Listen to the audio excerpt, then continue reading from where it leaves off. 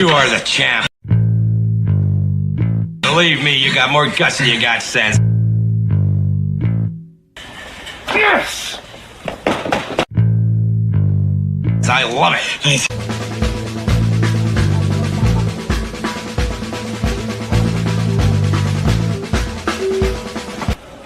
I am back!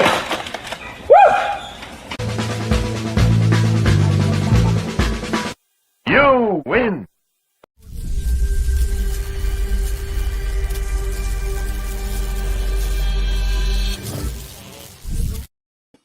Hello, everyone. It's your man, Spin Nation, here with my man, Riders Up Tim. How are you, buddy? I am ready for some Turfway. We decided to come on a little late tonight. That 4-horse race in the first did not interest us at all. No. But John and I both had the Superfecta. We did, yes. Both of us. Ice cold. Exactly. But it's a little madness time, Sean. So let's see if we can get some madness at Turfway tonight. Yes. And, hit something. Yes. And before we start, major kudos to Siena. 5 players played the whole game and led Duke almost the whole way and stayed right with them. What an effort by as they say about March Madness, those guys are going to leave a legacy at Siena, like forever, even in defeat. I mean, that they're going to be known forever for the way they play against Duke. What a game. But it wasn't enough. Not enough. I had Duke in all my brackets, of course, but it's like I was ready to lose that one and see them go down. I hear you. But exactly. Look at the crew we already got here. We got Curtis, Anthony, Bob, YouTube, Gate, Bobby. We got everybody in here loving it. St. John's would beat Duke. They could. Never count out Rick Pitino in a tournament game, right, Tim? I actually have that pick in my bracket. Right, that's what I'm saying. Tim knows more than anybody. Never count out Rick Pitino out of anything. That's right. Exactly. So we got everybody in here. Bob Jackson, it's a party. Let's go. Let's love it. Exactly. So we will. So Tim will start us out here in race 2. Exactly. And I'll read the conditions here. See how many minutes we got. We still got 20 minutes to go. Plenty of time there. Plenty of time. Field of 7. I'll read the conditions here for everybody. Yeah, let's go. Here we go. Race 2, mile and 16th. It's claiming 75,000 non-winners of 3 for 3-year-olds and up. And we have a full field of 7 in no scratches. All right, Tim. My first pick here was the 1 Finn McSorley, Eduardo Caramari, and Luan Machado. I like the fact that Luan has ridden this horse 3 times in a row. First, he tried on the lead. That didn't work. Then he brought him from behind and won and cleared them. And then last time was in the 15,000 non-winners of 3. Was stepping up. Was there, lost a little bit late interest there. But I love the fact that he's back down to 7,500, going half. And I think this is going to be a much easier field for him. So I thought at the price to try to beat the 2. Hello, Formula. Hey, guys. I'm joining for just a second, maybe one more race later. I think I'm here for about 15 minutes, but want to join you anyway. There you go. Okay.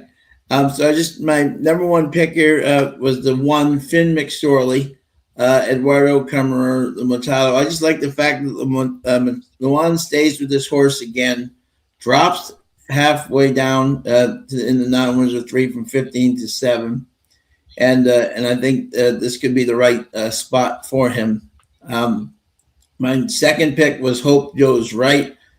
I liked his last race, and Ramon gave him a great ride, but why is he going from 10,000 down to 7,500? Probably because it's non-winners of 3 versus non-winners of 2, and it's the right spot. So I'll just explain that to the people. Why would you drop him? Because it's actually non-winners of 3, which means it's a tougher group.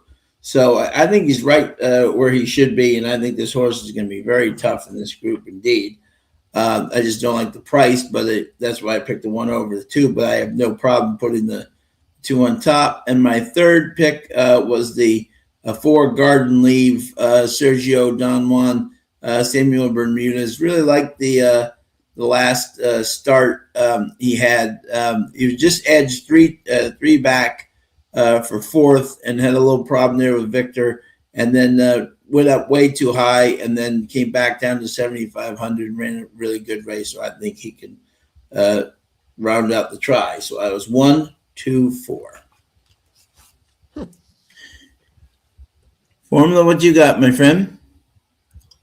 Yeah. I did have the chalk on top here. In a field of 7, I didn't want to overthink. Hope Joe's right. I think in terms of pace, he's where you want him to be. Joe Sharp, Rafael Hernandez got the best combo of the group here. Klimt, the sire, not too shabby. I think in terms of everything sort of checks the box with me for him. So I think he's going to be the winner here. Best in class win. My speed figure numbers are consistently best for this horse. My number 2 horse here, I went with your number 1, Finn McSorley. I do think that he looks like the next best thing here. I like where he sits on the pace as well. Similar, but a little bit less so. Talking about what, a 6? No, it's 8.5 furlong. So it actually does sit up well for Juan Machado, as we've talked about before, is going to be coming from the back. So 8.5 furlongs coming from the back leads more into the type of race that he is probably going to be positioning this horse for. But my third horse here, I rounded it out with 2, 1, 3. So Personal Creed is my next horse up here. I like him at the distance. I like all 3 of these horses at the distance better than the rest of the crowd here.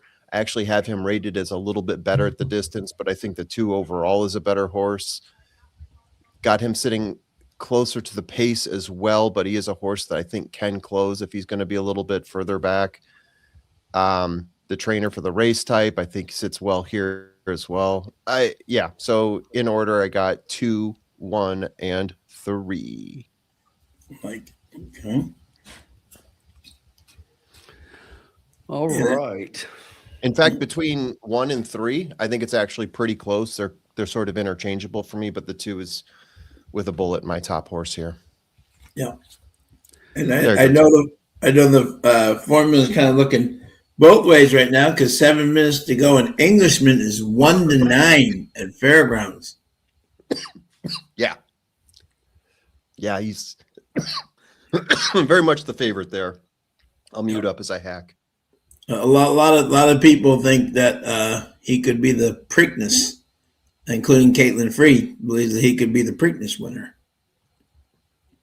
Yeah, that'd be interesting. And seeing him drop in on a Thursday at the Fairgrounds, a little bit of an eye raiser there, but makes Thursday a little bit more interesting now.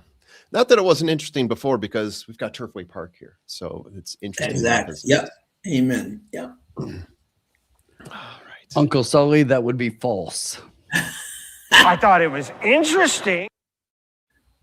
I thought it was interesting. Hey, listen, really quickly. Where is everybody? Post in the chat. Where's everybody playing your brackets? Is everybody doing the tournament challenge on ESPN? Yep. A little story for you.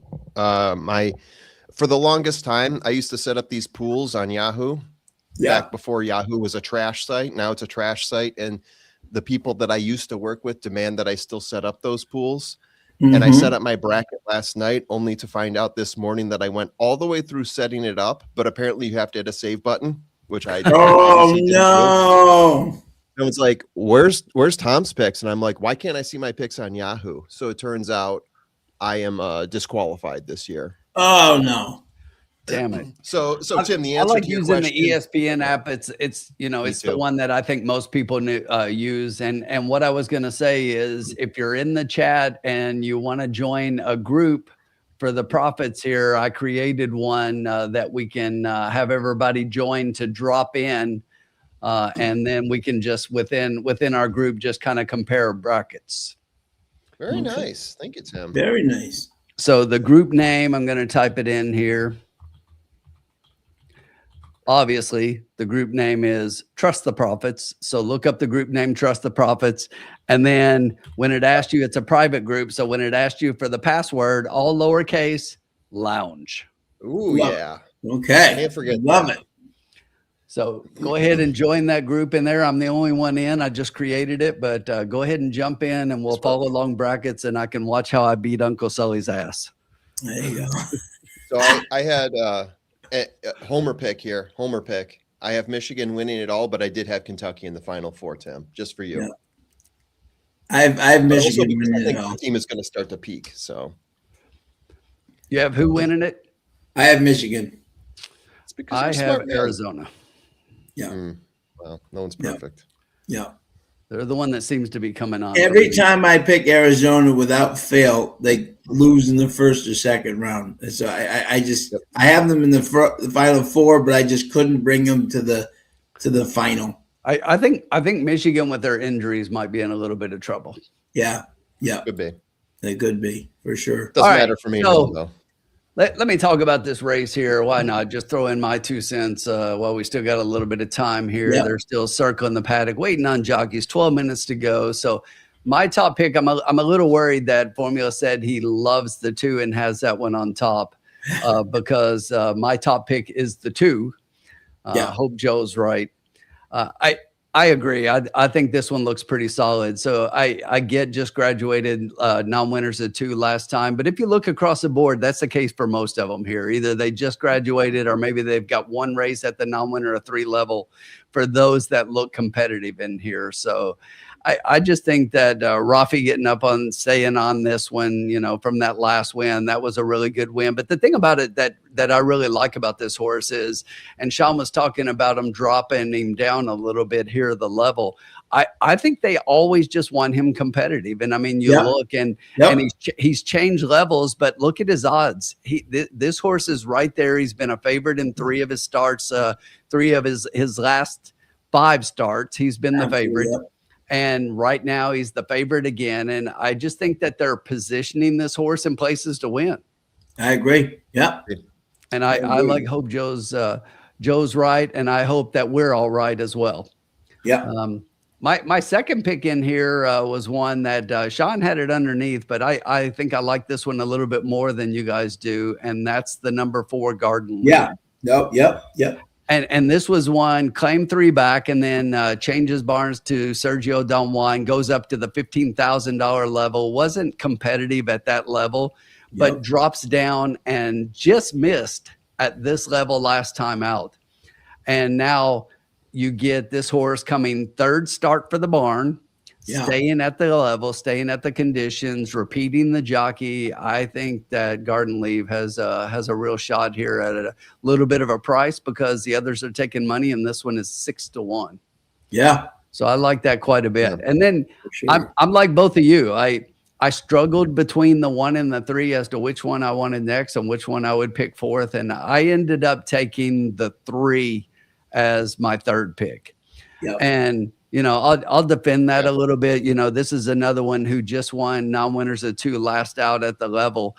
But when I look at those races, you go with 3 back at 15,000. The one before that, when he was claimed at the 12-5 level, those were both very competitive races.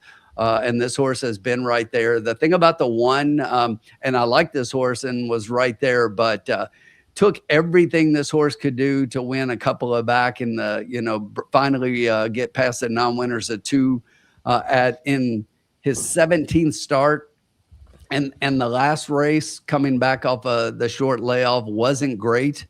And I just think that I like others a little bit better here. I like it. Yeah. You definitely get more value from the 3 and the 4. Exactly. Sure. Anybody know this guy? What's up, guys? Good luck.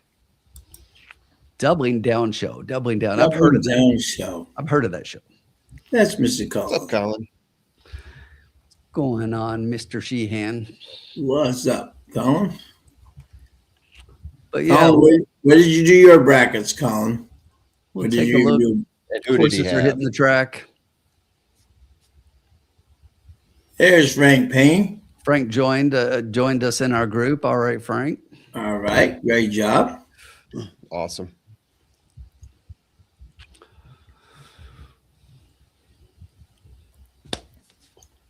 Horses are on the track, on and the the Mayor of track. Turfway checking in. $2 a place, checking in from the DV Suites right there on track. Yes. $2 a place on 1 and 4. VIP Love it. Suites. The mayor. Colin Sheehan throwing shade at the NCAA bracket. Whew. Overrated. Wow. That's blasphemy. I will say, without it, college basketball would be pretty rough. Don't know. I'm just saying it's a more difficult sport to watch these days. Yeah. There's Cat 8, my form. How are you? Yeah, passing. That's so fun. That's okay. Yeah. At any rate, you don't feel like betting, pass it. You know, go get something to eat. You know, exactly. Yeah. Watch us lose all our money. But we're not going to do that. We're not going to do that. Exactly.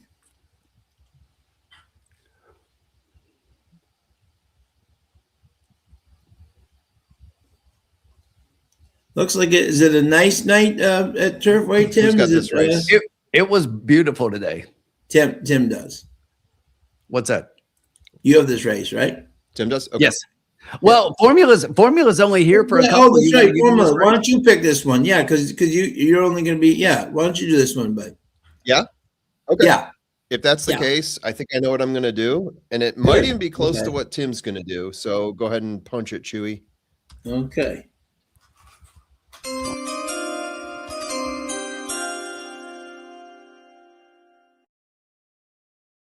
Millennium Falcon.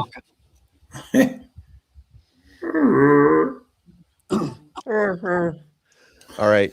We're going to do an exacta key, the 2 on top with the 3 or the 4, $5, $10 total. So Love it. if you look at the 1 right now, the 2 over the 1, it's not actually paying out that well, $5. So let's take a pass on that because we're all sort of even, I think, on that next tier. I know Colin likes the 1 better.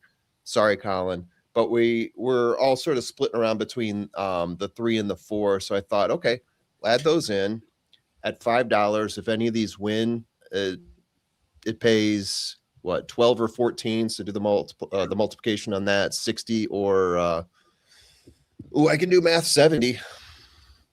So that's not a bad start if we win. No. No, not at all. Look at Caitlin. Caitlin said, "Chuck him out." And formula. The crazy thing is exactly what I was thinking to play. I thought so, Tim. I thought so. Hey, real quick, shout out to Frank here because this is a pretty amazing. Frank told us a week or two ago that he is coaching an ABA team. They were down 10. They're in the playoffs. They were down 10 with 2 to go, tied it up, went into overtime, won the game. Good luck, Frank. Way to go. Good luck, Frank. That's awesome. Way to go, Buffalo Extreme. Buffalo playing New England. There you go. Maybe one Buffalo team can beat New England. You got a barrel-aged stout going on there? What do you think I'm drinking? I think you're drinking. I broke out one you're familiar Goose Island. With. What's that? Yes. I'm guessing Goose Which Island. one? Is it the double barrel? No, it is not. No double barrel action. Is that the pecan? That Or is the the cherries? chocolate I can't read praline, that. the one. Chocolate praline. Yeah, pecan. That's what I meant when Yes. I said praline. I said pecan. Very pretty nice. tasty. That was the first one I had when we were there. Yes, that was really it was a really good one. delicious. I've actually picked up a couple more of those. There you go. Caitlin herself has chucked Very the nice. one. I still see them in stores the every way. once in a while. Yes, they've been around here. So there goes Englishman. All right. That's a good sign. Ooh. Can the 1 to 9 I have a favorite window up deliver? on that. Can he beat the odds? He crushed them. Crushed him like a grape. I figured. Yeah, coming around the turn, he's about 4 ahead, and then just really comfortable in the stretch. The jockey actually Look back. Where is everybody? around. Yeah. He almost turned completely around to look backwards, and they were not going to get him. That is how you win as a 1 to 9 shot. Here's the cool thing about that race. This is where you play a 9-all because the shoddy exacta hits the 6 underneath at the longest shot on the board, 39 to 1. 39 to 1. Love it. Love it. Jose had to slow him down, no doubt. Yeah, he crushed that field. Jose, he literally almost turned around on the horse. It looked like an exorcist. He's like, where is everybody?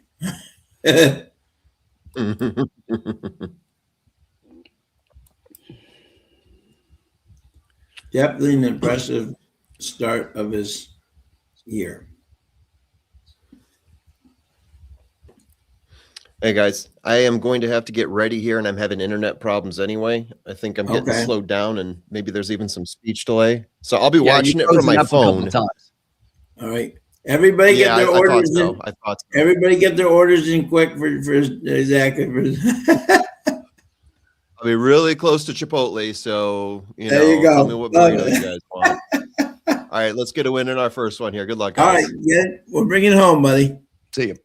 Bye. Okay. All right, we are headed to the gate.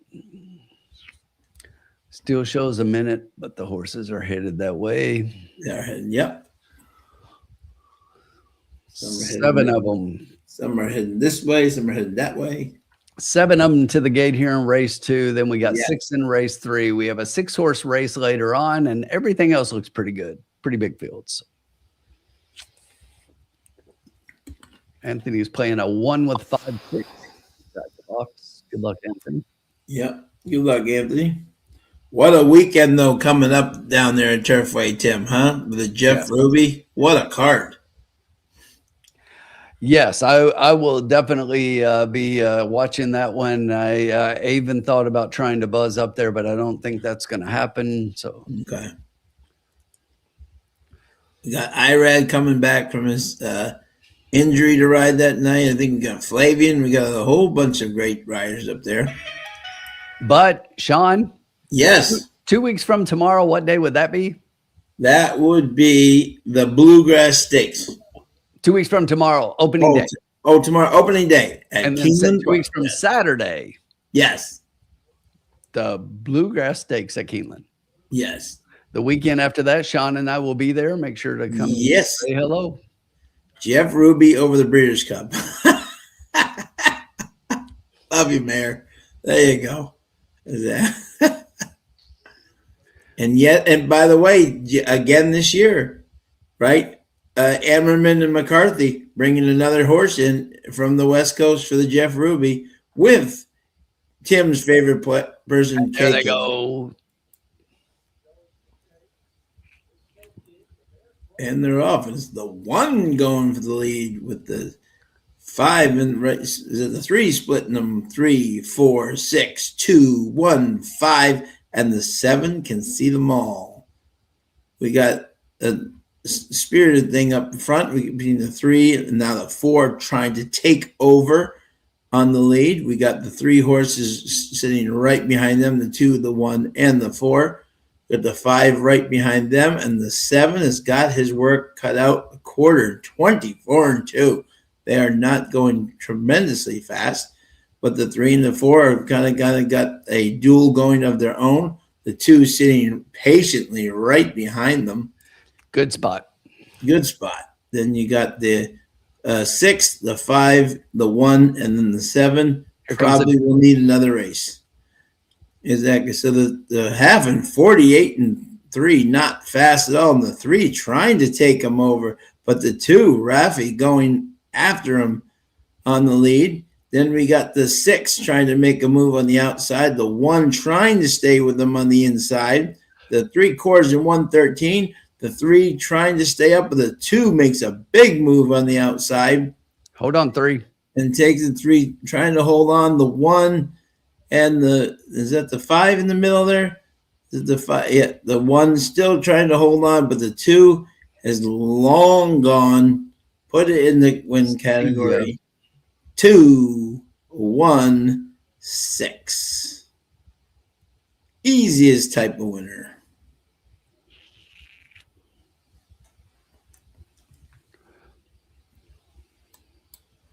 Chalk. As the- Chalk. You know, Chalk. what the hell has happened to Turfway with all this chalk? I know, seriously. All the chalk. I mean, that's why we play against the chalk, because it's like that's what you needed to do to win up here. But nobody expects a 1-5 over the second choice. Over the, it's like, come on, we don't want any of this chalk. Chalk fest. Yep. Collins 1 came in second. There you go. Yep. But the 2 was much the best. 2-1 actually paid $6, which actually isn't that bad in this field. No. But that's for $2.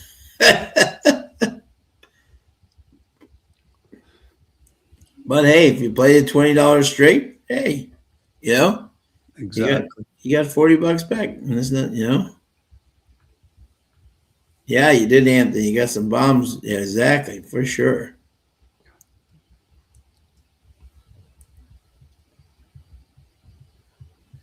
What about HISA versus CDI? That's an interesting one. Look,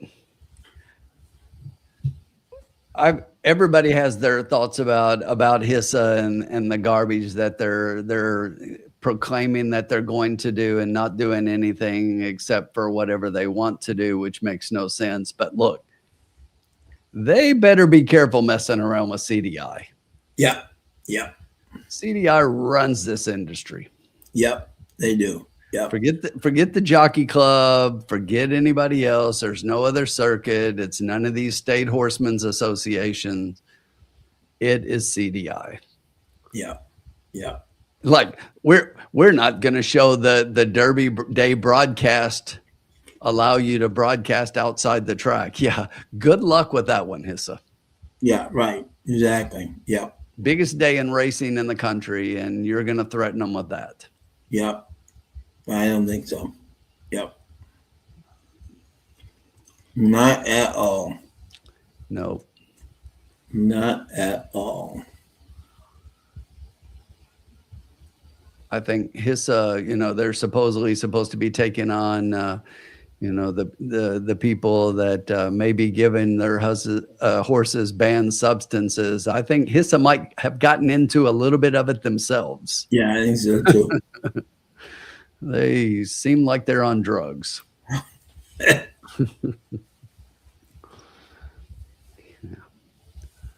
I think it's kind of comical, though. You can't broadcast the Derby Day. Yeah, good luck with that. Yeah, good luck. Exactly. So I hope Joe's right. Rafael Hernandez. And Joe Sharp. Joe Sharp. Joe has been sharp lately. He really has. And it's official.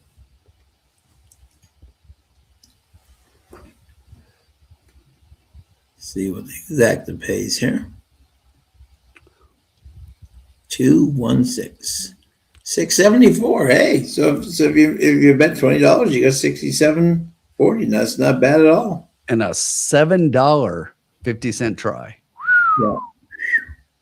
Big bucks. Don't spend all that in one place. No, exactly. Thank God you got the breakage.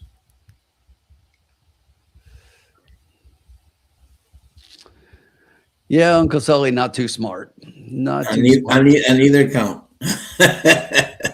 And if this led to the demise of HISA, I would stand up and applaud.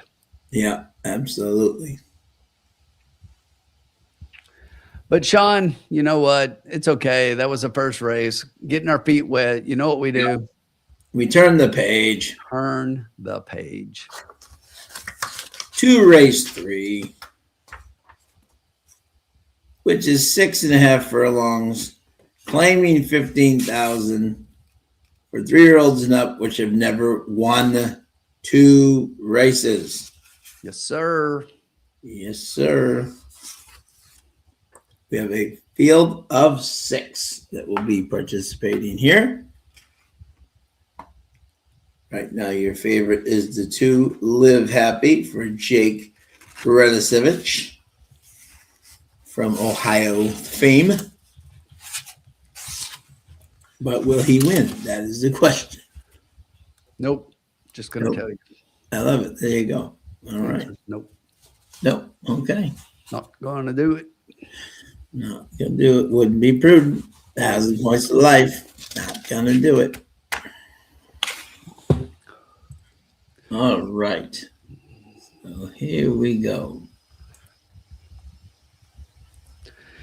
Yeah, Bob, I think that might have been the problem. We all ended up on the same horses. We should have known we were not going to win that one. Well, the two clearly won that one going. At least we had the right one on top. All right, Tim. So, yeah. So we got 22 minutes, plenty of time to go. Lots of time. Have you had any time, Tim, to look at the Jeff Ruby card on Saturday or not yet? Not yet. Okay, okay. No, that's probably what I'll do tomorrow night when I get home is have some dinner and sit down and go through the PPs and watch some races. I think Tim should go up to Turfway just so he can see his favorite rider ride in person. No, I know who you're talking about. No. In the Ammerman colors, exactly.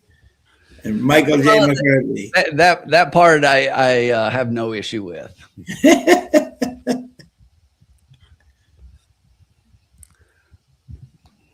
That's hysterical. So Michigan State and Arkansas both handled business pretty handily. Vanderbilt held on to win by 10 over McNeese. Yay. And right now we're kind of in that between time when the next games will be starting up here in about 15 minutes. North Carolina, VCU, the next to tip off. Yeah. Yeah, last year's Ruby winner. Coming down the pike. Should be interesting for sure. I think that's why you're seeing these lesser races tonight because they put a lot of money into the Saturday's races. That is for sure. That is going to be one heck of a card. Uncle Sully said he didn't know that Ronald Ollie was in town. Yes, Ronald Ollie is in town. No, not that one at all. That's right. That's right. Yes, my boy is back in Kentucky endlessly, returning. Back. He is back with KK. Be interesting. Will he get his? I don't think he'll go off at 12-1. Something tells me he might be a little less than that. His turf form has not been the best, but I think we know he likes the Turfway poly track, so I'm not gonna exactly. So we will see for sure. Looking forward to it. That's for sure. Tim, how far Kentucky in your bracket? I have them winning one game. Yeah. As much as it pains me, I have them winning one game. Yeah. And you know what? Normally every year it's like I pick Kentucky, to go pretty far, and you just go with your heart, and then you're crushed when they lose early on. And it's like this year I'm going to pick the way I think it's going to be, and I won't be upset if they bust my bracket. Yeah. Now you hope they keep busting your bracket, right? I will tell you what, I have to say this. There are a whole lot of people out there picking against them in the first round. And I think that is just an ignorant pick. And here's why. You look at the stats of that team, Santa Clara's, who we're talking about. That team has played half a dozen lower level major conference teams and lost to every one of them. The only good wins they've got against is St. Mary's in their own conference. Yeah. When they play a good team, their stats are not nearly as good. Their stats look good because they play a shit schedule. Yeah. If Kentucky played that shit schedule, they'd be undefeated. Right. You know, come on, give me a break. Anybody picking Santa Clara in the first round, I think, you know, is just going on their hate of the program. You hate us because you ain't us. Right.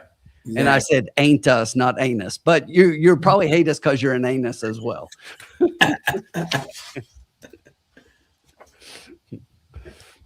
Does cocktails and dreams count as alarm sounder? Huh? You know what? I don't know what happened to our sounds, but I was looking for the dead pet alarm here recently. Yeah, I know. I know. And it was gone. I know. You know, they got rid of our sound. So we're going to have to fix that. We're going to have to resolve that. I know. Exactly. Mayor, will we see a possible sighting of Keeneland of the mayor and the first lady of Turfway? That is the question.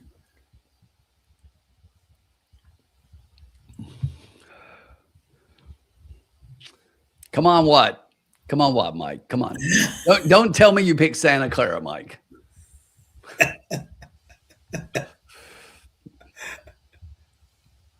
Why is Tim play as bad as Kentucky is? I couldn't choose against them with Santa Clara. Hey, so we're not going opening weekend. We're not going opening weekend, buddy. We're going second weekend. We're going the second week. Yeah, exactly. Because opening weekend has Easter Sunday, which yes, means they don't run.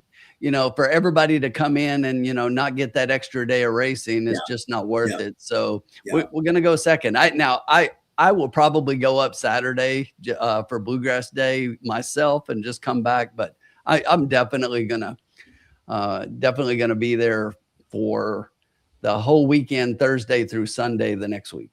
Yeah, with my friend Sean here. Absolutely. They run on Wednesday, don't they too? Or no? What's that? I'm sorry. Do they run on Wednesday? Yes. No. Okay, good. Okay. You get here Wednesday or Thursday? Wednesday. So you're gonna go up that day as well? Yeah. Okay. Well, I'm right there. When in Rome. Yeah, exactly. I just didn't know if you were planning to get to the races or you were just going to do something. No, I land around like 12:30. One and head straight to the beautiful Lexington room on the 17th. There you go. All right. Love it. All right. We got 15 minutes to race 3. Tim, you going to take this one, my friend? Sure. I'll take this one. Okay. All right. So we got a field of 6 here. We're trying to figure what we think here. All right. My first pick in here is the 4 Dark Danger, Darren Miller and C. Miller. The Azega Chase Miller, the family affair here. I like this horse. Really ran against some pretty. I mean, Philip Banks could be a absolute superstar. Remember that name at Woodbine this year, Philip Banks for Tony Gallardo. I mean, that horse is going to be a super stakes horse. Ran against City of Oscars. Ran against some really good horses up there that I think if he just runs this level.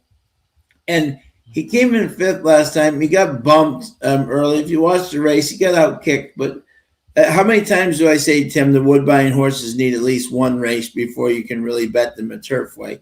And I thought that race last time was he closed, and I think today is going to be a little closer today. And I think this horse is a very live horse here at 7-2 in this field. My second choice was the 2 live happy, Jake and Luan. I mean, you can't argue with this horse. I know it's the first time versus winners, but I did like the fact that Luan has stuck with his horse 2 times and he comes back for a third. You really got to respect that greatly. And I think that horse is definitely a factor here. And my third pick was the 5 Big Walt, James Watkins and Viriel. I actually like the fact, I know it sounds weird that he dropped him down to 7,500, and he was the favorite. And but he was inside in like the 5 path, and he had real trouble. In the 2 races before, he came in second at the 15,000 non-winners of 2. So I'm going to kind of throw that race out and see if maybe he can get just the show. I don't like him to win. I don't like him to win, but maybe he could get third. So I'm 4, 2, and then 5. All right. Well, we see things a little bit differently in this one, Sean. Yeah. Because Big Walt, you said you don't like him to win. I love him to win. Okay. I'm all over Big Walt here. All over Big Walt. There we go. Here's the thing. What are the conditions here, Sean? They are non-winners of 2. A non-winners of 2. So if we're looking at the best wins, you got to look at Big Walt and you look at the maiden special weight level winning at the maiden special weight. The only horse in this field that won at that level. Yep. And yes, I get it was in the slop at a mile at Indiana, but I'm okay with that because this horse, since coming over to Turfway, has done pretty well.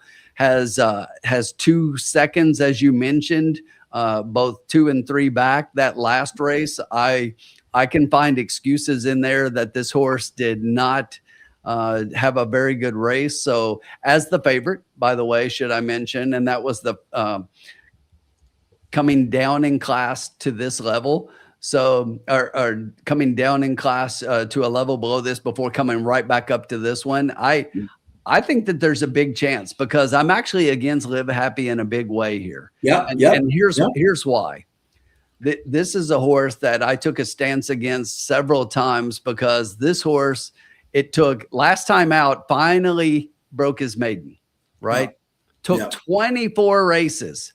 So do we think that Live Happy is going to, finally break the maiden and after 24 and then jump straight up against winners and first time against horses who have run against much better, just win against them? I don't think so. So I'm taking a pretty big stance against Live Happy. I've got the horse third underneath. My top pick is the 5.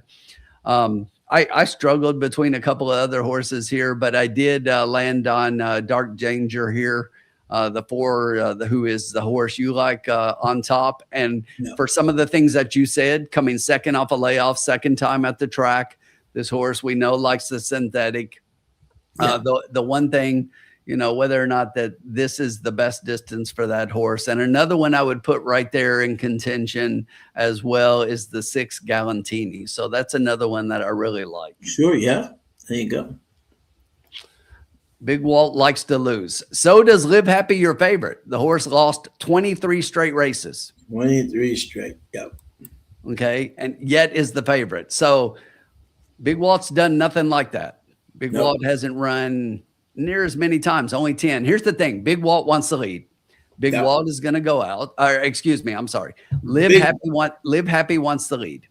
Yeah. Okay. So the 2 is going to go out, but I don't think that the 2 is going to get an easy trip because I think the 1 is going to pressure.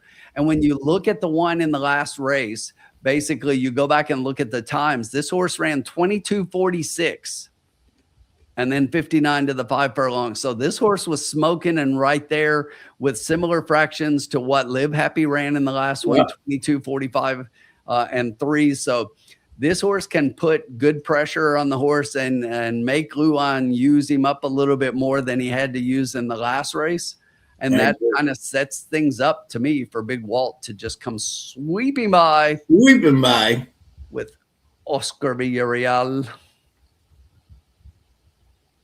I like it. Yeah, I just think it kind of sets up. And like I say, Live Happy at 8-5 after going so long to break a maiden and then coming first time against winners. I think it's a great place to play against. I agree. If Luan can get this one across, then you look at it differently going into the next one. But I think it's a really good spot to play against that one. No doubt.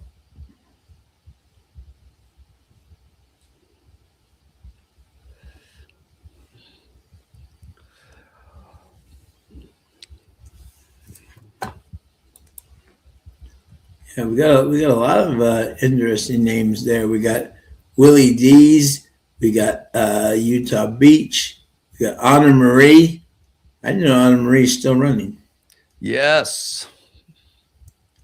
Still running.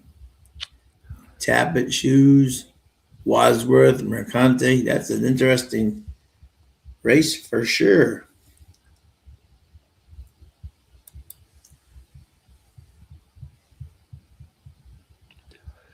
Very good races here. And then the $777,000 mile and eighth Jeff Ruby Stakes, grade 3. Yes. Full field of 11 or 12. With the favorite, stark contrast. Ammerman Stables, Michael McCarthy, KK coming in. I love it. We got my girl Josie Carroll in there. Mayor's got exacta 2-5 and 1-6. Time to break a losing streak. Like it. Okay. Todd's got all 2-5, 2-5 for 2 for 16. Cliffy Shades, hey bud, 3-4-5 at Turfway race 3. Marv Beatty, exacta key box 1 with a 5-8-6. Bobby D's got 2-3 with 4-5-6. Sean, would you like to know what I have? Yes. Let's do this.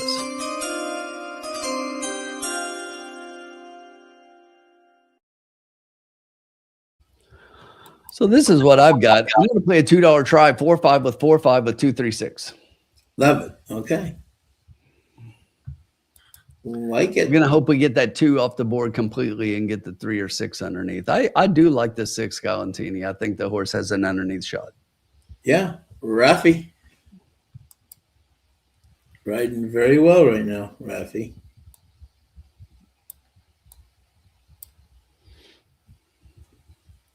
Four, 5 with 4-5 with 2-3-6. So Curtis likes full effort to win with Irad Ortiz, Brad Cox. That'll be Irad's first race back in a week. Yes, after that, nasty fall. Mm-hmm. Even got Papa Mandela shipping east. Wow. You are correct, Uncle Sully. The conviction pick is in. You got Kevin Attard in there. We got everybody in there. Graham Motion and Johnny V. Brendan Walsh. We got everybody. It'll be quite the field this weekend. Make sure you tune in.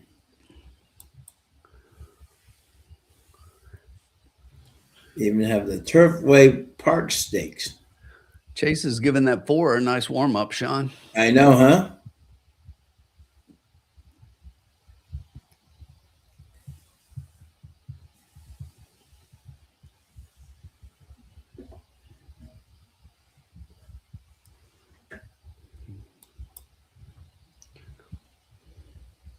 Tim, did you watch any of the World Baseball Championships?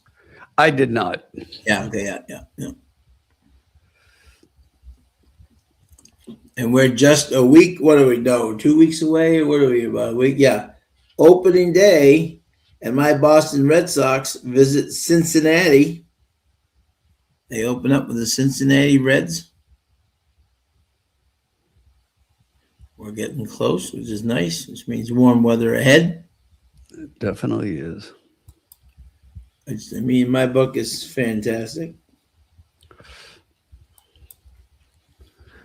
The only bad thing about Sean not getting to come for opening weekend. Yep.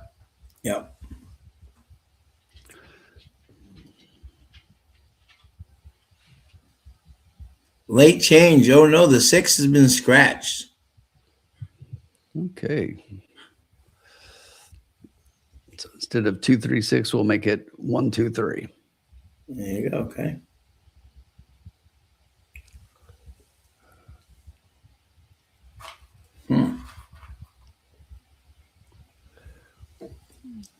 Late scratch. Field of 5.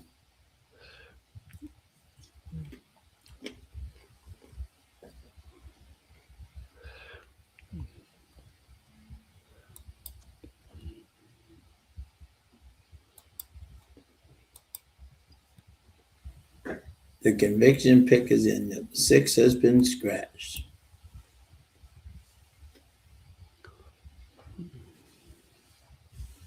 By Cinnaboya Mondays.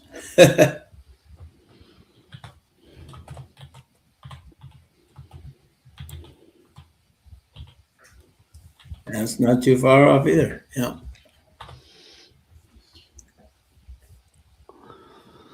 So there's the update. We just changed swap the 6 for the 1 underneath. Yeah.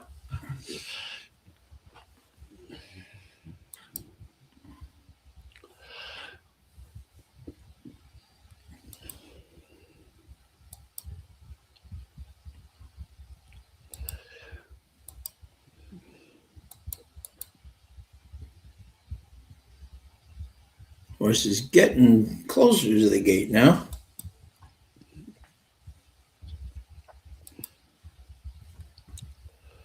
At beat me or further, never dismiss the colt out of awesome again, mare. I like it. There you go. At 8 furlongs, yeah. Awesome again was a fabulous horse. Strong on our colors. Yeah, Kyle, we dropped the 6 for our third place picks and added in the 1, and I think others are changing that now as well. Yeah. We had a few people putting 6 in here, so make sure you get those bets changed. Yeah. 1 minute.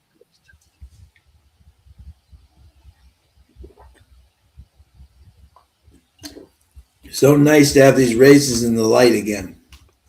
Yes. North Carolina VCU underway. The Tar Heels 4-0 early lead. Go Heels. Unfortunately, they have a lot of injuries. The Heels are not healthy at all. I think they win this one, but Yeah. I have them. I have them winning 1, and then sadly, I have them departing for greener pastures.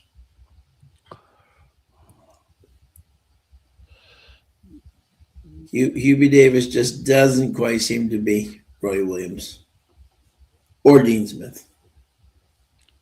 But then again, how many people are Roy Williams and Dean Smith? So that's true statement. That's a tough duo. The horses are entering the gate. Good luck to everybody playing.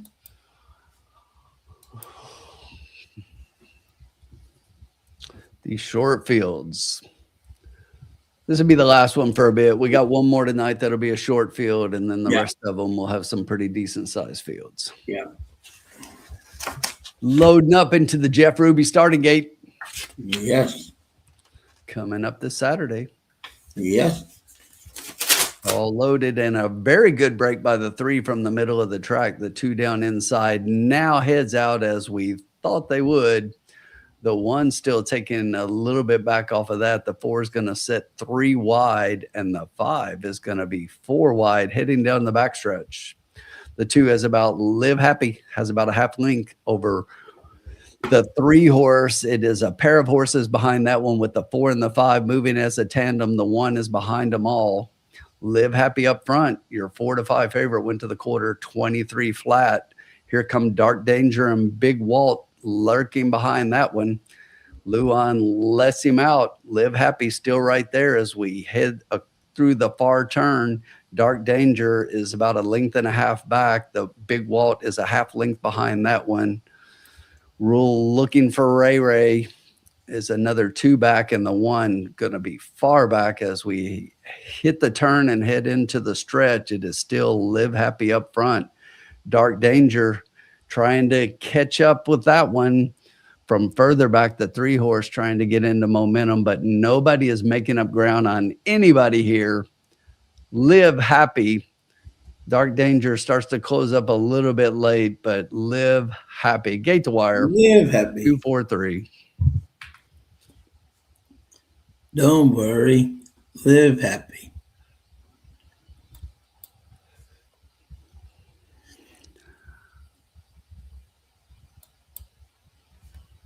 Luan Machado. Hey, Groundhog. How are Luan's you, my friend? starting to ride at Turfway. Yes, he is. He So, knows. taking him 3 months. I know.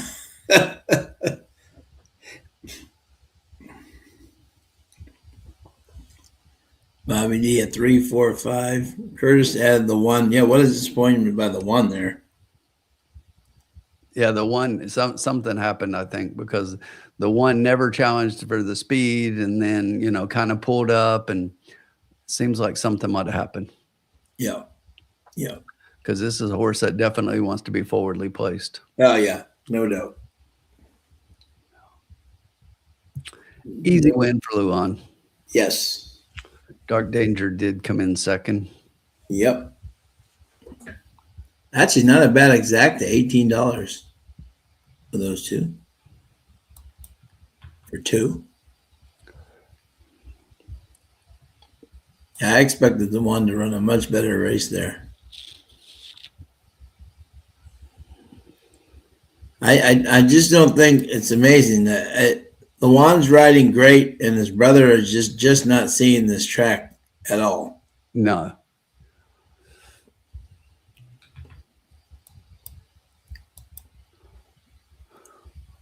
Bobby D had the 2-3 with 4, 5, 6. Hits the exacta. Yeah, boy, Bobby.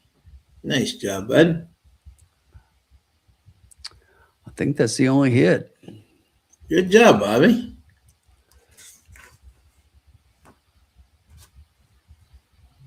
Yeah, these races can be a tough one.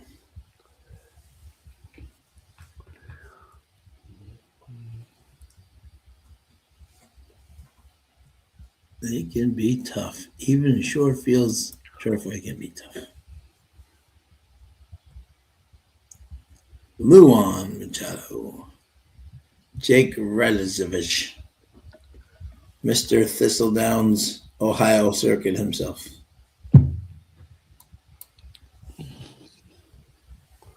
Yeah, we got some horses in this race coming up. Finally. We got some horses. Not just a few. Hey, Sean, while we wait for this one to go official, I'll be right back. Yeah, go ahead, my friend. Yeah. We got a full field of 10, I believe. And I don't think there's any scratches. Check it out here. There are no scratches in this next race. So good opportunity to get involved, if you will. Everybody getting excited for the Derby preps coming up here. We got the Jeff Ruby this weekend, and then a whole bunch of things coming our way, which is very exciting. I'm excited for the Florida Derby next weekend. My boy Nearly takes on our boy Junior and Chief Willoughby. That should be quite the race for sure. Looking forward to that one. And we got the Bluegrass coming up, the Wood. We got the everything coming up. New Orleans race coming up. We got everybody coming. Now it's exciting time in horse racing for sure. And my boy Sovereignty, just less than 1 month away from returning to the track at Oaklawn for the Oaklawn handicap, which would be great to get him back. So, and if anybody's seen, by the way, if you've been watching Gulfstream at all, how hot is my boy Pietro Moran? Unbelievable. The man is on fire. I don't think he's going to go back to Woodbine. I don't. His original plan was to ride at Gulfstream and then go back to Woodbine. But he keeps winning like he's doing for people like Wesley Ward and all that stuff. He's not. Yeah, I know he's coming up to Keeneland for the beginning of the meet. He's not going back to Woodbine if he keeps riding like he's riding, because too many people are going to use him and tab him. He's just riding great. So,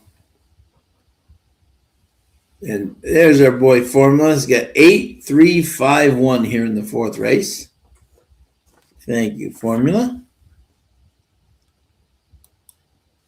Always check his picks out. Definitely worth checking here. Yeah.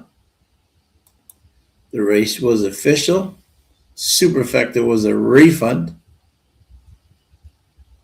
Exacted $18.56. 50-cent try, $9.59. And the $1 daily double was $2. Exciting. Yep, but all we're going to do is just try to win this next one. Oh, yeah, the Santa Anita Derby coming up, Curtis. Can't wait for that one, too. Be interesting to see how that's run. The question is, will that be the last Santa Anita Derby? You never know. We know it's this year, but will they have enough horses to be interesting?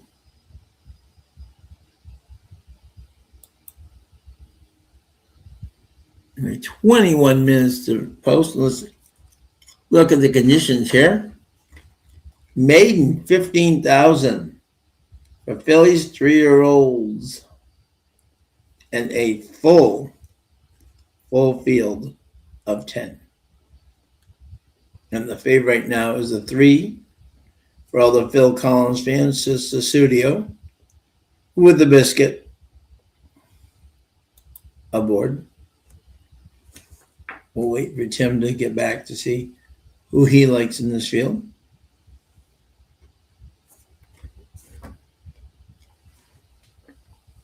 What's everybody drinking tonight? I'm drinking my sparkling ice kiwi strawberry. What's everybody drinking in the lounge tonight? Any fun plans for the weekend? Anybody doing anything fun other than racing, or anybody going to racing this weekend? Did anyone go to the Virginia Derby last week?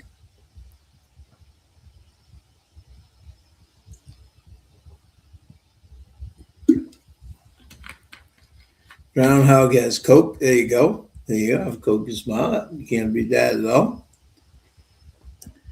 Yeah, I'll get into it a little bit with Tim there. If we didn't see a drink that one this week. Yeah, but there you go. Excellent line there, Groundhog. But yeah, so and everyone watched the Virginia Derby. I'll get into it a little bit with Tim. Very happy for our buddy Riley Mott, who's a horse incredible. Ran a very impressive race. Now, there's two logics here. And Tim, I'll bring you in on this. Okay, right. It's one turn. And I think that's probably where Incredible belongs. However, I will say this in his defense. Okay, there are horses that truly hate Gulfstream Park, and he may have hated Gulfstream Park. I think he should go in I'm with Tim. I think he should go in the Pat Day Mile. I think that's where he belongs. But I will say, for those who want to say he deserves another shot, right? Riley did say he really did not like the Gulfstream track at all, and some horses, including Sovereignty, by the way, did not like Gulfstream at all. That's why he is not running until April. So you could actually have somewhat of an excuse there that he just hated the Gulfstream track. But I believe he should be at the mile. What do you think, Tim? Yeah, I completely agree. Look, I agree that I think that the horse is probably better at a one-turn mile, but I totally agree that you got to give him one more shot somewhere else at a different track, 2 turns, and see if something happens. Yes, I agree. Yeah, he earned that shot. And I will say this. I did say this going in. I said it's going to take an impressive performance, and he did impressively at least come up that rail and win going away. So I think at least, as you said, he earned the right in my mind to try it. You know what I'm saying? To see how and see if that Gulfstream race was in fact just a fluke. You know? Yeah, I agree. Because we do know he likes Kentucky. He likes Churchill Downs. So at least it should be interesting. Maybe we'll see him in the Bluegrass. but I think that's a little close between. Yeah, that's pretty tight. Yeah, that's pretty tight. Maybe the Lexington. I mean, if they're going to run him again and try to get more Derby points if they need them, then the Lexington would make more sense. And then I agree. Yeah, makes it a tight turn to the Derby. Yep, that's right, Curtis. Incredible out of the Awesome Again mare. Yep. Yeah, and for everybody who had Tim and I, cha-ching, cha-ching, cha-ching. I hope everybody bet a Luminaire. Gift of the year last week. Yeah, Chuck out the 3 to 5. Made 5 to 2 look like a gift with Rajiv. Yeah, and if you remember last Thursday in the lounge here, Sean and I were saying bet a Luminaire. Yep. And he won the ironically the Boston Stakes. Exactly. Very convincingly. Exactly. One for fun. And for those who are wondering, who does the Luminaire work out with every day? That's Nearly. So at least he's and Nearly, it's nice to have an older horse working out with you, to kind of keep you sharp. So that is definitely a feather in Nearly's cap. So it's just not a mile and a quarter, but Luminaire's more of a sprinter, but it keeps you sharp in the mornings, so that's at least flattering. All right, Tim, we got 16 minutes to go here, my friend. Who did we like in this one? Well, one thing is we decided to skip race 1. You guys know we weren't on the air. There were only 4 horses there, but as they headed to the top of the stretch, I was telling Sean that I liked the 5 in there and I liked the Biscuit. And I told Sean that I liked him on a couple of horses tonight, and this happens to be one of them. Yeah. I definitely hope that 9 to 5 doesn't stay because that makes no sense. This horse is 8 to 1 on the morning line, and I thought that the odds might come down a little bit, but I'm like thinking I'd get 5 to 1 on this horse, but not 9 to 5. But there's some early money on Susudio, and I absolutely love this horse. I think that definitely could move forward here. So we're back in a maiden 15 after going maiden 15 to maiden 30 to maiden 15, but right back at the mile. 3 out of her 4 races have been at this distance, and she's just getting a little bit better each time out at these mile distances. And I think that maybe she's found a field here because I don't see anybody else in here that looks as good as some of the horses she's been running against, and I think she's got a big shot in here. So love the Biscuit on the 3. After that one, it gets a little bit tighter, but I'm against a couple of horses in here, but the one I do like is the 7 Medium Cool. That's my second pick. And this is one who, if you look, raced a maiden special weight, a 75,000 maiden optional claimer, and then dropped to a 35 level. And this was Monmouth to Belmont at Aqueduct to Aqueduct. And it's just like, this horse has raced against so much better. So huge class drop. 10th of March had a really decent bullet workout, going only 3 furlongs, but nice workout coming in here to show that the horse might be in shape. Marcelino Torres, first time with trainer, is 1 for 2, $6 ROI on that one. But if you look at when these two have hooked up, Roman getting up for Torres in 6 starts, they've won 2 of 6, $8.75 ROI. Yes. Yep. So you got to keep an eye on the 7. Take a look at that one in the paddock. I do think that the 3 looks pretty good, but I like the 7 as much. And then after that, you can go just about anywhere. I'll give you a little bit of a price that I like in here, Sean, that I think is a horse that may improve racing here against 15,000. But has raced against better. Another one who is the 9 Crown of Violence. And she is one who, if you look, she's been steadily staying at the same level as far as the speed figures.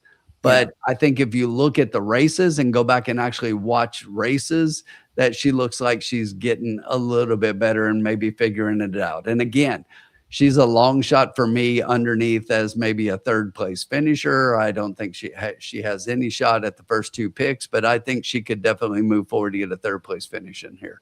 Yeah, because I think it's pretty wide open. I agree. And I love the big field. So 10 horses.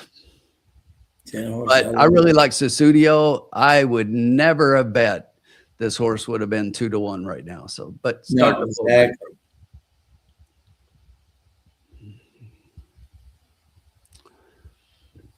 No. Get you some of the biscuit. Order some biscuits. Get a little gravy.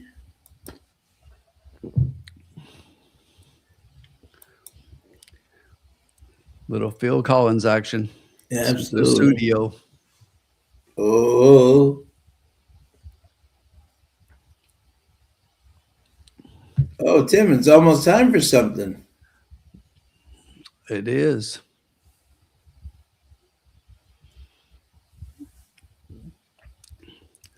Haven't really done it tonight, have we?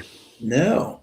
So Caitlin is picking 7, 1, 10, 8, Sean. So I definitely agree with the 7. The funny thing is she has my 3 nowhere, and this horse still is your 2-1 favorite.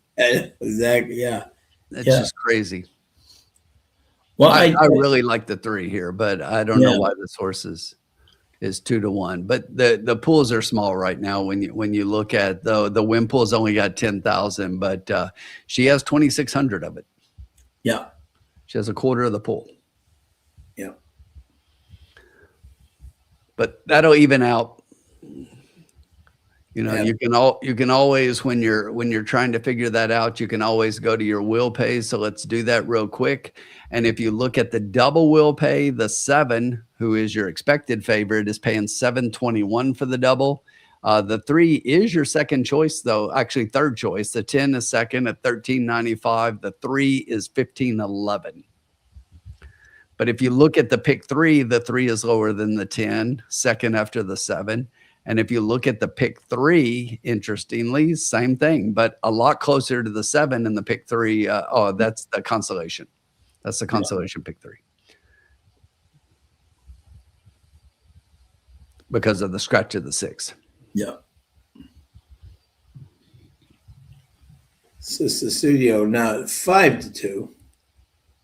Starting to come up a little bit. Makes a lot more sense. And Sean, you know what time it is? What time is it? Riders up! Riders up in the paddock. Headed out to the track. Love it. Yeah. Cat, 8 my form. Horse must be good to trust him with Rajiv. Yeah, Rajiv is always ridden, for everyone that remembers, Wicked Strong, for our friends at Centennial Farms. Rajiv was magnificent on him. So Rajiv has had very good success in the Centennial Black and in the red and tan colors.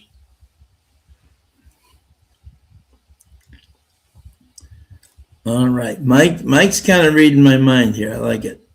You and I are kind of on the same wavelength here.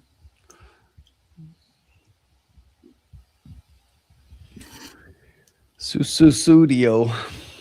Oh, truly authentic. Yarmir Korea. She's getting some play. Medium cool. Constantina Roman. That's the one I thought for sure would be the favorite in here. Yeah, me too. Yeah. Definitely the one that deserved the favoritism, but I love the 3. A little bit cool here. Yeah. So my answer to this is I'm going to say no.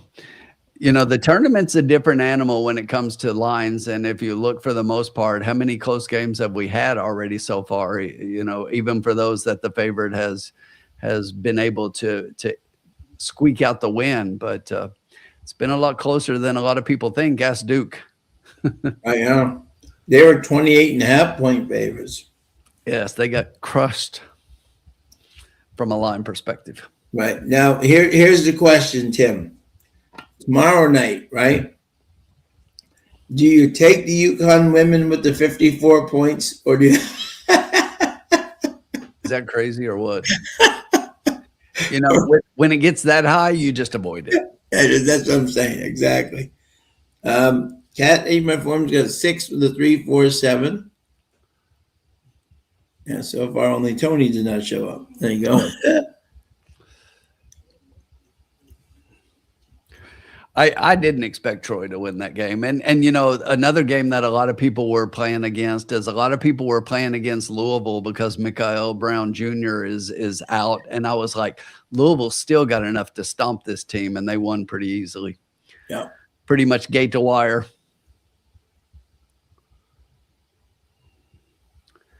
Yeah, I'll tell you what, you watch that Duke game, and it's just like, how many times do we see this in the tournament? When there's a big spread, it's to me, it's almost like you gotta play the underdog and take the points. And Yeah, absolutely.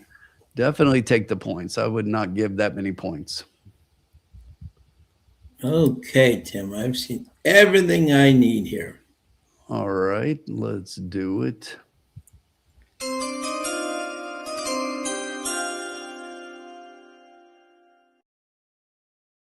Little different thing here, and I think the value is coming.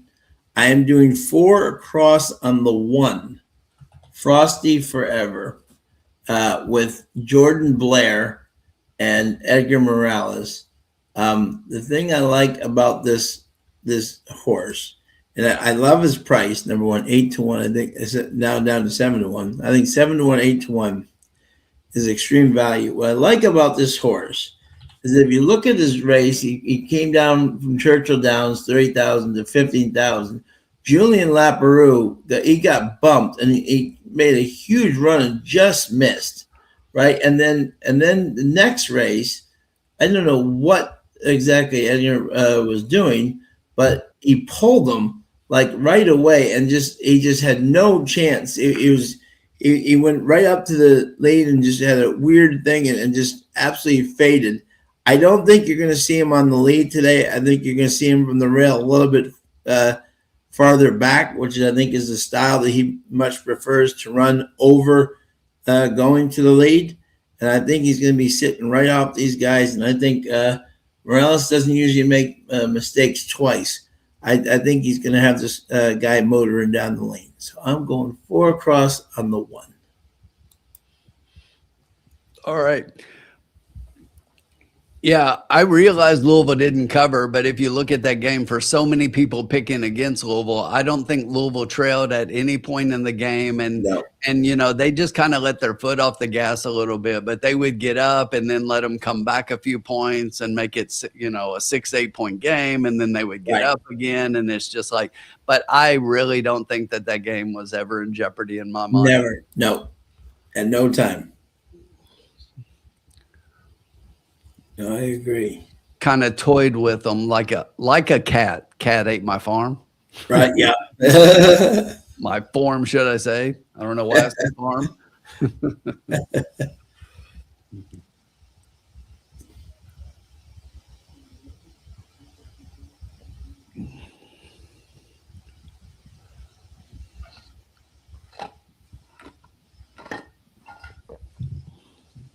UNC's up 24-18 there in the first half.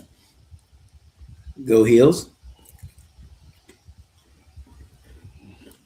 At least get me one. At least get me one. I'll be happy. They should get one for sure. Yeah, Groundhog's got 20-cent superfecta 7 with the 4, 5, 6, with the 1, 3, 4, 5, 6, 10, with the 1, 3, 4, 5, 6, 10. Good luck, buddy. Hope you bring it home. So, thoughts on this game in the chat. Let me know what you think, because I've got an opinion here. Texas BYU. That's a tough game. Texas BYU. I don't think it's as tough as people are making it out to be. You think BYU beats them handily? Nope. Or you think Texas beats BYU outright? I got Texas. I think Texas wins that game. I think Texas is a better team. They played a stronger schedule and everything. Yeah. BYU, I mean, they played a couple of teams, but they really have kind of disappointed as of late. Yeah. Yeah. Uncle Sully says he took the BYU -2.5. Oh, yeah. All right. We'll see. I'm on Texas. I like it. I like it.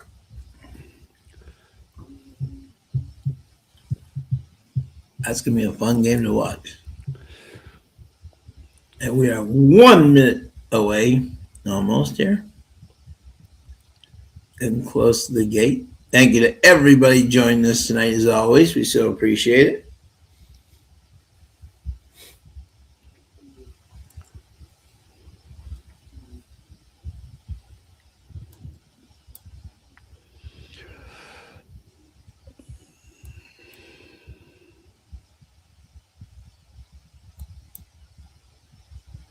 Do they ever have like watch parties, Tim? In Lexington for when Kentucky plays? Oh yeah. Yeah. All over the place. Yeah, even here there are certain places you can go that's kind of a Kentucky place, and you can go and watch the game with a bunch of Kentucky fans. Yeah. Yeah, it'd be interesting, as you said, Tim. I think the most fascinating team, and even Clark Kellogg was saying, is which BYU team shows up. Exactly. That's my question, because they're not the powerhouse just because they got DeBance on there. They're not the powerhouse people think that they are. And, yeah.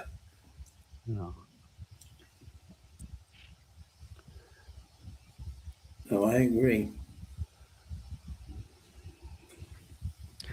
I mean, they lost to Cincinnati of all teams, and that team is just like horrible. James White, hey buddy, he's got 1, 3, 5, 8. Bob Jackson's top picks are 7, 3, and 1. Good luck, buddy. To both of you.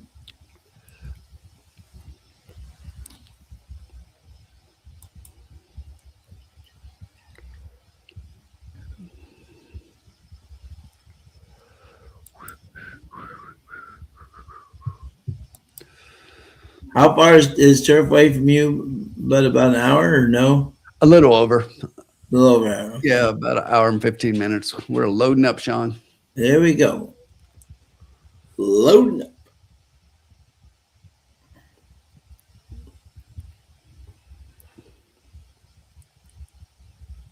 Here we go.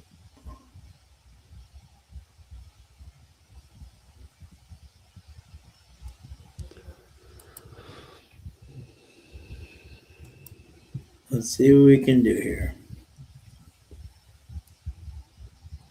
I'm really surprised that this 3 stayed that low and kept taking money. Yeah, he did. Yeah, and I love the 3, but I did not expect that. Yeah, 7-2. I 5-2 on your 7, who is the favorite. Yeah, 6-1 on our 1. I want to see the 1 a little bit more back than I don't want to see him on the lead. There's the 10. Whoa. 2 reared up, toss the jockey. Yeah. And they're off. They go. And the 2's like, let me out from the middle of the pack, though. The 7's right there. The 10 also trying to get engaged from far outside as we head into the clubhouse turn down inside. Only Joy, 43-1, has a half-length lead over Medium Cool, who now takes over the lead. It's another 3 back to Truly Authentic in third. Down on the inside, Frosty Forever holds that rail in the 4th position. Then it's the 3 and 5th, another length back to the 10. The 5 starting to make up ground on that one. Then it's the 4, the 9, the 8 trails the field. Medium Cool, 24 flat, and has opened up about 8 lengths on this field.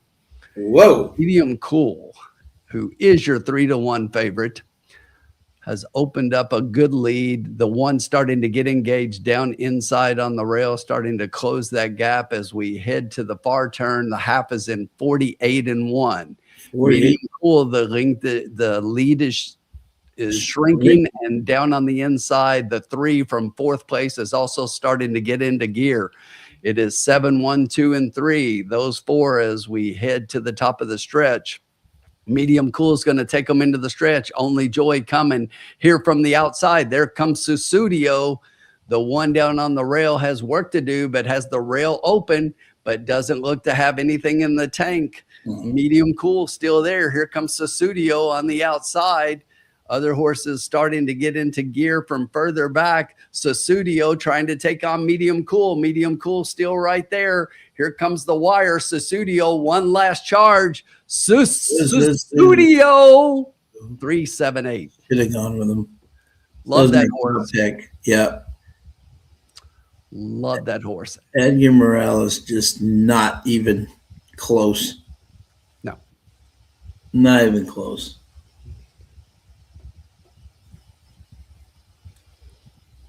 Not even close. And they bet him down to 5-1. He rode it like he had no intention of winning.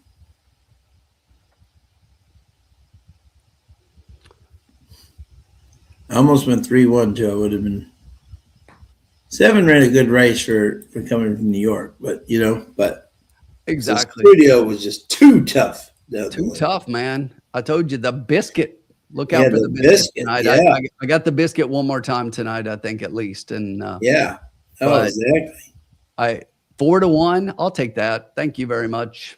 Nancy Misk coming in second. Thank you very much. Nancy Mack came from far back. Mack from far back at 13-1 gets up for second. Medium Cool in third. Look who came in fourth, Sean. Who did I tell you would be closing was my long shot for third. Yeah. Crown of Violence. Love it. There she is. Gets up for fourth. My picks were 379. Not too bad. That should have been your race. Yeah, I got hooked on and I love when he took him back, but just they lost all the momentum right around the track. I thought that one was going to loom large, but. So James had an exacta 1358. So we get the 38, which is going to pay nicely, James. Wow, James, great job, buddy. The exactas with my 3. I did not have a 3A, but I had a 37 and a 39, which didn't get there. But 38 is paying 40-1. Wow, great job, James. 40-1. But I do have a little win place action on my 4-1 3, so I'll take that. Yes, you do. Good man. Studio. All the Phil Collins fans cashing tonight.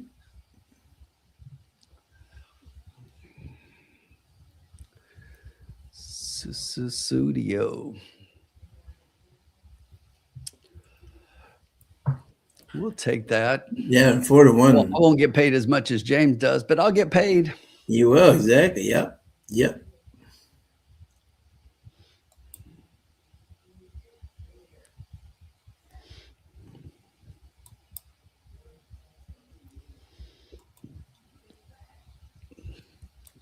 Mike, hopefully I'm their good luck charm, because I don't think I've ever picked Arizona in my bracket, but I think this is their year. Yeah. I think of the 1 seeds, to me, they're the most legitimate. I think Duke showed today that they're not. I've got Duke being the first number 1 to go out. I think Michigan right now, especially with the injury, is a little bit overrated. So, and Florida is a decent team, but I don't think Florida matches up with the others. And Florida could lose to Vandy. I've got Florida winning over Vandy in that contest a couple games down the road. Yeah. But Florida lost to Vandy in the SEC tournament when they were playing very well. So Florida just doesn't match up very well with Vandy. I think that's just a matchup that really works out in their favor, because Florida likes to pound it down low, can't always hit the 3. When the 3s aren't falling for Florida, they struggle a little bit. Yeah. Formula. I needed you here, my man, because I looked in your formula sheet and you had 8-3. I was all over the 3. The 3 was my top pick, who did win the race, and the 8 finished second, and it was a 40-1 exacta. Oh, did we hit it? No, we missed it. That was Sean's race, and he had a different horse and different angle. So stunk. That's all right. Depressing. Who's in third place? Do you recall who was in third place in that race? No. It was 387. 387. Got it. Okay. It was 3879. My picks were 379. Yeah. Wow. Okay. Teamwork. I needed. That's why I say I needed you here, because you had the 8 on top in your charts, and I needed you to convince me, and I would have had that 8. I know. Yeah. Yeah, but Sean had it, or Sean had the race anyway. So yeah. Oh well. We would have lost the years. I'm done with Edgar Morales. Done with you. Yeah. Him and the. Yeah. We're gonna relegate you. We're gonna relegate him to Ronald Ollie status. Yeah, exactly. Whew, that is deep. Hey guys, though, we have a full field of 12 coming up, Formula. Hey, look at that. Love it. Full field. Maidens. Full field. Yeah. We turn the page and we. Yep. Exactly. I'm in here for like maybe one more race, because at the top of the hour, I have to do my thing. Okay. So, yeah. More deliveries. More deliveries. Yeah. Well, if it's not delivery, it's DiGiorno. That's what I always say when DeSormo is the jockey. It's not delivery. It's DeSormo. Yeah. I love it. All right, guys. I'll take this race if you don't mind. Yep. Absolutely. All right, Welcome Tim, in, Frank. you're seeing the ball well, my friend. Who do you like in this race? Let me see. Who do I like in this race? Yeah.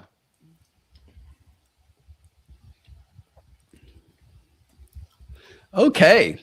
So I do have a little bit of an interesting pick, but I thought I did in the last one. Nope, I don't. All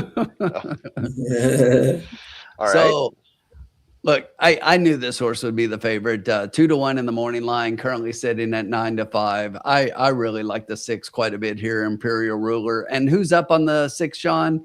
That would be one Adam Bishitza, the Biscuit.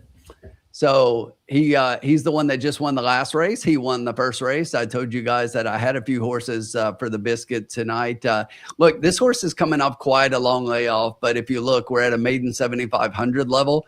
This horse raced at the maiden 40 level at Churchill, raced at a good maiden 30 level at Keeneland, has been racing against way better.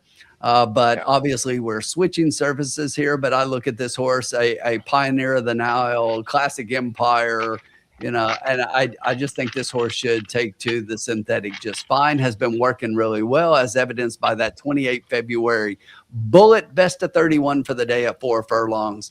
This horse is working really well. Class of this group, $100,000 purchase at the Keeneland September sales back in 23. So this horse definitely looks like the class of the race and should be able to handle this field pretty easily.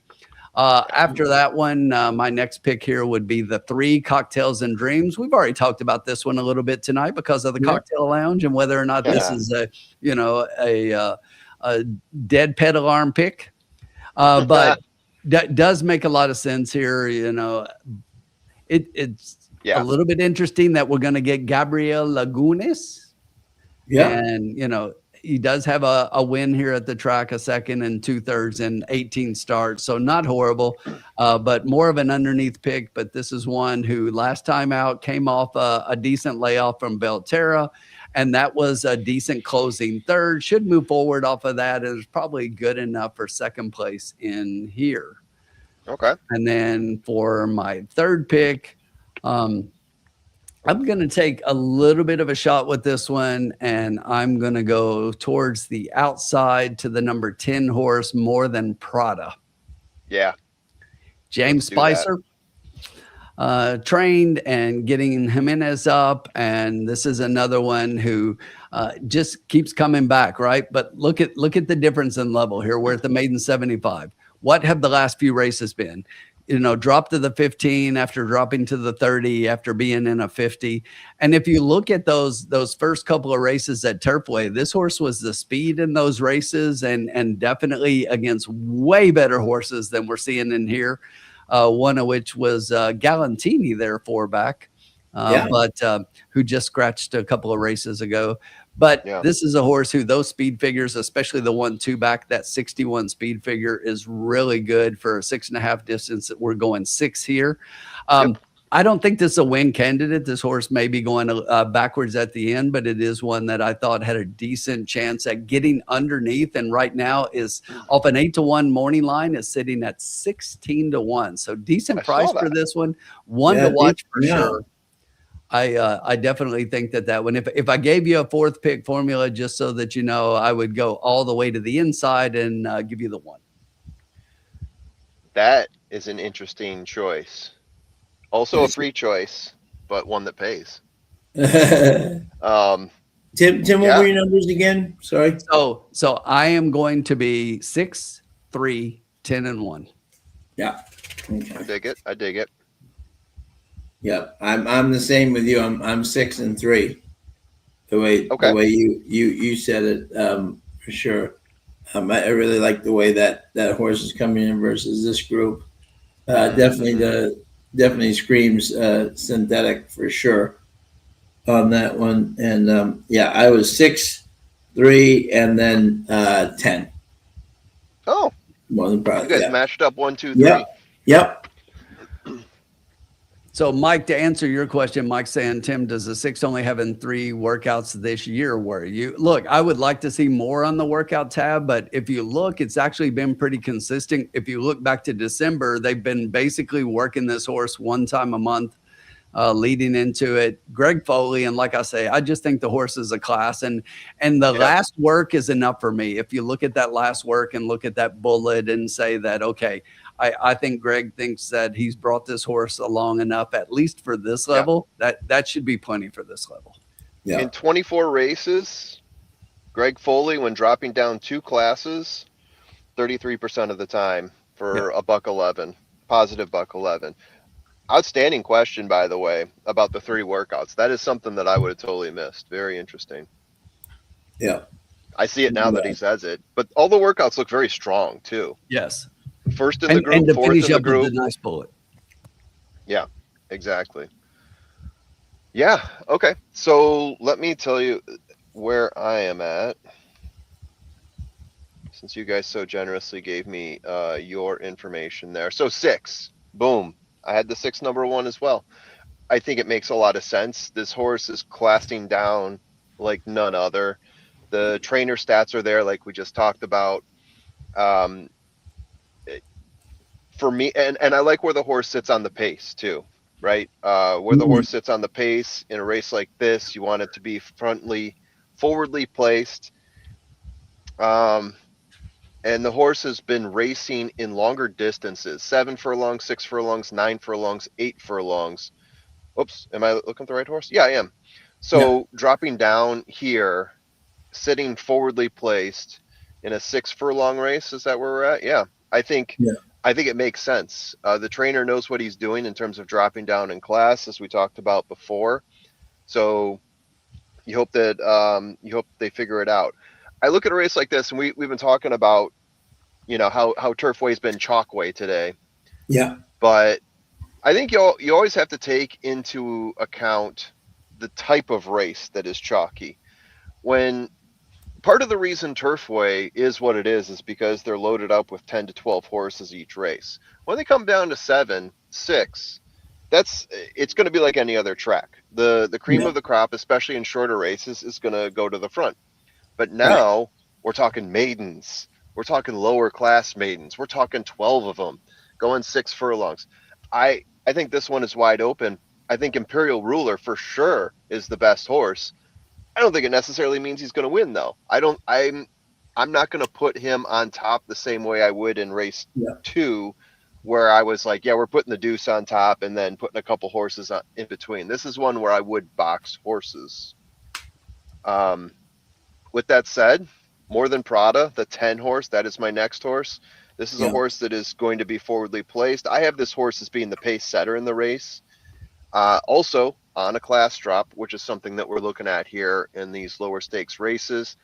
Speed figures for me, not as good The speed figures that are the best for me are actually on the 3 horse, and I didn't have the 3 rated super high here. This is one of those races where I'm looking for consistencies in my formulas, and they bounce around a bit because it's so wide open, right? So Yeah. the 6 with a bullet, the 10 looking pretty good, but then I look at other things too. I look at the 3. I like the consistency of the ratings on the races for the 3. So I'm going to include that one in there. I like that one. And then another horse that I liked, I I like the 1. I love what you said about the 1, Tim. It doesn't get rated as high for me as a horse like the 8, especially because in maiden races, I like looking at the last race. And for me, the 8 and the 3 have the best last race score. The 1 for me is a bit lower. But man, I really want to pull in that 1. But I'd be going too deep and too expensive to do that with any sort of play that I'm looking at right now. So that's kind of where my mind is at. I'm open to other horses too. I might even take a look at the past performances to see if there's something that I didn't pull out in my formula that jumps out at me. Feel free to talk me into something here too if you want. I'm very strong. I like the 6-3-3-6 combo. Ah, I see where you're going. You like them 1 and 2 and then shuffle Yeah. it below. Mm. Okay. I usually do not go that path. Especially in a race like this, because that means I really, really am cemented on the top 2. But I would rather do 4 and say 1 is definitely going to be in, and then jumble around the rest and see what happens because it's Turfway. But let me think about that for a moment here. I still got some time, right? Yes, you do. Yeah. I got 11 minutes. That's plenty of time. We can talk to people in the lounge and see what they like. Absolutely. So speaking of people of the lounge, I actually put something on my form here because I had some opinions here, and I just Did you? wanted to share this with the group. It's nothing for our lounge stuff, but because we don't do horizontals. But believe it or not, I'm going to throw a little $12 pick 6 play in. I like it. Okay. Whoa. I like it. Because in I the like next, it. here's why. Here's why I did that. You guys know I'm not a pick 6 player. I'm normally like Right. pick 4. But in the next 2 races, I think 6 and 7 are singles. Got it. There you go. So for that reason, Yeah. Okay. I like 2 in the 7th. I'm going to go 3 deep in the 8th. The 9th is one that I think is kind of wide open. I'm going to take 5 horses, and then I'm down to 2 in the 8th. So $12 pick 6 there if you want to take a shot on it, or just look at some of those for later on. I'm not saying you should bet what I bet, but I just thought I'd share that. Right. Yeah. There you go. Thank you for sharing. Thank you for sharing. Sharing is caring. Don't be a Karen. Oh, caring. Sorry. Slightly different. All right. So I might cross out the 8 because first time with the trainer, 7 times 0% for Paul Brown. Yeah. His numbers overall are not thrilling me, and this is the first time after being claimed from Roy Jackson. And with Roy Jackson, he had a decent last race, but is still only good for 4th, 4 lengths back. So I'm going to say Malvai. Maybe I'll take a pass for now on that horse. I'm still digging the 10, even though the last race for the 10 was not so great. This is a horse that does like to get out in front, though. Mike, to answer your question on what makes you think he'll like the surface, it's the pedigree and the poly track. It's a very, very strong lineage for the poly track. Yeah, and you can always take a look at the Tomlinson numbers if you're looking at any of the PPs and like the Daily Racing Form as an example. That number in parentheses is called a Tomlinson number, which is basically a number that kind of shows you, based on the pedigree of this horse, how well should they take to the surface. And you can see that for each of the surfaces, to include how well they should take to a wet track. And when you start getting close to 400, anything above 400 is kind of elite. This horse has a 374 Tomlinson number for the synthetic, which means that he's bred to like the synthetic. If you look at Classic Empire as a sire, he hits at about 16% in dirt sprints. And if you look at his synthetic sprints, they're 15%. So very comparable. He hits at a very comparable level. His turf numbers, just to give you an example, are way lower down at 11%. But his synthetic numbers are as good as his dirt numbers, which means that they kind of run similarly. So a horse that kind of likes the dirt and does well should do similarly well on the synthetic. So as an example, it doesn't apply across the board, but it's just kind of the way that I look at it. Right. Mike, I'm learning too. Believe you me, I am learning as well. That's one thing I love about this sport. There's so much going on that there's so many opportunities to learn about new angles. Very thankful to have Sean and Tim here to share their knowledge, their wealth of knowledge. Huh. I just looked it up on AI. No, I'm kidding. Never steered me wrong.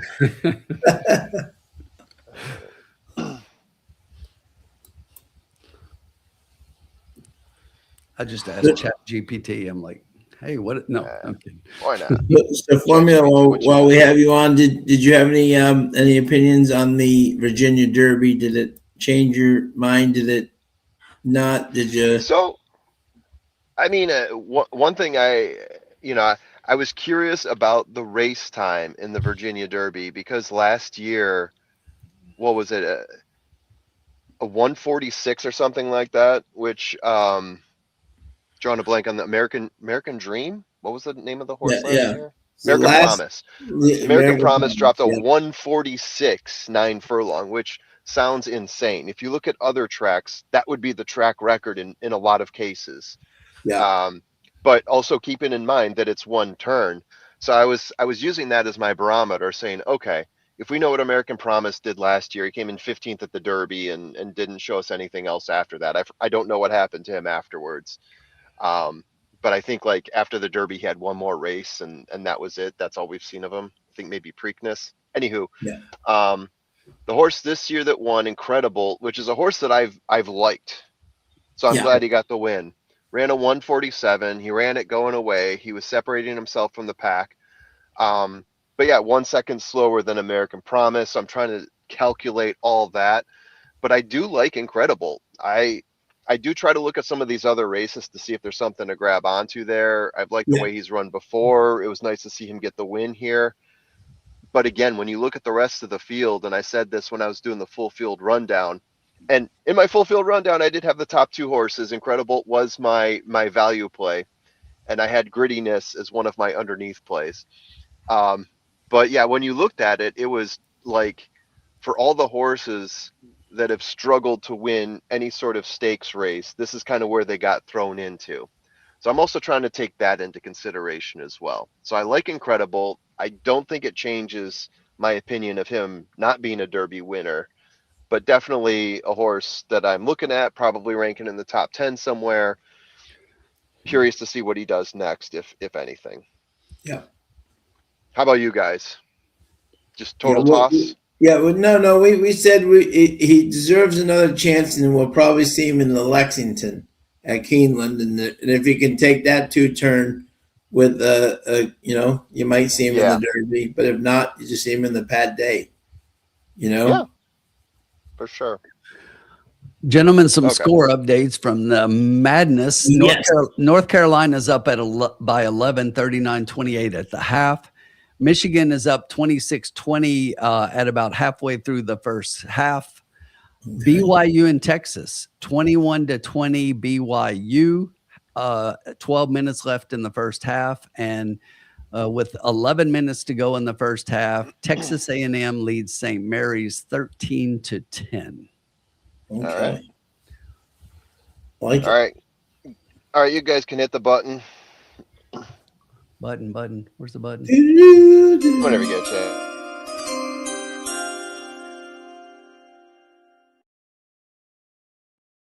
I'd like to dedicate this one to all of my Northwest Ballet Dance Dad friends out there, in case they're watching like they were last week when we were recording right before we get on. This is the type of race where I like to do the trifecta key box, It gives a lot of options because that's what we're looking for in a race that's this wide open. I'm going to go with the 6, the 3, and the 10. I talked myself out of the 8. Let's see if I regret that. I do like adding in the 1 because this is Turfway. You're going to get some long shots, and I do see some stuff I like about the 1 when I actually look through the past performances and my own formula scores. So little bit of a Hail Mary here. The 6, because it is a key box, has to finish first, second, or third. Doesn't have to be on top, but it has to be somewhere in the top 3. And the 1, the 3, and the 10 have to round out the other 2 positions. So there we go. Love it. Let us hope for the best. I mean, one reason I wish I... No, I'm not even going to say it. Not even going to jinx myself. Nope, not going to do it. Not No going to do it. jinxie. No jinxie. No jinxie allowed. No jinxie allowed. Okay. No jinxie. So Bobby D was asking if anybody liked the 11. No, Bobby for me. D asking about the 11. Let me see what I got on the 11 here. Turn them loose. He is out of a charming kitten, so it's kitten Joy.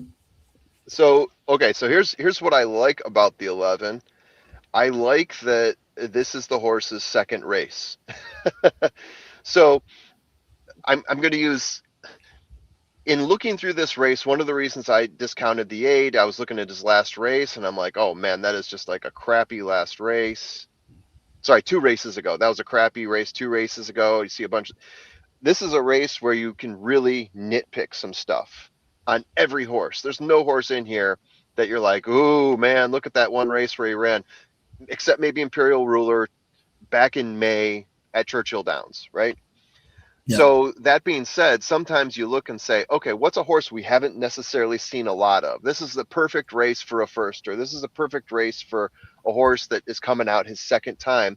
And that caused me to look at the 11 and think, okay, is there something there on this horse to think, well, second time around, we're actually going to see something from this horse? And I fell on no, but at the same time, I'm also thinking this is the type of race that suits that position. What do you guys think of that? I'm just saying I get the angle, even if I didn't bet him. Yeah, there's just a whole lot of zeros there for me. Yeah. I do like his workout 2 back. At least he shows. I mean, something, but he just didn't. Yeah, but before the last race, and he didn't show anything from that. So I will say this: he was 59-1 that night and 15-1 tonight. So at least someone thinks he's going to at least improve. You know, could be the field that he's facing, but I'm saying, but at least someone thinks he's got a chance. You know. Yeah. Definite dramatic odd shift from the first race when they literally were telling people they had no chance. You know.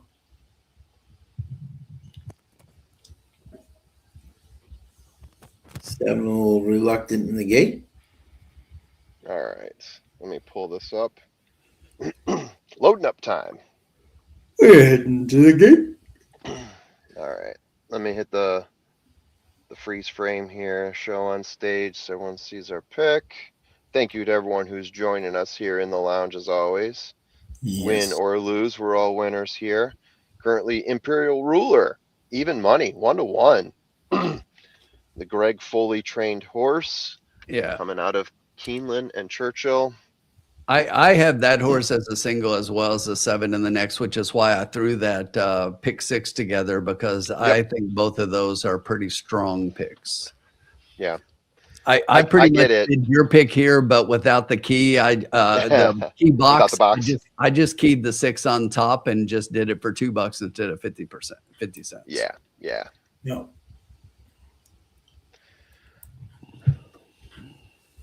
Yeah, to me, these types of races are a little bit more wide open, which is why I do like to play the box. But I totally get it, because in terms of class, this horse outshines everyone across the board. If he's ready, but he may not be. Yeah, but Greg Foley, too, solid trainer, especially in these situations, as we talked about. They are off. All right, looks like the 3 is getting out in front early on there. Got a little bit of challenge outside of him. It looks like, what is that, the 5? Imperial Ruler, currently they're showing he's out in front, getting challenged by the 5.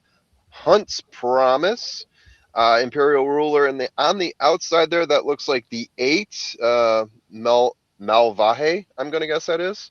Yeah. So Imperial Ruler challenging out in front, getting about a neck out in front there of Hunt's Promise, with the 8 in that third lane still challenging him as they go into that turn. Imperial Ruler looking very much the best there. Opened the race at 6-5. He is pushing it out there. We've got a couple horses coming from behind, including our 3 horse and the 10. We might be able to put this together, boys, and I think we might even be able to put this together with Tim's bet too if the 6 still holds on. Right now it's the 6, the 3, and I think that is the 10 out in back of them. The 6 looks very comfortable there.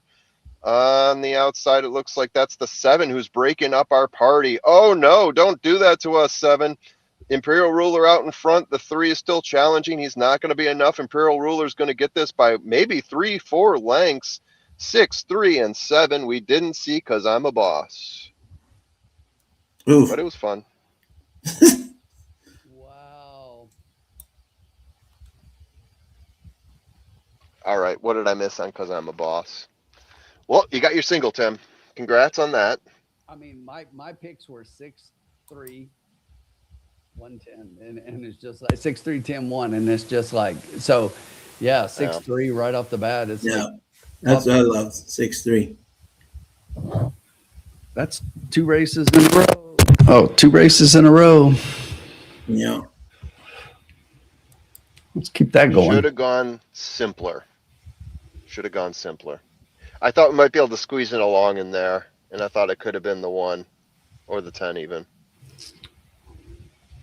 All right, guys. Whoops. Let me see where I did have that 7, and then I'm going to walk in here.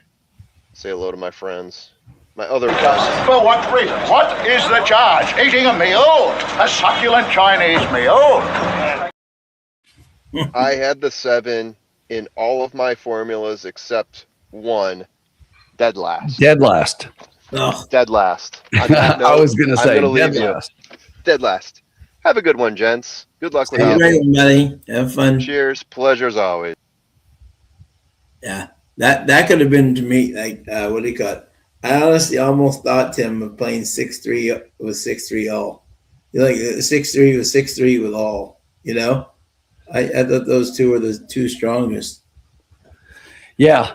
And we're all you know, genius after the race. that's exactly where my mind was at. It's like I think anybody could finish underneath, and it's like you take my top 2 and play all, and it doesn't cost a bunch, and you hit it at a decent price because the 3rd place horse is 68-1. I know, yeah, exactly. And even when you're looking at the exactas, the 6-3, it is the lowest, but it's 10-1. Yeah, absolutely, yeah. Well, I just played the 6-3 exacta box. I didn't like, yeah. Yep. Groundhog 6-3 all would cost you 9 and would have paid pretty well because that all would have been 68-1 and 20-1. I know. My and God. there's that 11 that Bobby D was asking about did get up to finish in 4th. Wow, Groundhog. Yeah, exactly. But yeah. my one who I liked as a 4th place choice finished 5th, so was definitely right there. Yeah. We're right there. Let's go. We've been around it all. Darn, the right horses. Hey, I'm through on my pick 6 though. Yes, you are. Absolutely. got one of my 2 singles home. Yes, you are. Very impressive. I just really thought that horse was a class of the race. Yeah, $18 for exacta will be nice for those 2.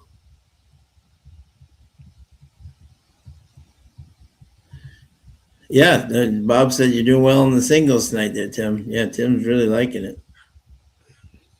Yeah, so far so good. The biscuit came to play tonight. Keep that going. The biscuit came to play. Yeah, I agree. What I tell you in race 1 when we were watching it before we even came on. Yeah. It's like I like the biscuit in a couple tonight for sure. He did, yeah. The biscuit. Rubber biscuit. Biscuit double on the night.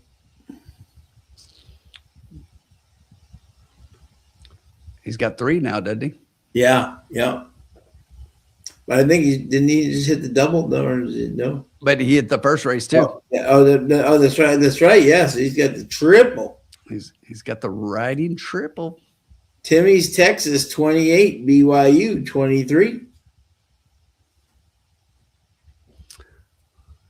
I told you guys, He everybody gave me shit in here for that BYU was easy money. He likes the hook 'em horns.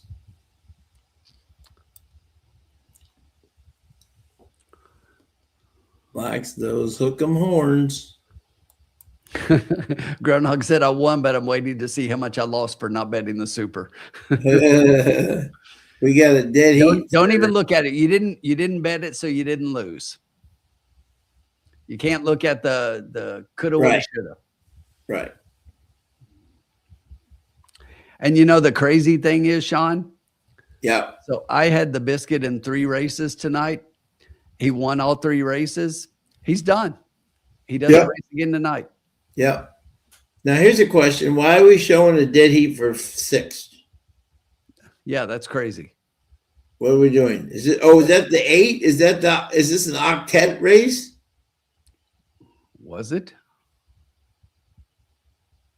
I mean, is that why we're showing a dead heat for 6? I've never seen someone show a dead heat for 6. Me either. This may be one of those octagon bet things. Maybe. I don't know. Jackpot 8, 6-3, all, 124.59. There you go. Yeah, Kat, you're right. I mean, there's lots of time. And you know, you look at Duke. Duke was down at half. So I totally agree. I understand. But I do really like Texas. You heard me say it. I like Texas in that tie. Exactly. Yeah. I don't know. Was that triple dead heat? I don't know. I just never see it. I guess that was an 8. It was a October. So Carolina now into the second half, 17:50 to go, up by 15, 45-30. Come on, UNC. Michigan has a 7-point lead over Howard. Texas is now up 30-23 with 7:45 left in the first half. And A&M takes a 21-13 lead over St. Mary's. Yeah, it's interesting when you look, you know, sometimes with the number 1 seeds, and this is, it's just human nature. We got kids; these aren't pros. You know what I'm saying? And sometimes the human nature, I don't care how much a coach tells you. You know what I'm saying? Like, you know, these guys are good. These guys are good. You kind of think, okay, I'm playing Siena. You know what I'm saying?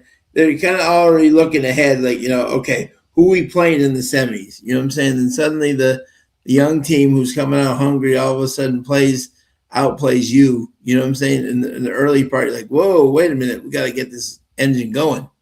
You know, and that happens a lot with the big boys.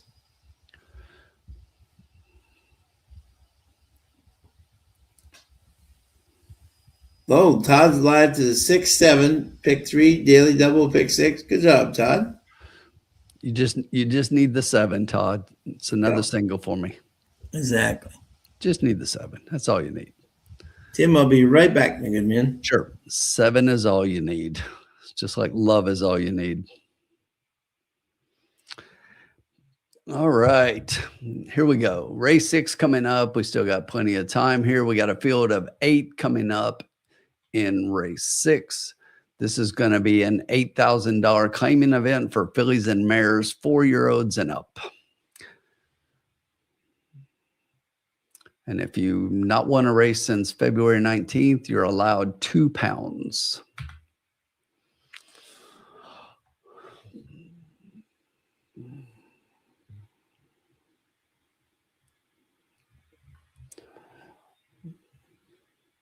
And you already know what I like because I gave out that pick 6 and said that I absolutely love the 7 here. It was my second of my 2 back-to-back singles. We got the 6 through, and I think that Ask Amanda is going to be really tough in here. We'll wait for Sean to get back to go through the race, but you already know what I like in here. I like the 7. But we might be able to get something underneath. I've got a horse I really like underneath at a price.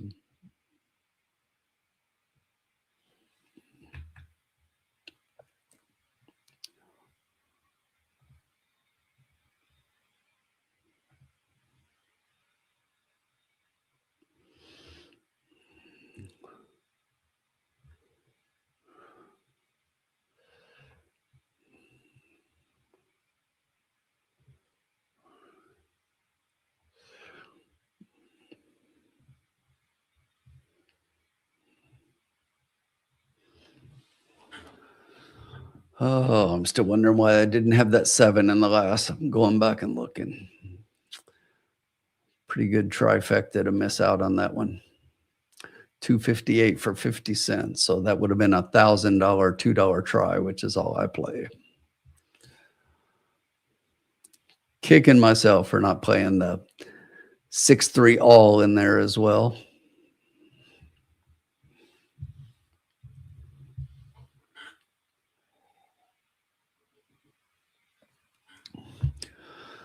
All right, how's everybody doing with all their picks in the tournament? Who's winning money here at Turfway? Let's see what's going on. We're halfway through the card. We still got 5 races left. Time to turn it around. Plenty of time left. I needed to take Formula's $9 out. That's what I was planning to do. There we go. Get the bankroll up to date.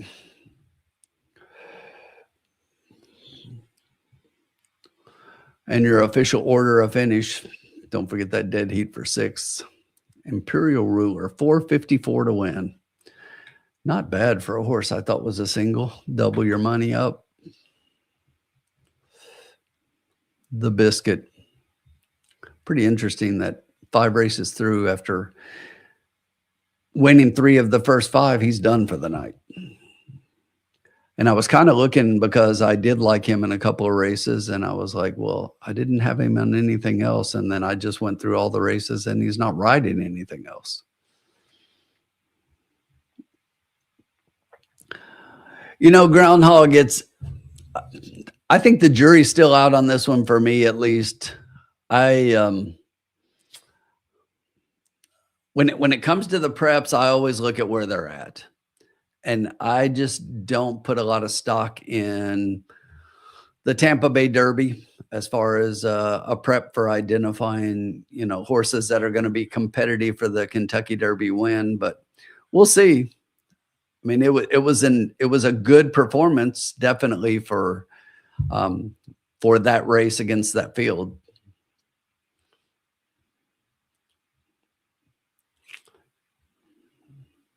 But I don't know. We'll see.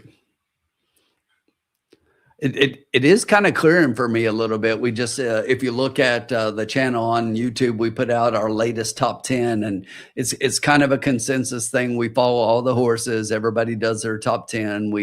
And for me, at least, my top horses haven't changed much in the last couple of weeks. So the picture's starting to get a little bit clearer of the horses that are competitive right now. And of course, we've got the big races coming up with the Arkansas Derby and the Florida Derby, and then of course the Bluegrass. So we get those races in, and then it's time to really start looking and putting things together as far as the way the picture might work out for all of the wagering. And of course,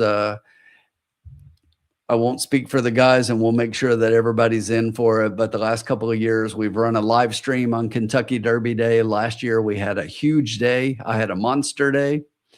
I think I had 9 top picks, 9 winning races on the entire card that day, to include the Superfecta and the Derby. So huge day of racing that day. So I'm pretty sure we'll do a live stream. I love Derby Day. It's a day I put the most work in, and I watch the most races and really put in the work horse by horse in every race. And last year was a good one for me.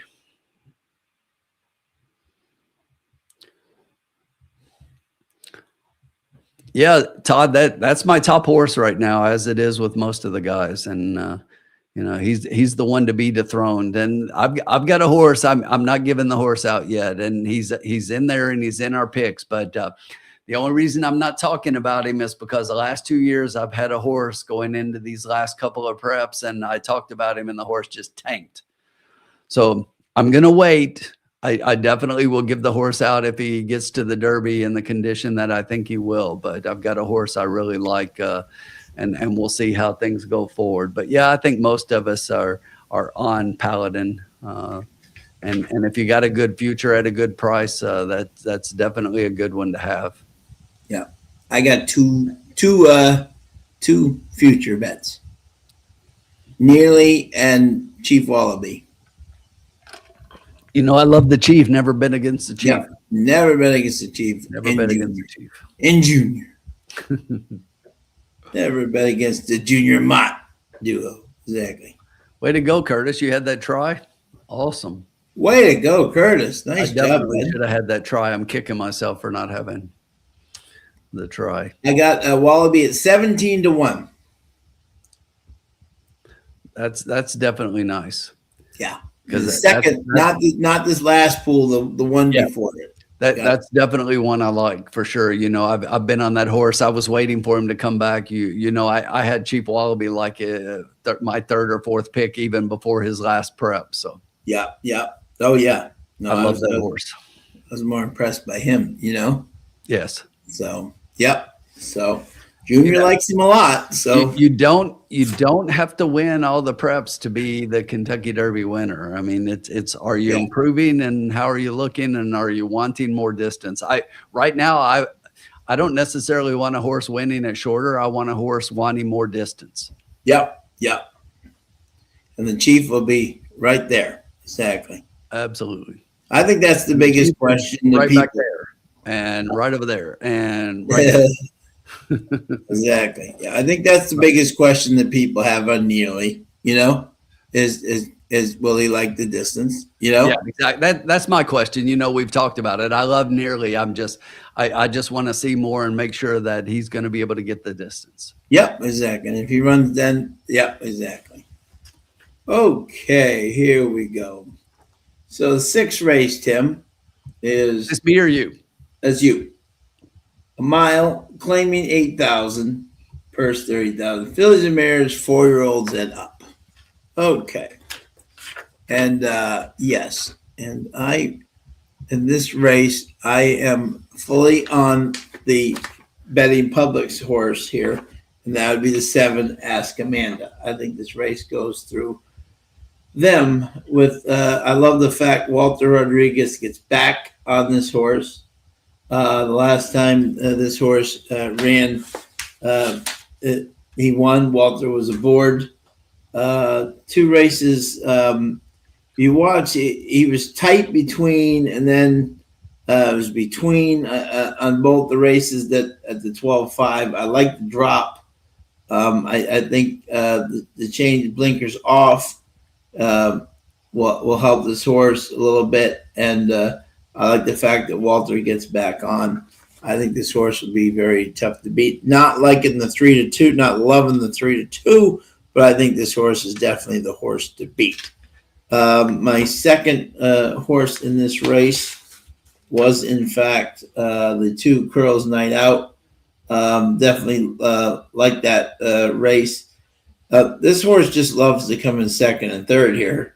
And Machado's ridden him good. I mean, 4 out of 5 in the money. I mean, how can you possibly throw him out? But this horse did run got dueled for place to Cleopatra's Nile, who was a clear winner.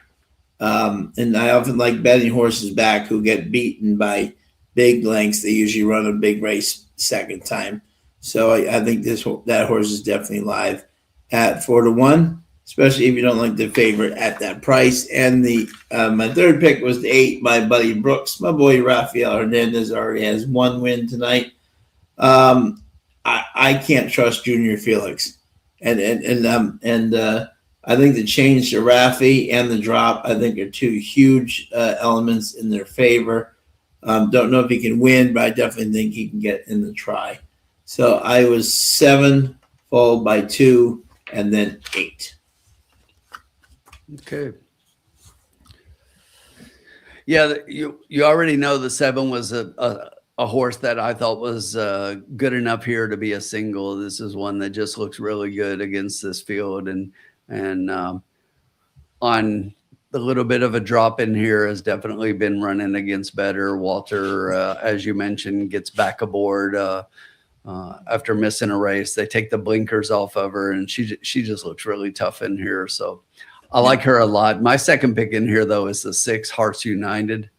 Jose Orantes and Andres Calleja. And this is one stepping up a little bit, right? So we're going straight 8 claimer from 7,500 non-winners at 3 life. We broke that condition last time out. But this is a horse whose speed figures have been right there.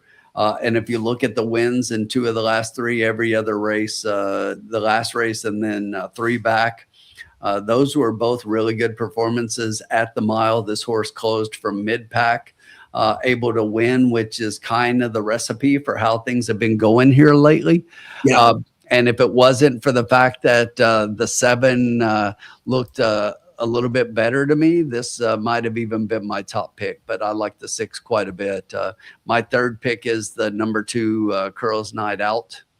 Getting Dylan Machado for Gennaro Garcia. Look, this is one of those horses, Sean, that she's just always there. You know, we talk about it all the time. I love the hard trying types. She's the equine ATM. I love her. Yeah, and if you're owner, you just get checks. All they do is cash checks, and she's a second and third. If you look, 5 races at Turfway, 4 out of 5, second and third. 7 races at the distance, loves getting 4 checks. out of 7, second and third. And overall, I mean, 11 out of 18 lifetime races, she's been on the board. So she's just always there. Now, that being said, I think this is a little bit of a tougher field. There are a couple of horses here who I like better. And, you know, I think underneath is a better spot for her. But I've got her third. She could finish second in here and beat the 6 maybe for second. But I do like her to be right there. I was a little bit against the 8 with Rafi getting back up, Sean. And the only reason I think this horse is moving forward and doing well, but the numbers just don't match up against these other horses. No, I agree. So I had, she needs to move forward. And if she moved forward, she could definitely be competitive. But I had one more ahead of her. She was actually my 5th pick. My 4th pick is the 4 Peacock Road. This is another one who here at Turfway has 13 starts, and this one's like a win or nothing horse, which is why I have her just off the board. But, you know, she's another one who has 10 board finishes and 25 lifetime starts. She has 3 wins out of 12 at the distance with a 3rd place finish. So she's one that definitely could compete for one of the minor places underneath.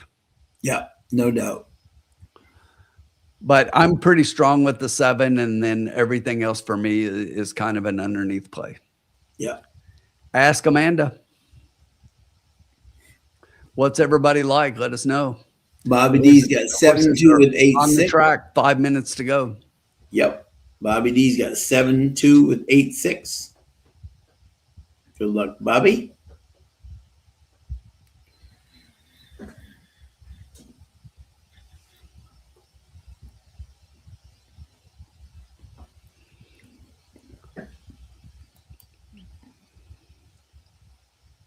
UNC still up 14 with 11 minutes to go.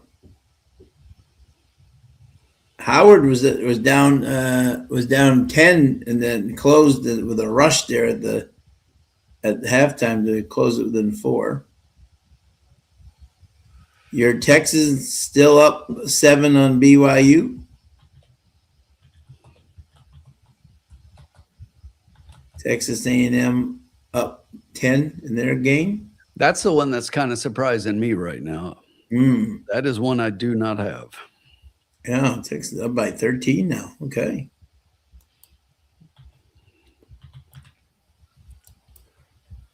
Three minutes to post. Get your picks in.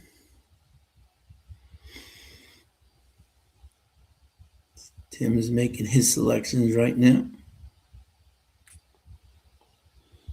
Thank you again to everybody joining us tonight. We always love having you.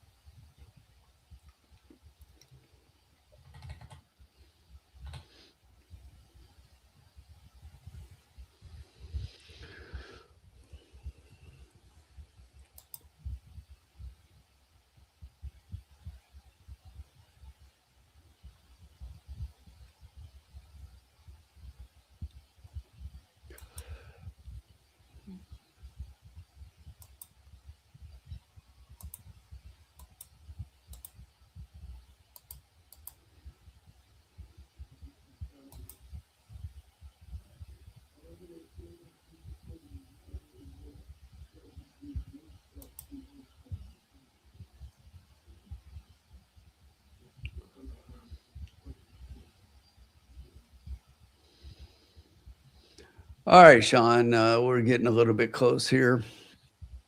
What we got here? About 2 minutes left. Let's go ahead and do this.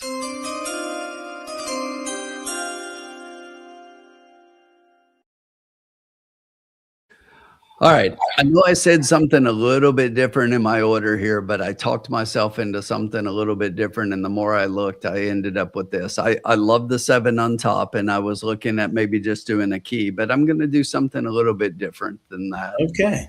And that is, instead of taking the 6 as the second, I'm going to take the horse that I originally said third, and I said she could finish second, but I'm going to go ahead and put her second because the more I look at it, the more I like that. So I'm going to play a $2 try, 7-2 all. Well, okay. Love it. That's a $12 play. Love it. Love it. 1 minute to post. And if it comes in 7-6 something, I'm going to be pissed.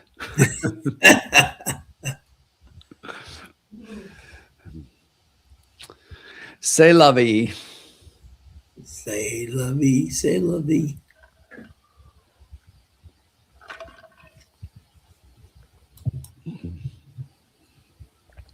Hockey? You talking Oilers, hockey? Smoky Panthers, and Buff over. There you go. We're playing horses and talking March Madness, and you're talking hockey? Hockey. It's all good. All sports all the time. That's right. My poor Bruins keep losing every damn game in overtime. So frustrating. They can't be beaten in regulation, but they can't win. It's like, what the heck? Carolina's pulling it out a little bit. 11 minutes. We're 61-47. Go get them, boys. Michigan's tight.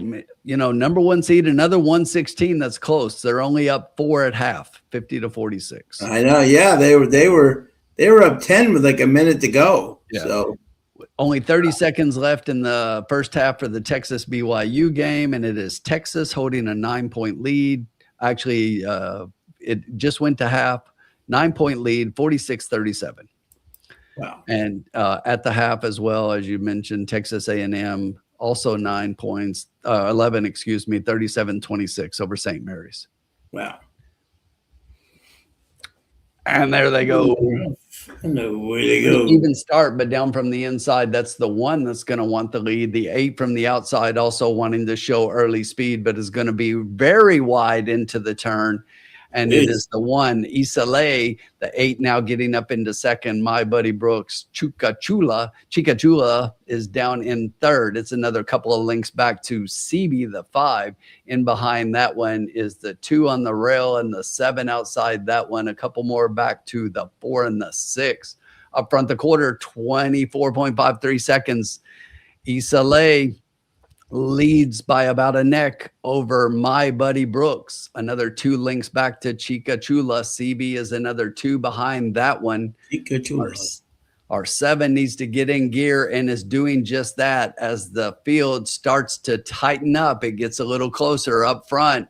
Issa Lay still has about a half a length lead over My Buddy Brooks. That half was 49, so they slowed down a little bit. Coming up on the outside, here comes the 5 horse starting to get into gear.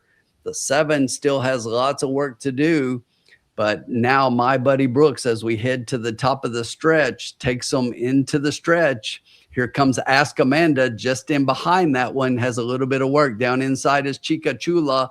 My Buddy Brooks, Ask Amanda, trying to look for room on the outside from further back. The 2 is starting to get into gear, but right now, My Buddy Brooks, Ask Amanda starting to come on from further back. It's going to be tight, but no, up front, it's going to be My Buddy Brooks. Chica Chula gets second. Ask Amanda for third. Curtis Night Out in fourth. All done. Yeah. Dylan Machado has no idea how to ride in this track. Does not. I totally agree. I mean, he is just absolutely. He's just getting horses constantly in trouble. His 2 is loaded, and consistently. Yeah, I mean, he just took that 2 and just absolutely just got him in trouble and lost he had momentum, all the momentum, and he just totally got him in trouble where he just couldn't. It's amazing. I'm glad Uncle Sully caught what I was going for there. The AI practice. Yeah. Practice. Practice. We're talking practice. Crazy. We're talking practice. Good ride by Rafi there. Fabulous ride. Yeah. Rafi's really seeing this track well now, Look at the 50-1 right in the middle of it, Put his horse into contention early. Walter, is to me has been going the other way. He started off really hot. Yeah. But to me, I question some of his rides and where he's at. Yeah.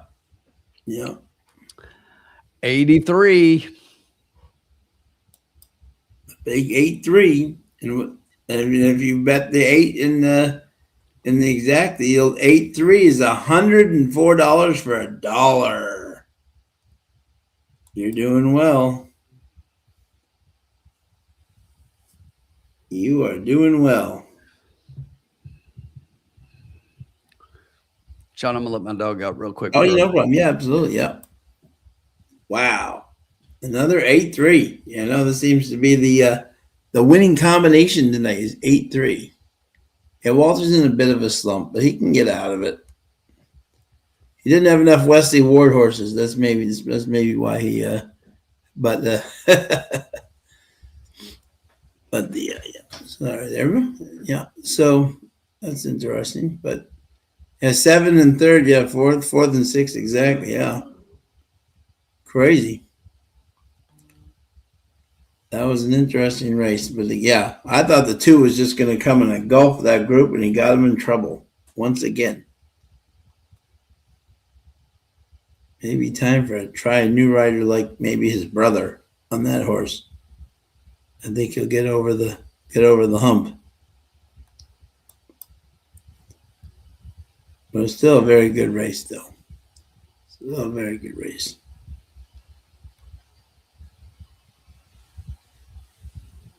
Who did we like out there?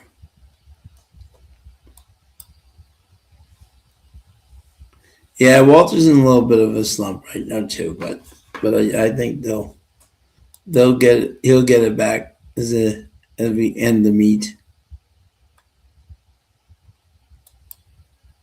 That's a tough track, exactly. The next race we have a field of 6 coming up here in the climbing race. And the Biscuit has one more mount here coming up. No, my Bruins can't close at all, Kat. Every single time we get into overtime, I just turn away. And we always lose with like 10 seconds to go. 31 seconds to go, the other team always scores.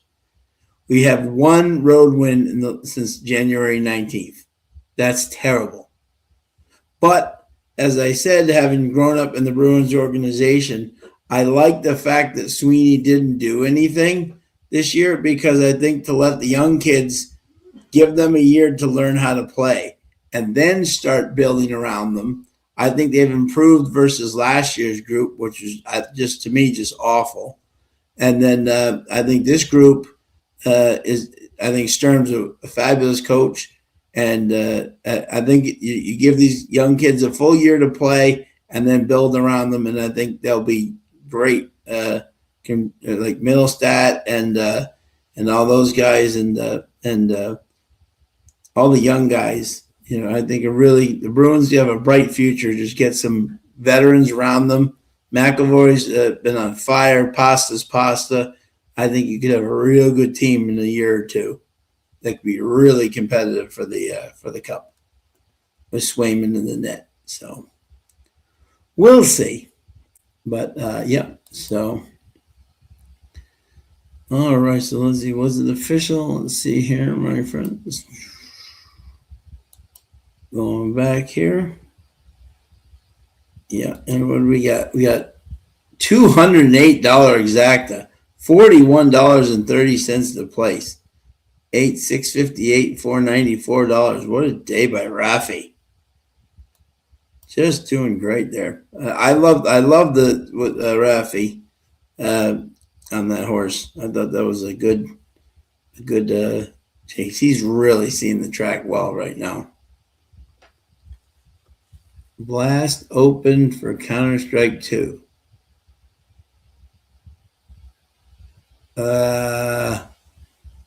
What is that? I don't even know what that is, Groundhog. I apologize. I really can't. I don't know, because I don't really know who they are.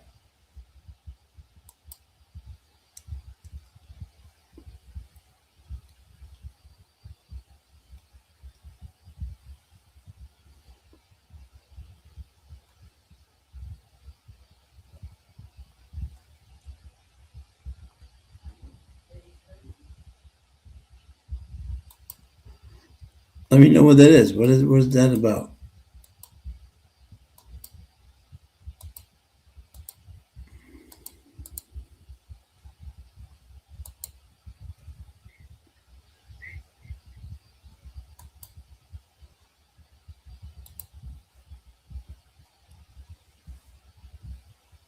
Oh, the gamer competition. Okay. Like, wow. I was like, Counter-Strike 2 sounds like a video game. The Crafts actually had a what do you call it? The gaming competition. What do you call it? The Crafts, and then New England had like a professional video game like team they made. I don't know whatever happened to it, but that was crazy. But professional gaming competition. Intense. Yeah, I wouldn't be good at that. Not at all. So we'll talk a little bit more about this Derby Trail. Who's the horse that you think is the most overrated? Where you're like, okay, what are people seeing in this horse? And just ask an interesting question, Tim. Like, who do we think is like the most overrated horse? We're like, why are these people keep thinking he's going to win?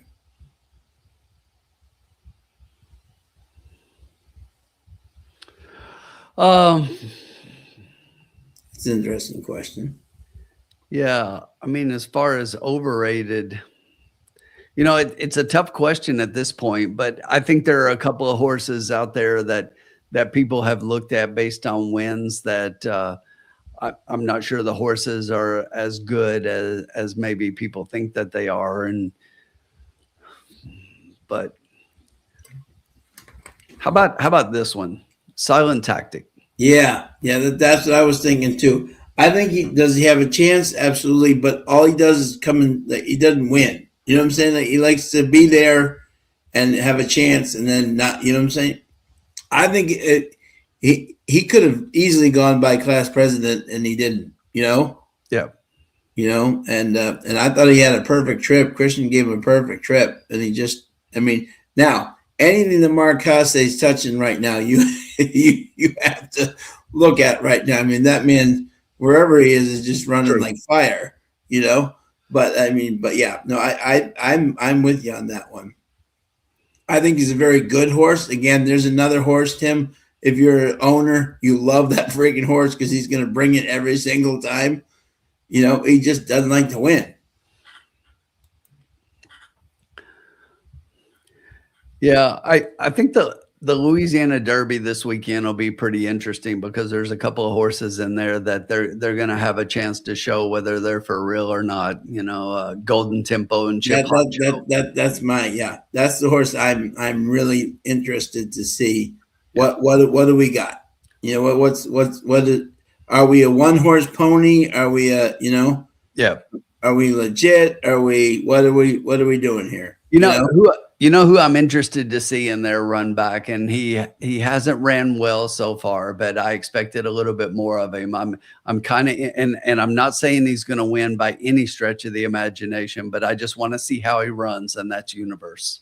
Yeah. I thought pretty highly of him coming out of his 2-year-old year, and then it just hasn't really panned out. But I'm interested to see how he runs. Yeah, no doubt. That to me that's a fascinating. Chip Honcho's another one that I think is probably a little bit overrated. I don't look at that horse as a strong contender. Right, exactly. And I'd be remiss if I didn't say congratulations to Tommy Amos on a fabulous training career. Many, many wins and great things.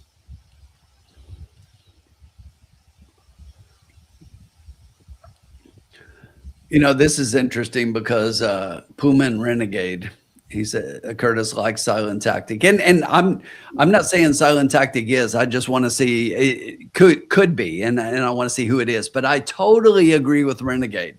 I've had Renegade rated pretty low, and if you look at our last top 10 video before the current one, we did not have Renegade in our top 10. Yeah, and I'm telling you, the comments lit us up, and people were talking shit, and it was just like everybody thought we were stupid for not having Renegade. But it's like, what has Renegade done so far? It's like I need to see the horse win something for real this year as far as preps before I'm ready to put that horse in the conversation. I do find it interesting to see what you think here. That that Irad left Commandment and will ride Renegade in the Oaklawn Derby. Yes, so that's an interesting choice. Whether it says anything or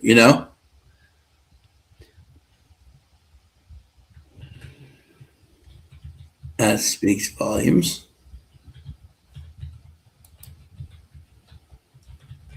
Race 9, number 2, Queen Mercedes. Okay, thank you, Mike.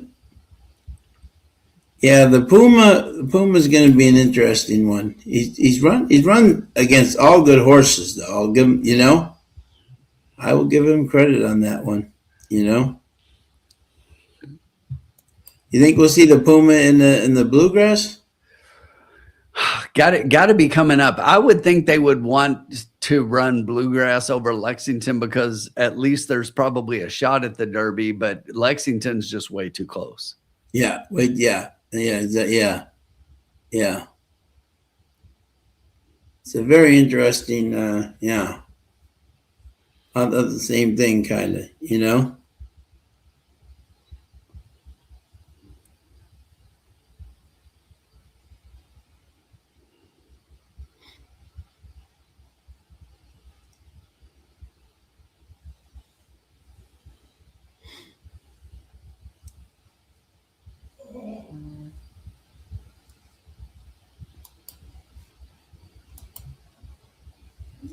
Blast open spring for Counter-Strike 2. There you go. Gatekeeper saying Puma is overrated. I won't disagree with that.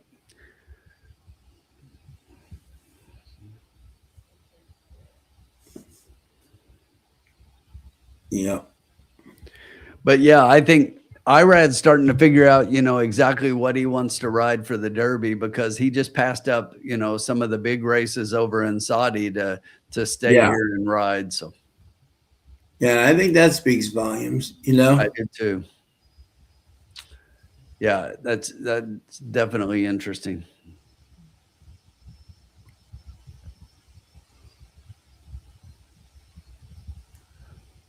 All right. So we have 12 minutes to go here in the field of 6 here, Tim. I don't know, Groundhog. Have you heard anything? Because if you go back to Liberty National's last race, I was very high on that horse going into that race, and he was just a complete no-show. Yeah. Yeah. Yeah. Yeah. He just did not look good at all. Not good at all.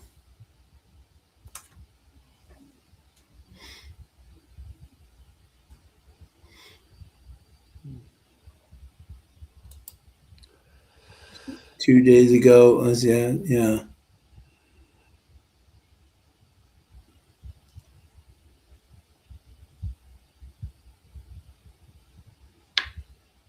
He passed up.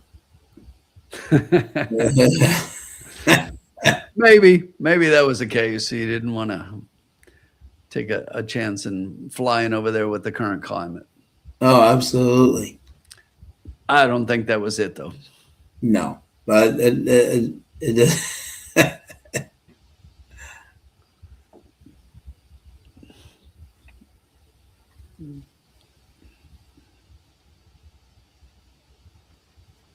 all right, Tim. Who did you like here in this next upcoming race, my friend? Okay. So look, obviously you look at the board right now, and the one Artemis City Limits off a 3-1 morning line is currently 8-5.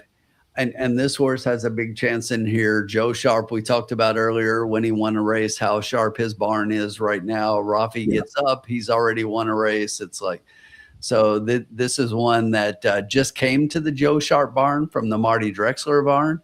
Yeah. So a little bit interesting, but is coming from Gulfstream. If you look at the latest two races, which look pretty good, they were at Woodbine, and we talk very frequently about how it's a completely different artificial surface. This horse has run at Turfway before, does have a win here. Actually, if you go back to the first race that this horse ran was here at Turfway. The first race on the synthetic was here, and basically broke his maiden in a maiden special weight here at Turfway.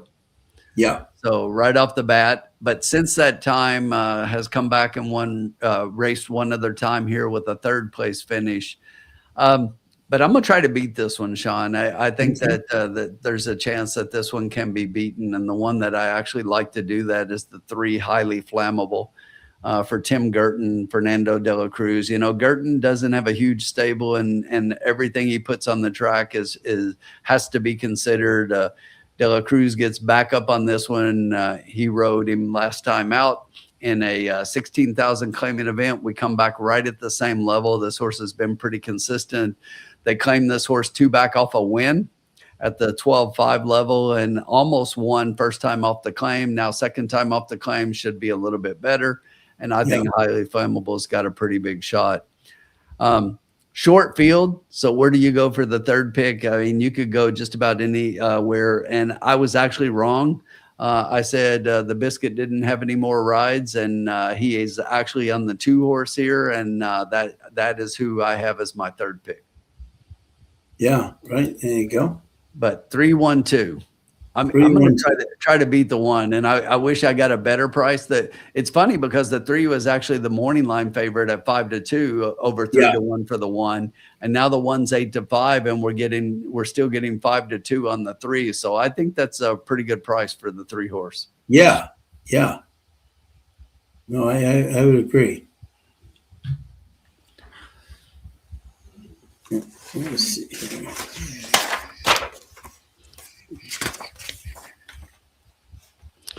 Uncle Sully said, don't look now, but North Carolina leads VCU with 4 minutes left. 70 to 68. 70 to 68. I They know. have cut it to 2. Suddenly, yeah, this Carolina team is not without, Yes. its faults for sure.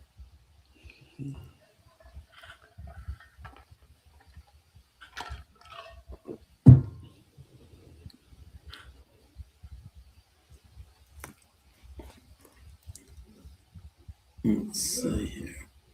Yeah, this is an interesting race here.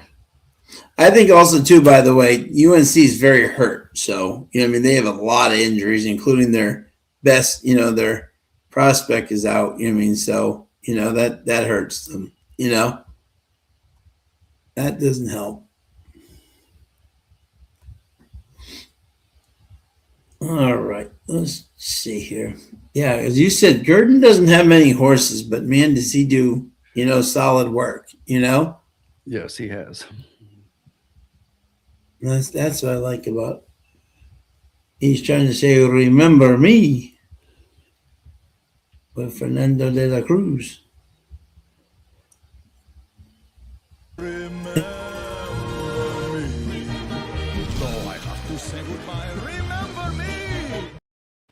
For me. What were your numbers again, Tim? I am 312. 312. Okay.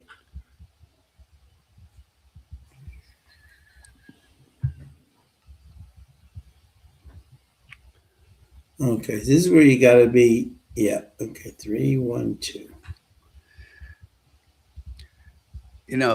Right now, Sean, just looking at your will pays in the double, it's 1/3. Yeah. In the pick 3, it's 3/1.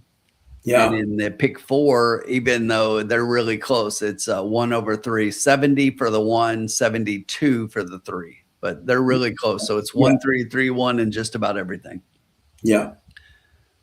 You know what? I don't think this is bad at all, Tim. I'm just gonna hit the button. I'm ready.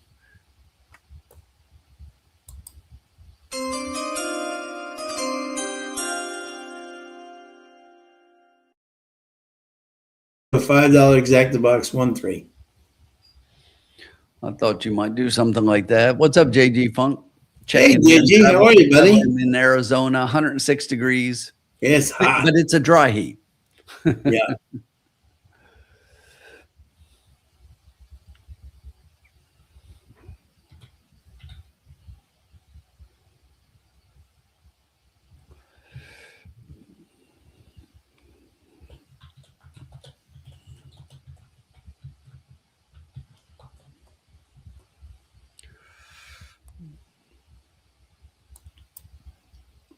Foreman's the post. Yeah, right now, if it's a 1-3, Sean, it's paying about 6-1. The 3-1 pays 7-1. Yeah, not bad at all. Is that yeah? Yeah.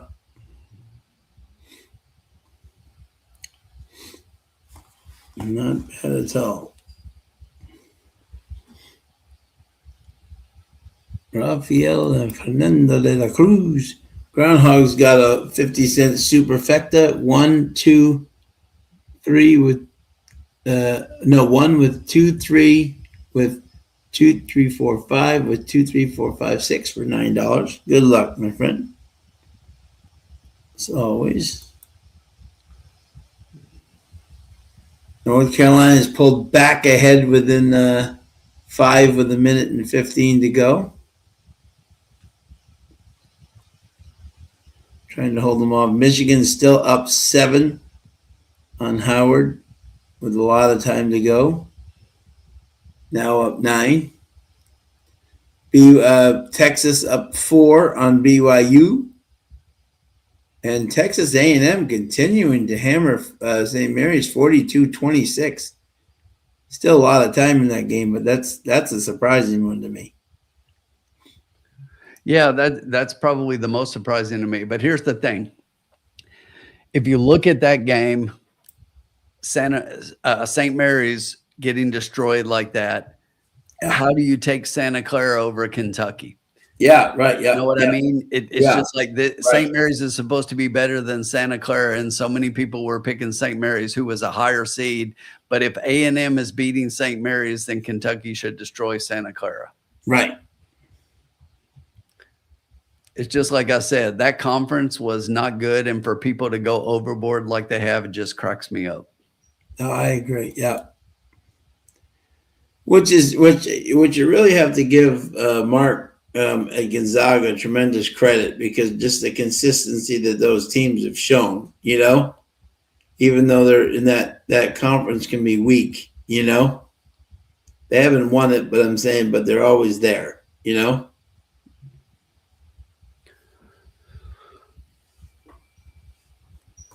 zigs and the zags.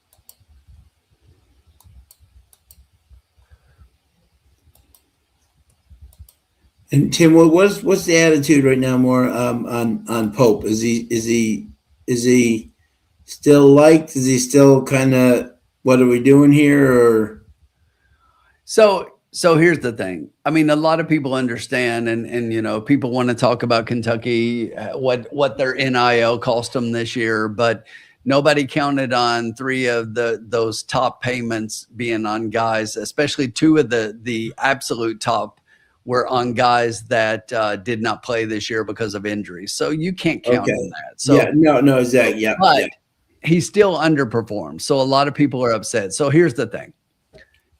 I think three things can happen this weekend when you really look at it. And it's like they win the first round game, and if they beat Santa Clara and then lose to Iowa State, which is what most people expect, I think they're kind of right where they're at. Yeah. Right. Okay. Yeah. Yeah. If they lose to Santa Clara, it's a bad season. Like, to where people are going to be calling for Pope's head. Yeah. If somehow they get through the first weekend and go to the Sweet 16, now things in front of them kind of actually open up a little bit, and you have to start wondering whether or not this is actually a good season. And based on performance in the tournament, you'd have to say that it was this, regardless of what happened in the regular season. So it all depends on how these next couple of games go. My thoughts, as I said with my picks for the tournament, is they win their first game, they lose their second game, and we're pretty much right where we thought we were. Yeah. Got it. Okay. Yeah. Yeah. There you go. I mean, when you look at it with Kentucky, it's like, but they are who we thought they were, and we.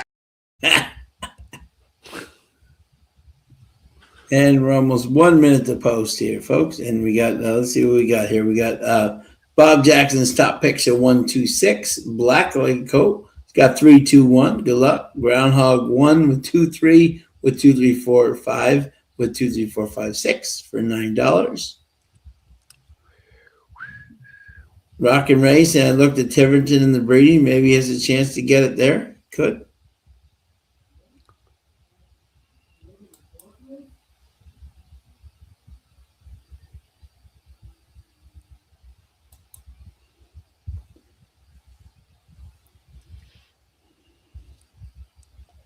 In this wide open affair.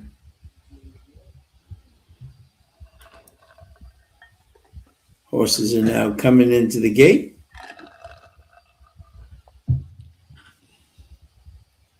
Three moving in. Four right behind them. 3-1-2-4.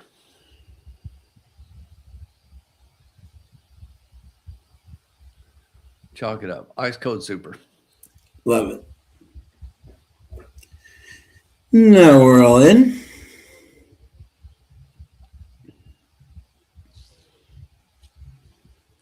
And they're off. And it's the two going for the lead, with the one coming in right up the rail trying to take the lead. The three right on their outside. The 5, the 6, and the 4. laying back early here is Artemis City Limits. Goes up for the lead. The 2, BD Valesky right on the inside. The 3, Highly Flammable, going right up with them. And the 4, the 5, and the 6 still laying back. 22 and 3 flying up front. As the 3, Highly Flammable, trying to chase him. The pack getting a little closer now. The 4, the 2, the 6, and the 5 all getting up there. Let's see what this half is going to be. This is going to be a doozy. There's the 1 and the 3 battling it out there. The 4, the 5, the 2, and the 6 all behind them, 46 and 3. But so far, it's a match race. Hope this can continue. The 1 and the 3 battling it out in the front, trying to come down the stretch. It's the 3 in front right now. The 1 trying to battle back. We got the 4 and the 2 right behind them, but it was still the 3. Can the 1 hang on with him? It's the 3 who's going to be the best, but the 1 trying to get to the line before them. And it is 3, 1, 2, 4. What'd I say? Ice Code Super? Ice got 3, 1, 2, 4. Ice cold. Super. Love it, love it, love it. Ice cold, super effective. I got it for $2. Nice job. There you go. And a $10 exacta 3-1.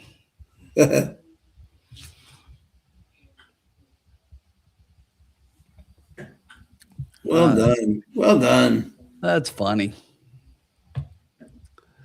Because and as soon as the 1 made the turn, Fernando said to Rafael, See yo. remember me. Sean, who won that race? Fernando.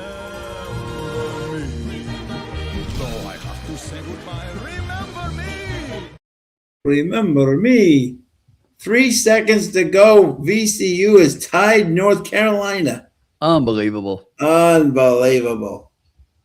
This is why I told you my Tar Heels, I was not going to bring them out. I brought them out 1 game, and then, good Lord. The injuries. Madness. Yeah, the injuries have just caught up too much to them. Yeah, exactly. Michigan's now up 13. Texas is now back up 8.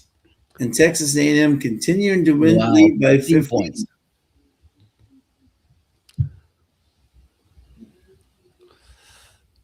Very interesting. Very interesting.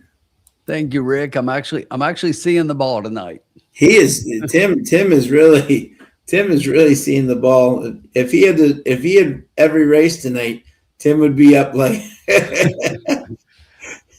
Tim would be up like $150 right now if he had every race. Well, 7 races. I think I've got 4 winners. Yeah, exactly. You do, but top ice cold winners. Yeah, it's pretty good when you call an Ice Code Super. That's pretty now, cool. Look, yeah. it's a 6-horse race. But who cares? It's still gonna be nice for $2. Hey, man. But still, we'll take the credit. Exactly. I don't think he's going to pay that bad either, you know? No, and the funny thing is, I threw down a $10 exacta, and I was like, it's 7-1, but it dropped to 491 to 1. I know. I'll still take it. The car. I'll still take it. Car. Thanks, Curtis. Appreciate it.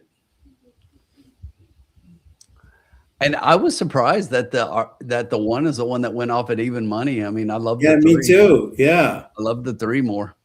Maybe we'll get the breakage of like 470, because It's official. It's official. Give us like 470 so we get 9. It's official. 982. All right. See, there you go. All right. Wow. The 10-cent super paid. Yeah, I got 70. I got a whole $71. Woo! Hey, for $2, that's damn good. Yeah, no, it is. I'll take $71 for 2. It's funny.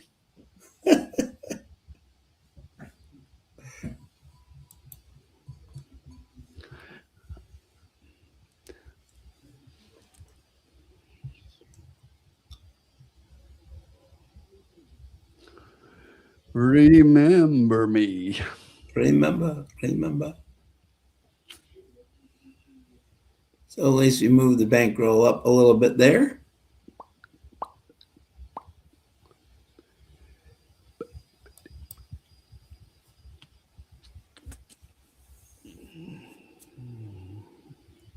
Where did we get there? About So we're gonna get basically 29.95. yeah. Bumping the bankroll up a little bit.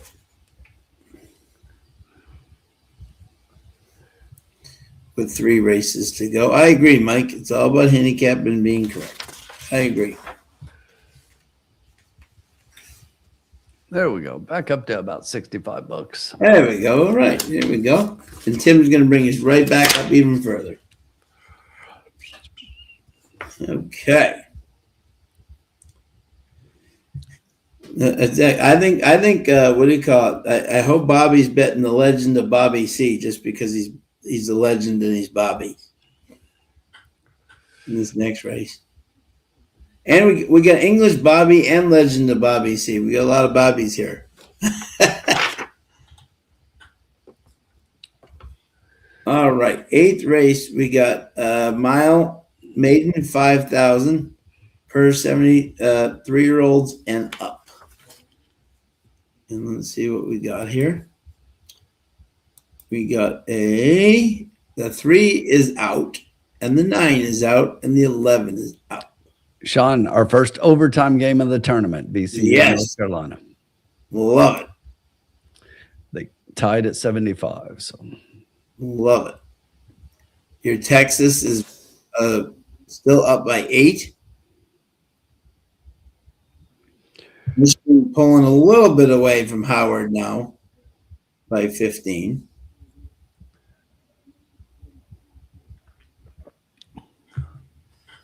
And Jesus, Texas A&M just laying the lumber on St. Mary's. Good Lord.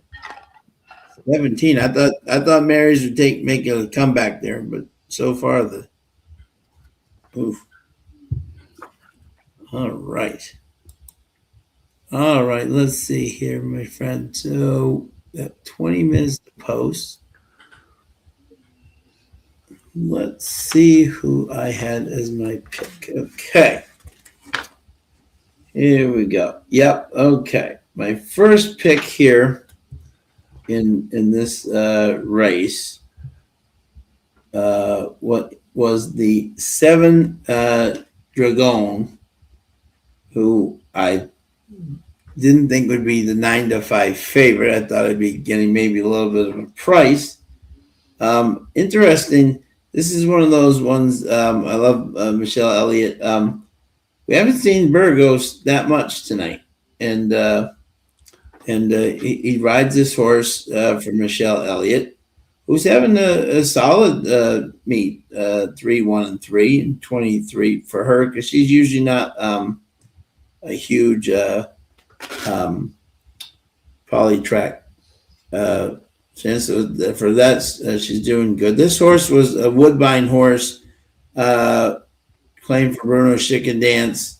I would throw that first race out as the favorite weekend. I mean, I think the horse needed the race. Hadn't run since November.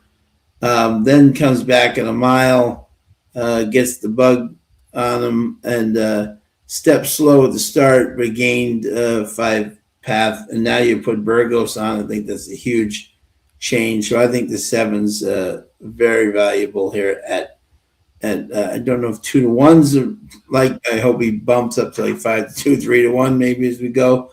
But I think this horse is going to be a very interesting horse in this field, especially with the Burgos thing. My second pick was Legend of Bobby C. Jeff Greenhill as 0 for 19, but does have 3 seconds. Gets the ageless wonder Johnny McKee, who has ridden this horse, and I think he's just been facing Billy White shoes and Concrete and Dawn Dragon and these type of horses that I think he's found the right group, the right sandbox of friends. And even though he's 0 for 4 at the track, I think this horse could maybe get up for second or third. And then my third pick was a bit of an upset, if I do recall, and that would be the 11 Street Style, Robert Medina and Alex Achard. Like the drop down. Horse has shown some ability to close, and I think the 11 post is not ideal. However, the 11 scratch, Sean. Oh, 11 scratch. Oh, yeah. I'm sorry. Yeah, 3, 9, and 11 are out. 3, 9, 11. Okay. Oh, yeah. Well, I had my 4, luckily. Yep. So my fourth horse here was the, 1 second. At a bit of a price was the, where'd he go? Okay. I just had it. Sorry. Yeah, I took a little bit of a flyer here. I'm all confused now. The 8. I'm discombobulated. There you go. I'm discombobulated, and he was the fourth horse. Yeah, I do like the thirds. Gutierrez gets aboard the Bug Boy. I think this horse could get third or fourth. I had him as my fourth pick, but I think that horse could be up there for the thing. So I am 7, followed by the 2, and then the 8.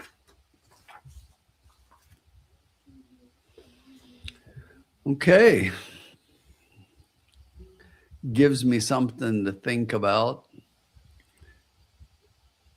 I'll just tell you my top 2 picks, Sean, without talking about them. All right. 7-2. There you go. You know what my third pick is? Who's that? The 8. There you go. Love it.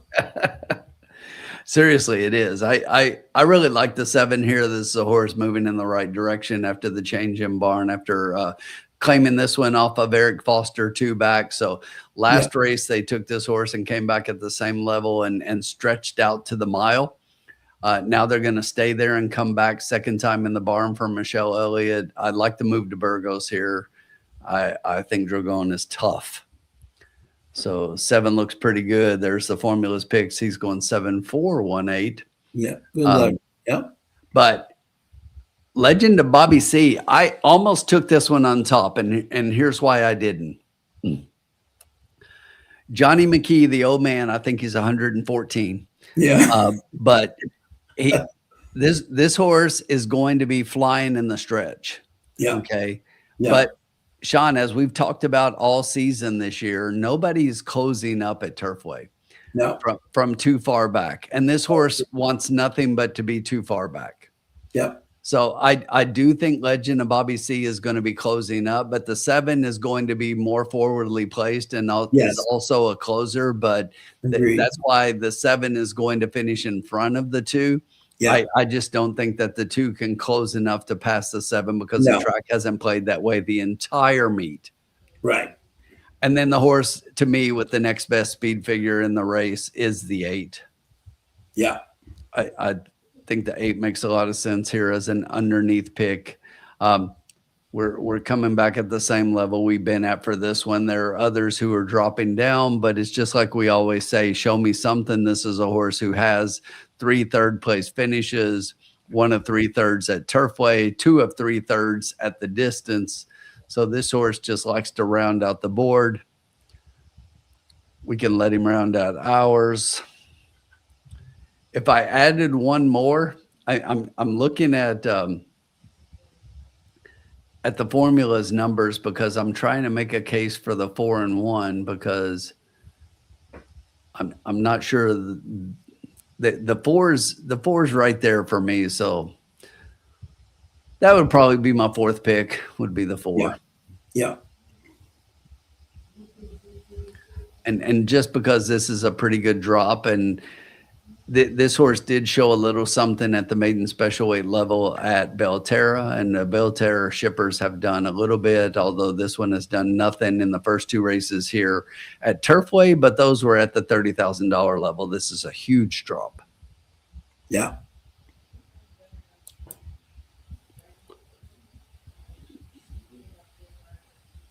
Exactly. 77. 2 minutes to go in overtime. Draw a ring around Michigan if you have Michigan.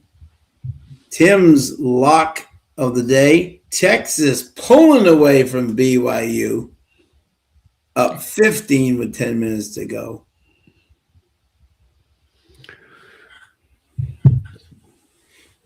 They didn't want to listen, Sean. No. Nope. You know, when we get to the tournament, I don't even look at teams' records. Yeah. Yeah. It's like, let me see who you've been playing.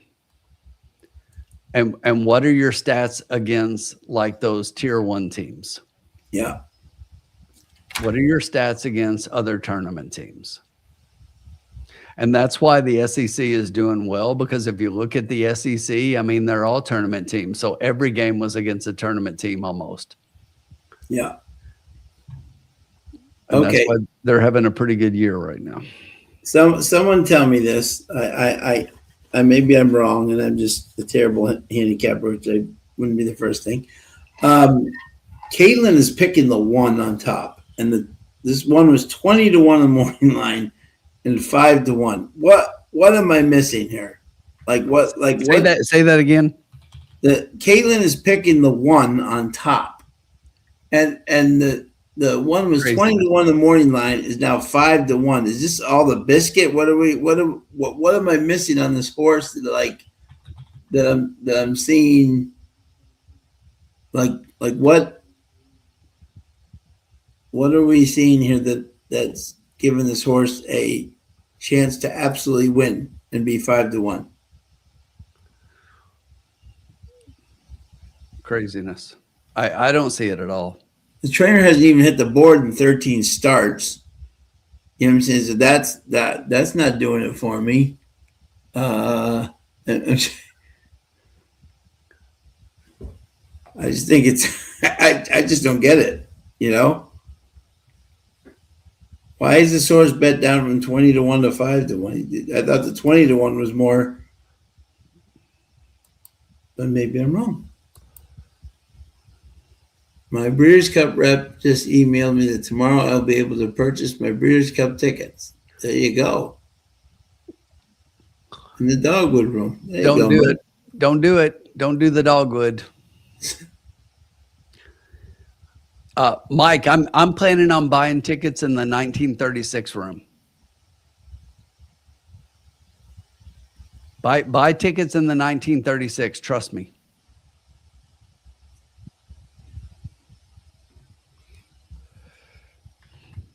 End of the meet, a train like that needs a check. Conspiracy theorists believe in getaway week. Everyone has to pay bills before the next track. Yeah? Yeah? That has always been a valid thing. 50 seconds left. We're still tied. Imagine if it goes to double overtime. Mike, here's why I say not to buy the dogwood room. Okay, because I don't know if you've seen Keeneland and the new paddock building. Okay. Here's the thing. Think of it this way. The track is here. Then you've got the main grandstand area, which has the original dining rooms. Then you've got the paddock area. Then you've got the paddock building. Within the paddock building, you do not have views of the track. And within the paddock building, the dogwood room is like a private dining room within the paddock building. Okay. So all of these are new rooms, Mike. They're just opening up for the spring meet. But here's the thing about the 1936 room. The 1936 room is a little different in that it's not sit down dining like the others, but the 1936 room is really cool. It is still, it's more of like heavy past hors d'oeuvres and all-inclusive bar. But here's the cool thing about the 1936 room. You get paddock access, which means that you can walk in the paddock for the saddling of everything.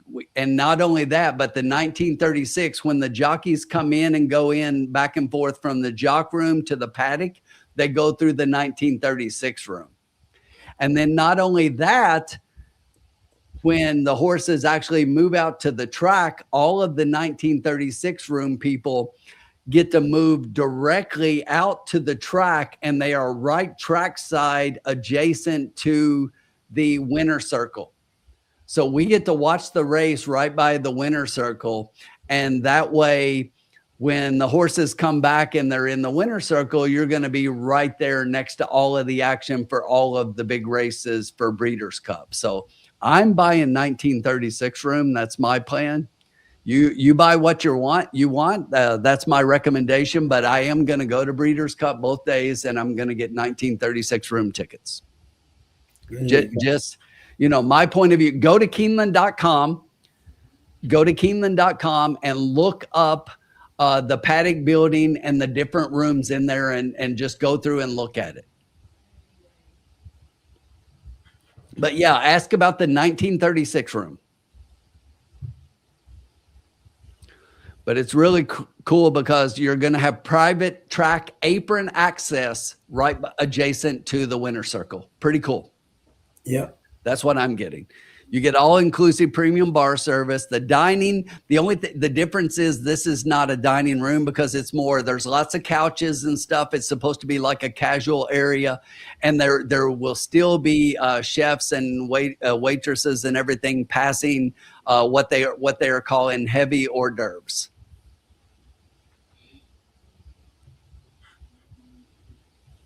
You end up in Georgetown, yeah.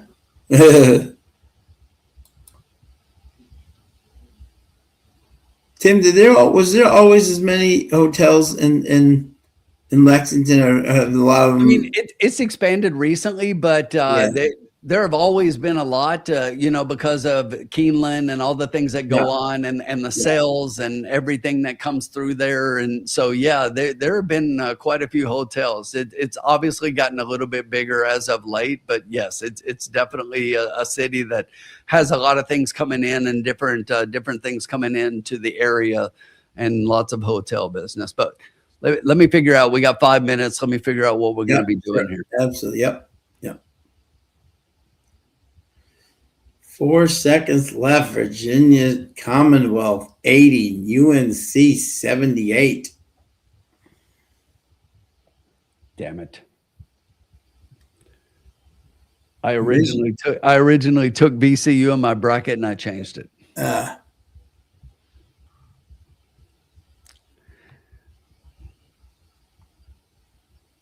We got Texas up 11 now on BYU.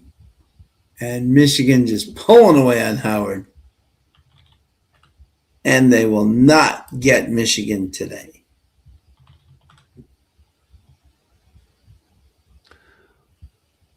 All right, Sean, let's do this. Yeah.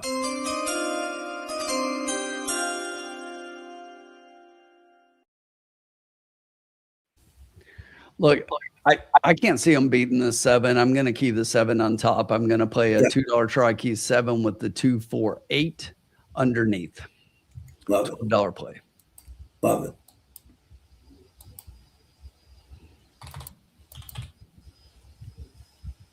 Love it.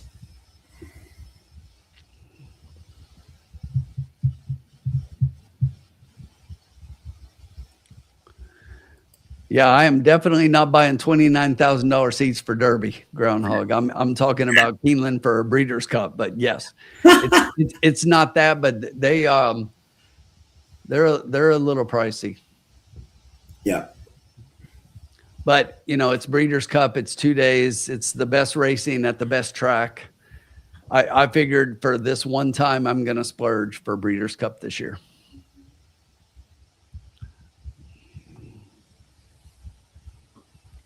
Love it.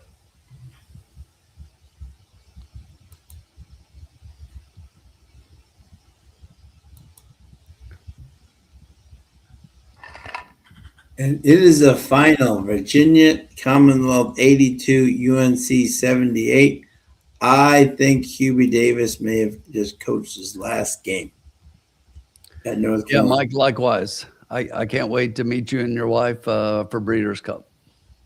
Yeah, that would be awesome.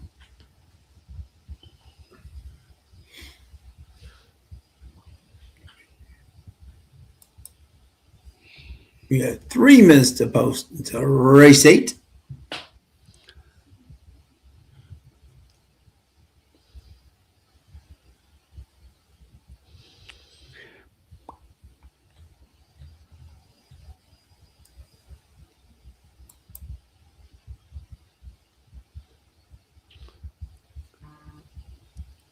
Yeah, I bet all the hotels are sold out, you know. Yeah, they're not right now. I actually looked, and it surprisingly they're not sold yet. But I would definitely get them sooner than later. And Yeah. Mike, we'll definitely have to go out to dinner. I'll look at putting in a reservation, you know, so that we can go downtown and get a good meal. Yeah, absolutely.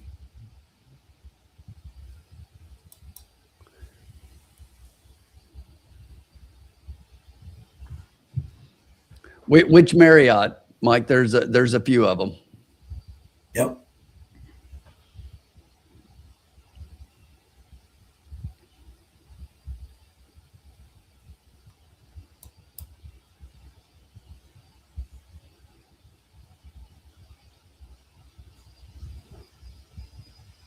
Yeah, they're all spread out down there. Yeah. What are the dates for the Breeders' Cup again, Mike? Do you remember? You remember, Sean? November 6, 7 November. Yeah, that's what I'm thinking. Yeah, that definitely sticks in my mind. Oh, you're staying in Georgetown Town Place. Okay. Yeah, that's not too far.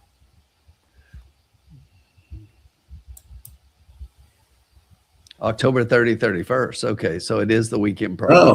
Okay. I thought it was going to be Halloween. Yeah, there you go. Oh, that's right. Yeah, it's Halloween this year, isn't it? Yeah. Yes.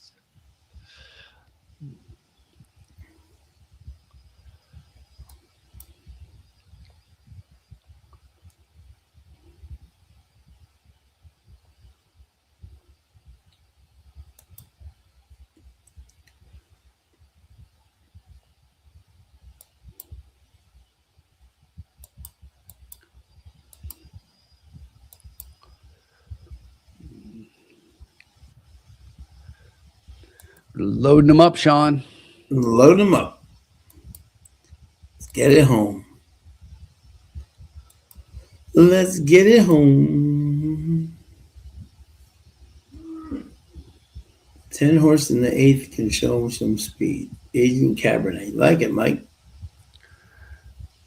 Flying into Cincinnati. Right next to Turfway. James White's got exact the box 457. Good luck, my friend.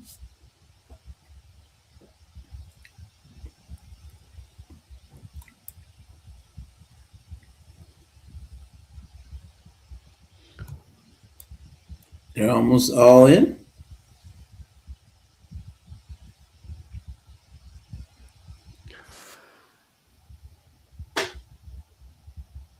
Just waiting for the 10. Good luck to everybody.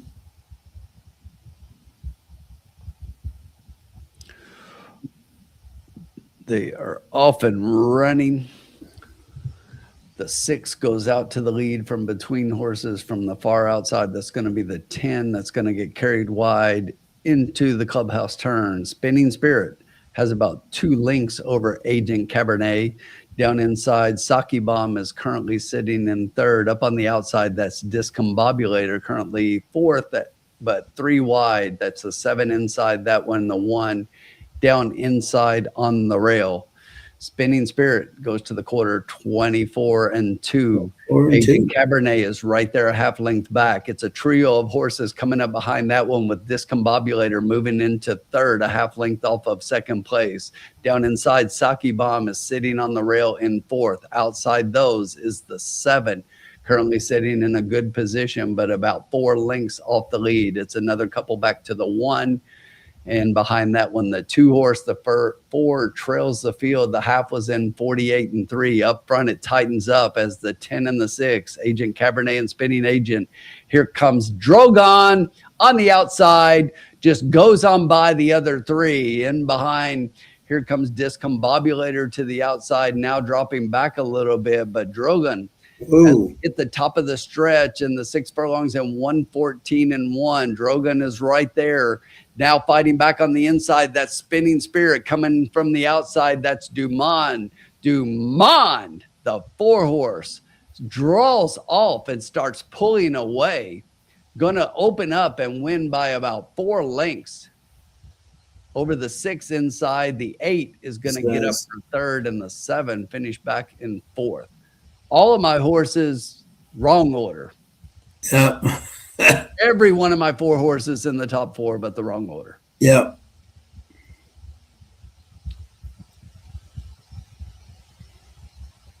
The 2 wiped out like somebody up at the top of the stretch. You see that? The 2 absolutely wiped out somebody, including themselves. Actually spun right around the turn. Just took out somebody completely. Todd says, I'm making plans for months away. Let's focus on this win. Yeah, that was a shit show. Groundhog, that's what we call that. Yeah, that was an absolute mess. And you know, I'm sorry, Johnny McKee, hang up the tack. Yeah, I mean, he almost killed them coming around the turn. It's like, hang up the tack, buddy. There comes a time. I mean, that was just absolutely.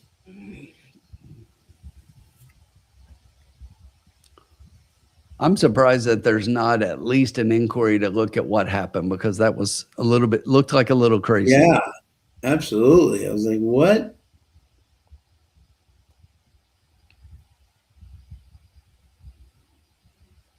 That was a bit of a shock to me there.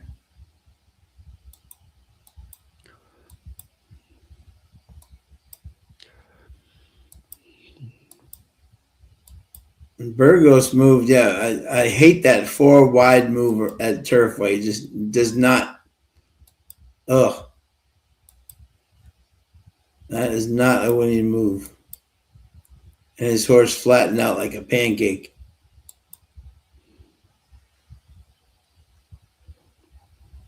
Yeah, no, the 2 wasn't going to win, but man, well, maybe if he went inside and said outside 4 and then decided he crushed somebody.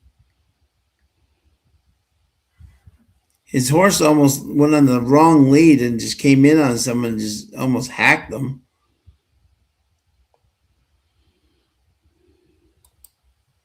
I don't think there'll be an inquiry, but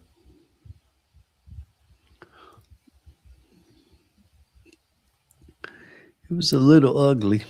Yeah, it was a little fugly, to say the least.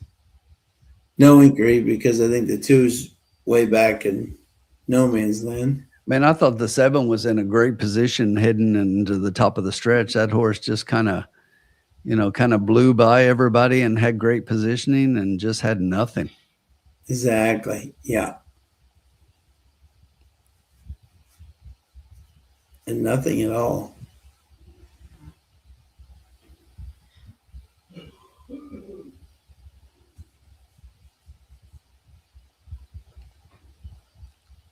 But if you have the 4 over the 8 over the 6, with Dragon 4th.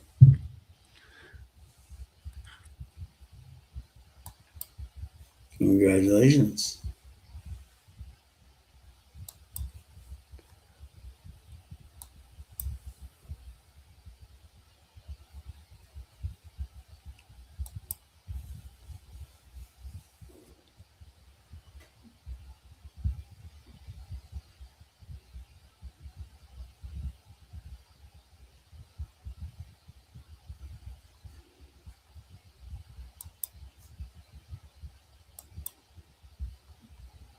That will pay very nicely. If you have that will pay very nicely. Yes. Congratulations if you do, because that is impressive. Yeah, especially with Joe going off the board. So that's good. Yeah. Definitely be a nice pay. If very impressive.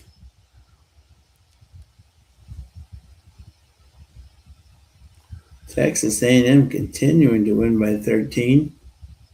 BYU sneaking a little bit closer, but Texas just made it 8 with 3 minutes to go.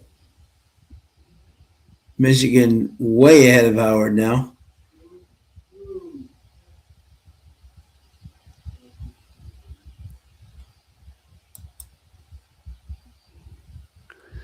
VCU over North Carolina. Yeah, I think Hubie Davis's days may be limited there They should be. because he just doesn't get them to play. You know, they just don't. They don't. There's no consistency, and they lose to teams they shouldn't lose to. And throughout the whole year, and that's even when they had their other guys. You know, I know they've had injury problems, but Man, I wish I'd stuck with my VCU pick. I know, yeah, me too. I almost had them. I actually picked that and I changed it. Oh man, the worst. All right, let's see here. That's gonna pay real nice. Mike Robb is alive in the pick 3. Good job, bud. Danny Bass, how you doing, my friend? Definitely good because that having that 4 right there, who was not even the top 3, is going to definitely help your pick 3. Oh yeah, no doubt. It's official. It's official.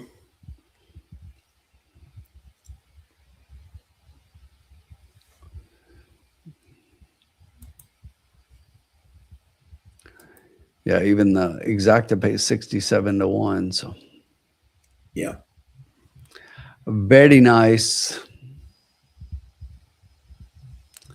The pick 3 to that race for 50 cents paid 73. Yeah, ending with the 4. And the $2 exacta was 134. The 50-cent try was 232.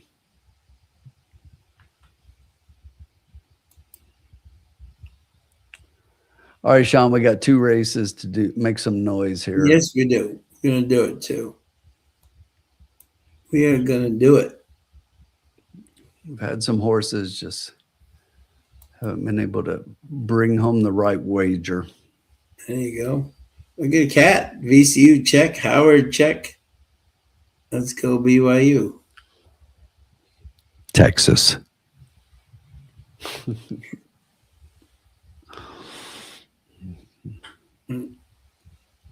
Be back in 1 second, my friend. Howard is not going to win, though. Come on. Oh, if you're meaning you just played the spread and not the pick in the tournament, then yes. 3 minutes left. BYU has cut it to 6.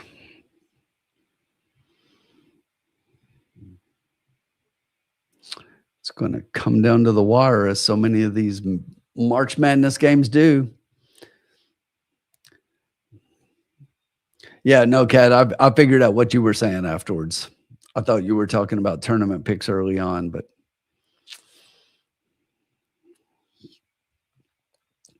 yes, absolutely. If you're just talking about bet and you took that crazy line,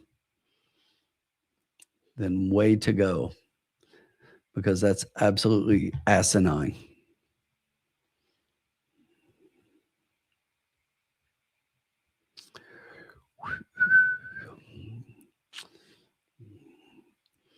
Debanza missed a shot and foul on BYU. Okay. Don't care. I got 32.5. There you go. It's not whether you win or lose, it's whether you cover. Is that what? Exactly. Hubie Davis's days may be numbered. Should be. Numbered. Number 9.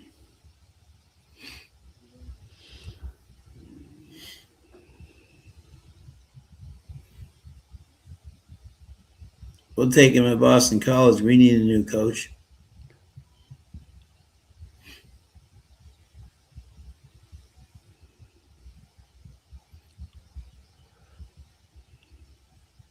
our arena used to be jam packed every game, and now this year there was only like 1,000 fans like a game. It was awful. I was like, are you kidding me?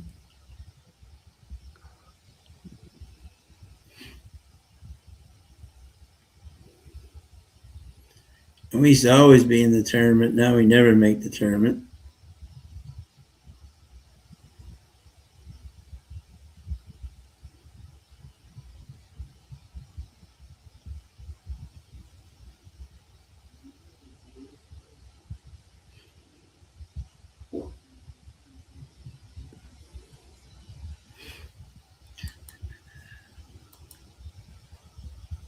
All with the 8 daily double, $4.36. Look at Todd. Todd's got the shrooms in full effect here. Like it, Todd.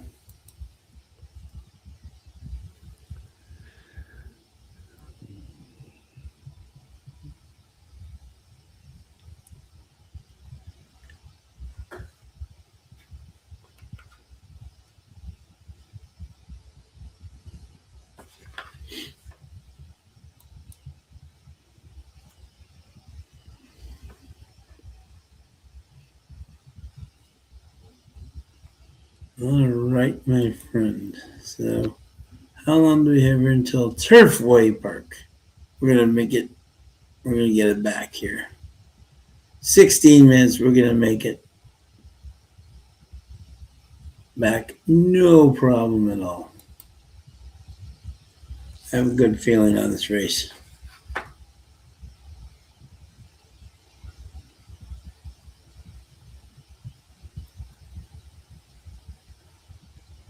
You got tutta bella in this race. 8 furlongs. Oh, 8. All right, my friend. We'll go to. I'll read the conditions in this race, and you let us know. You've been the hot hand tonight here. I just follow whoever you like. All right, 9th race, a mile, claiming 30,000. Non-winners of 2 races, Tim. Yes, it is. All right, who we going for? So I went back and forth on a couple of horses here for a couple of reasons. You know that my angle on these non-winner of 2s is where's your best win. Yeah. So I'm going to tell you this: the best win's on the 1. Yeah. Okay. The best win is on the 1 who won back on the 17th of January of last year, won a maiden special weight at the distance. So maiden special weight class at this distance, at this track on the surface. Yep. Okay. So when I'm rating the 1 win, that's like checks all the boxes. So the 1 looks really strong in that regard. Yes. But since that time, this horse has dropped down and has been racing against pretty cheap and has not done much with it. So when I'm looking and evaluating everything else, I look at the 7 Lil's Coffee. And this horse, if you look, finally broke through, was in maiden special weights. Yeah. To include 1 race here at Turfway, and then had to drop down to the 30,000 level to get the win at the track on the surface at the distance, right? Yeah. So that counts for something, and the speed figure was a little bit lower. But here's the difference. This horse went and raced allowance class and raced against much better and put up some really good numbers, particularly that race on the 12th of March last year. Obviously, long layoff to November, and then since coming back went turf, and then since coming here to Turfway and the 2 races out, you know, the first race was really good in an allowance race, and in the second race, I just think that the horse was against the track that particular day in that optional claimer. So I'm willing to draw a line through that and say that Lil's Coffee had an excuse in that race. Victor rides back for Doug O'Neill. But you know, Doug's been pretty cold. So at the meet, so that's a reason to maybe play against this one and go ahead and go with the 1. who is the one who on my criteria for this class of race really checks all the boxes. And then the other one, the next one would be the 9-horse Tutabella. And the thing about this horse for Paulo Lobo getting Burgos back up is that this is the theory of recency. So when I look at that one win, yes, this one just broke through last time out, but that was a pretty good race going gate to wire, coming off a layoff. This horse has raced the last 2 times here at this track at this distance, getting beat a close second by a good horse in Canterbury Lane, and then last time breaking through. And the speed figure in that race as well, when you look at everybody else in here, that was the second best last race speed figure. And the first one, I think, is a little bit cheaper in the win in that particular race. But so I ended up being 719, but I'm starting to think, Sean, that maybe I'm 179. But just to be safe, I would say it's like if you play a 1-7 with 1-7 with 9 is kind of the approach I would take based on how I handicapped it initially and what I'm seeing. Yeah, got it. Got it. And just so you know, if I added in a 4th horse, I put one down here, and I wanted to let you know the 5 would be my 4th pick. Okay, gotcha.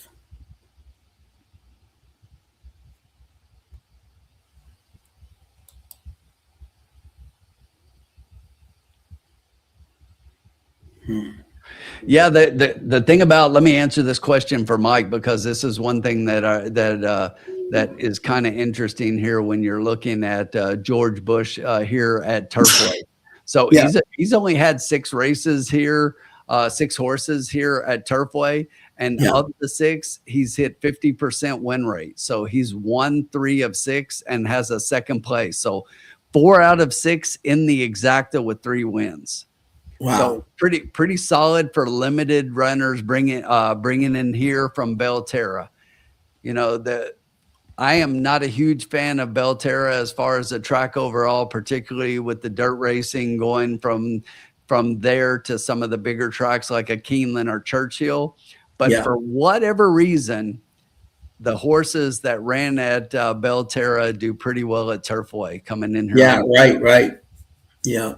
It's just something you see on a very regular basis that they come in and do pretty well. Yeah.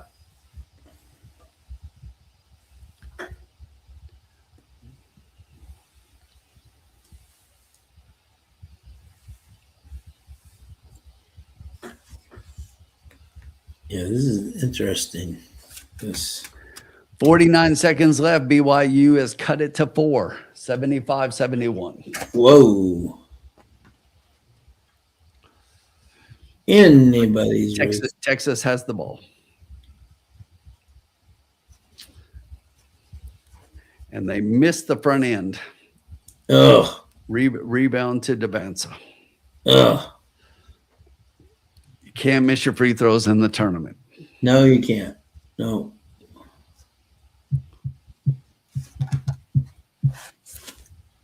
Okay. To develop. Don't like the outside.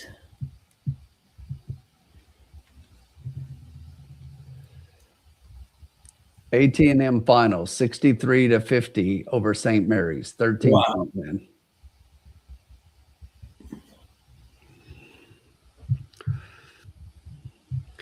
Oh, Texas gets a steal. Texas gets the steal. Game over. Stole the ball from Devanza. Game over. 4-point lead in the ball. Probably going to get fouled. Yeah. Okay. This is interesting right here. Really interesting.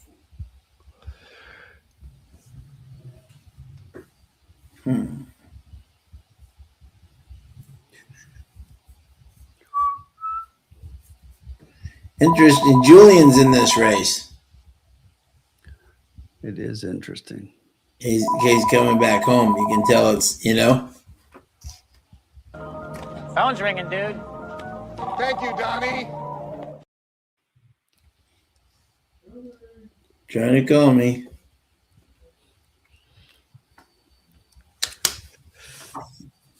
One of the trainers calling Sean, Yep.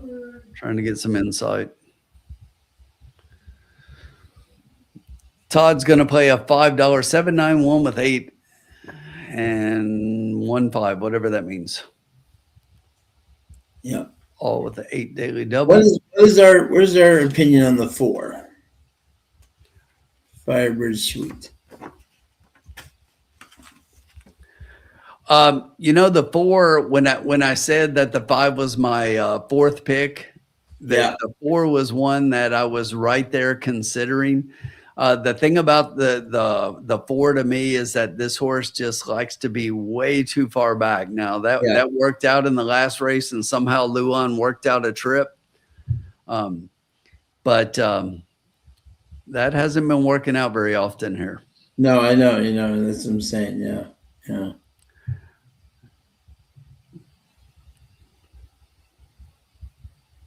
Interesting. It's all over but the crying. Texas over BYU. There you go. Just like he said.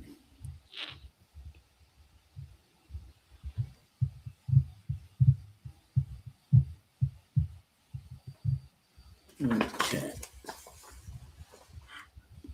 And how much money do we have left? Plenty. $52. $52. With 2 races. Okay.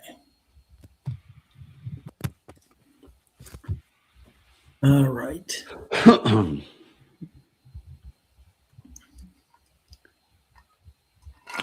There's 6 minutes to go.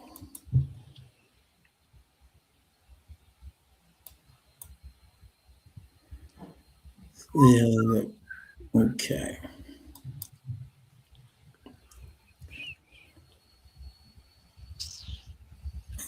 Right.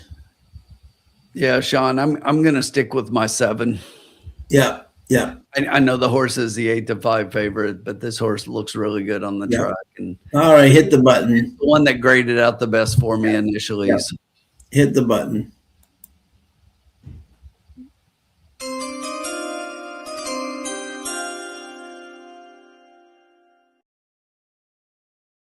All right, I'm going to just do a $2 exacta 7 all.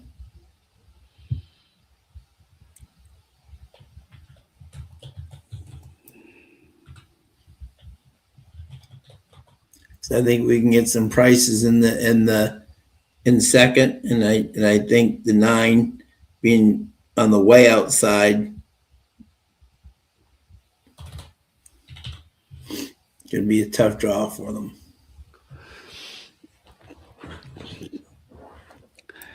Yeah, when you're looking at all of the exactas right now, the lowest is a 7-9, which is 12-1 still.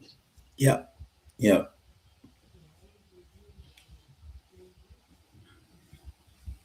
Groundhog is going to play a $3 double 7 with 10-11. Curtis is going try 110 with 110 547 with 110 547. Good luck.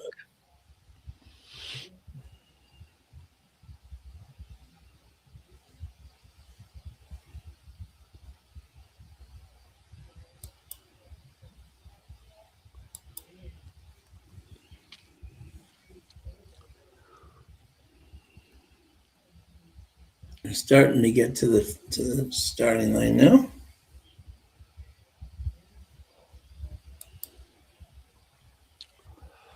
Let's see, Groundhog's got, and Curtis has got a 110 with 110 547 with 110 547. Bobby D's got the 9-6 with the 5-7. Good luck.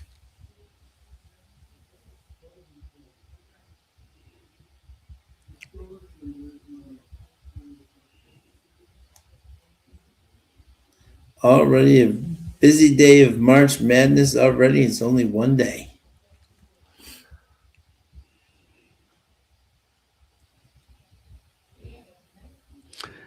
Final score, Texas 79, BYU 71. Wow. I have to follow, but the Firebird is looking like a solid show bet on the 4. Yep.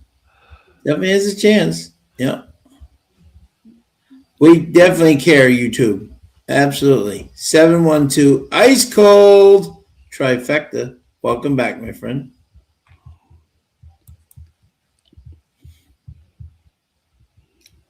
I definitely care. 6-5. Those coffee. My boy Victor Carrasco, who has not been here, has not had many mounts tonight. So riding for Doug.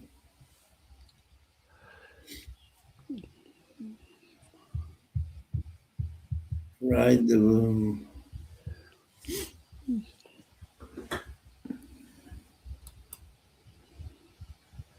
Then we got a big group in the last race.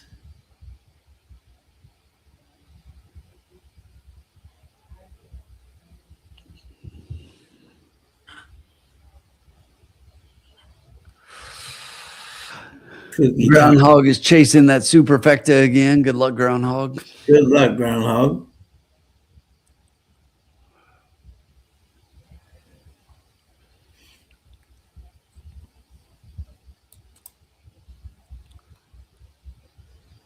We're getting there. Jeez, why are we going to keep going around in a circle here? And I'm just going to call it out again, Sean. You ready? Yeah. Ice code superfecta 7159. Love it.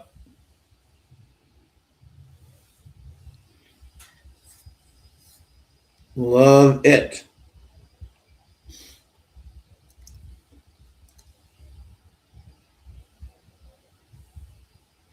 And Turfway is what? One more week, is it? Debbie, this is Turfway race number 9 right now. Tim, when is closing weekend for Turfway? Should be coming up next week with next week, right? Yeah. After next week. Okay. Yep. The bankroll is down to coming up on the screen now, $36. Yep. So $63 to play 9 races so far. Not too shabby. Yep.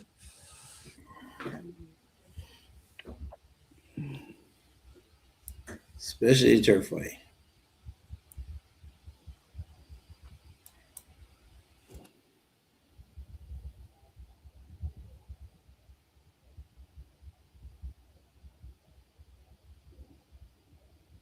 We've made it to the gate.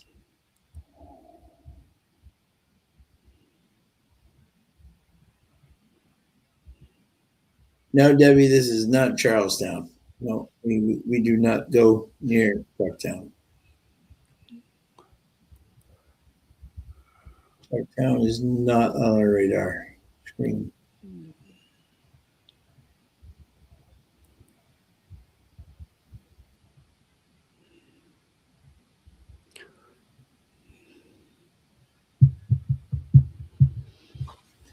We're all in line, and they're off. Oh, 4 got really bumped out of the gate. Yep, and hopped as well. Yeah. We got the 6, the 7, the 1, all going for the lead here. The 1, Jersey's Parade, taking the lead. The 6, Mackenzie's River, right behind them. The 5, Fashion Affirmed on the inside. The 7, Lil's Coffee, right on the outside. Then we get the 9, the 8, the 3, getting steady there behind the 9 and the 8. The 4 and the 2 can see them all. 25 and 1, not a fast pace up front. The 1, Jersey's Parade, continuing to lead them all. The 6, Mackenzie's River, right there. The 5, stalking nicely on the inside. The 7, Lil's Coffee, has a nice spot on the outside if they're good enough. The 8, the 9 right behind them. The 3, the 4, and the 2 can see them all. 49 and 2, not a fast pace. The 1 trying to take them wire to wire. Lil's Coffee trying to get the lead with Victor Carrasco. The 9 moving up on the outside. The 5, the 4, the 8 coming around the turn. The 1 trying to take him wire to wire. Victor Carrasco all out on the 7, trying to implore him for room, but the 1 is getting away.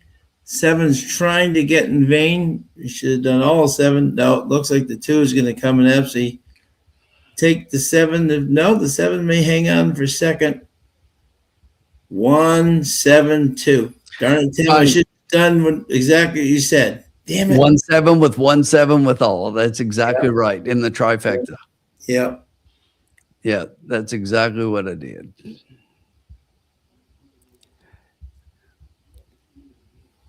Yep. And we can, that it actually turned out better because as much as I like the 7, I told you I kept talking myself into the 1, and that's why that was making more sense. And we get the 7-1 on top. Yeah. Yeah. I should have just done 1-7. The 7-1 exact is paying 21-1, and I've got a trifecta. Yeah, I should box. Damn it. I'm just doing everything wrong tonight. I should listen to Tim 4 times. Seriously.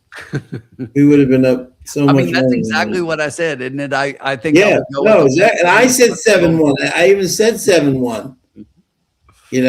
I said 7-1. I didn't do it, because I thought the 7 would just be, Jesus. Oh, well. We have nights like that.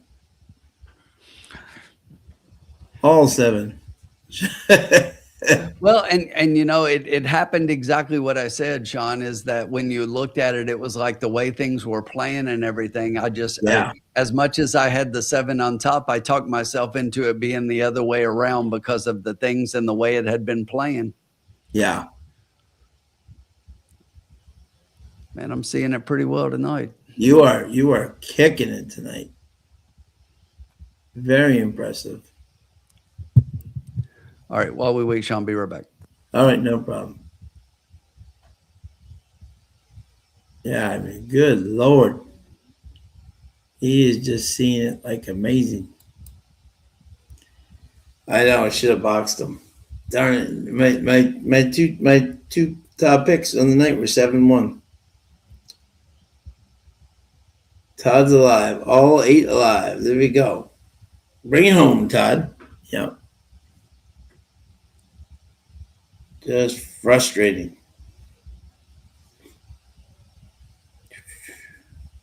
I really like that 7 too, because those victors. I'm a big fan of riders that only have one mount. They're not sticking around just to have ice cream. And he was all out on them. Just the one just got the jump on him. Give him credit. Barboza with another win. Amazing.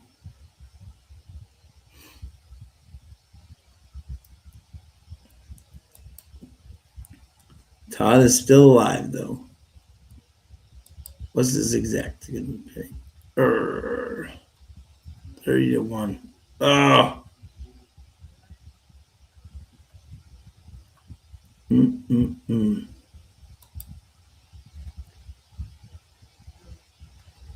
That's what I'm going to regret.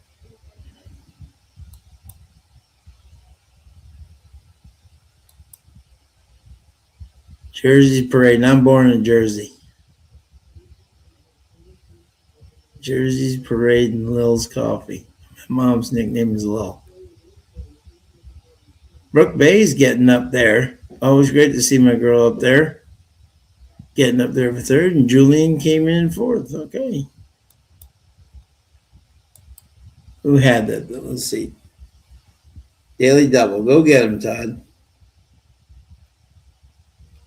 So did Groundhog Groundhog had the 7 on top. Shoot, me too. Jordan Groundhog.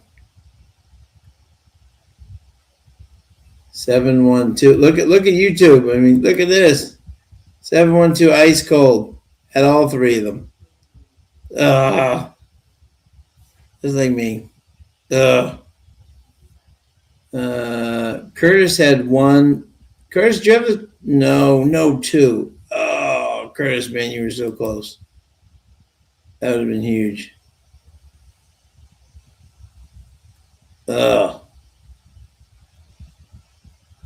We were all so close.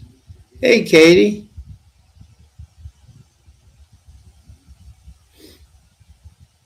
Thank you for joining us, my friend. Yeah, Tim has been on fire tonight.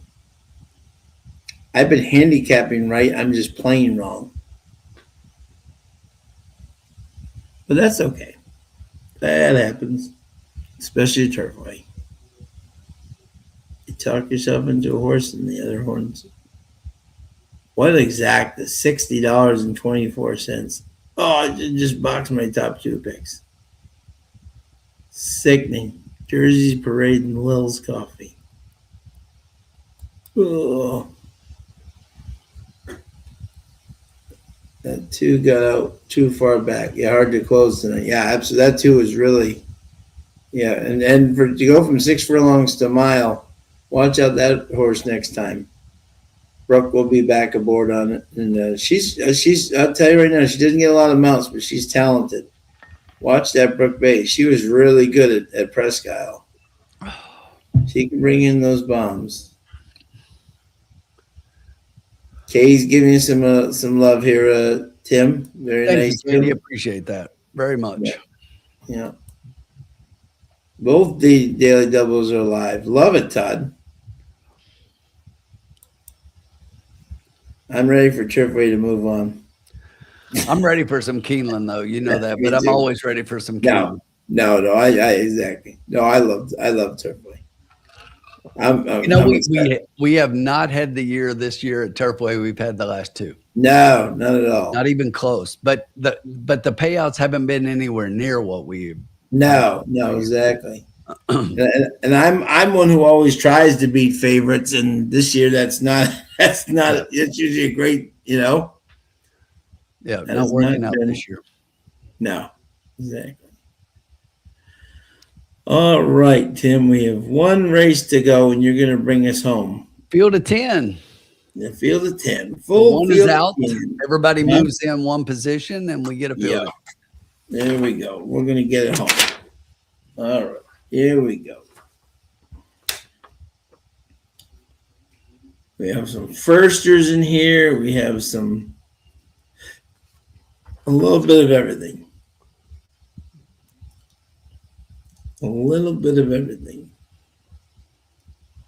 I know Mike's always interested if I like it. If I like thanks, Kay. Don't worry.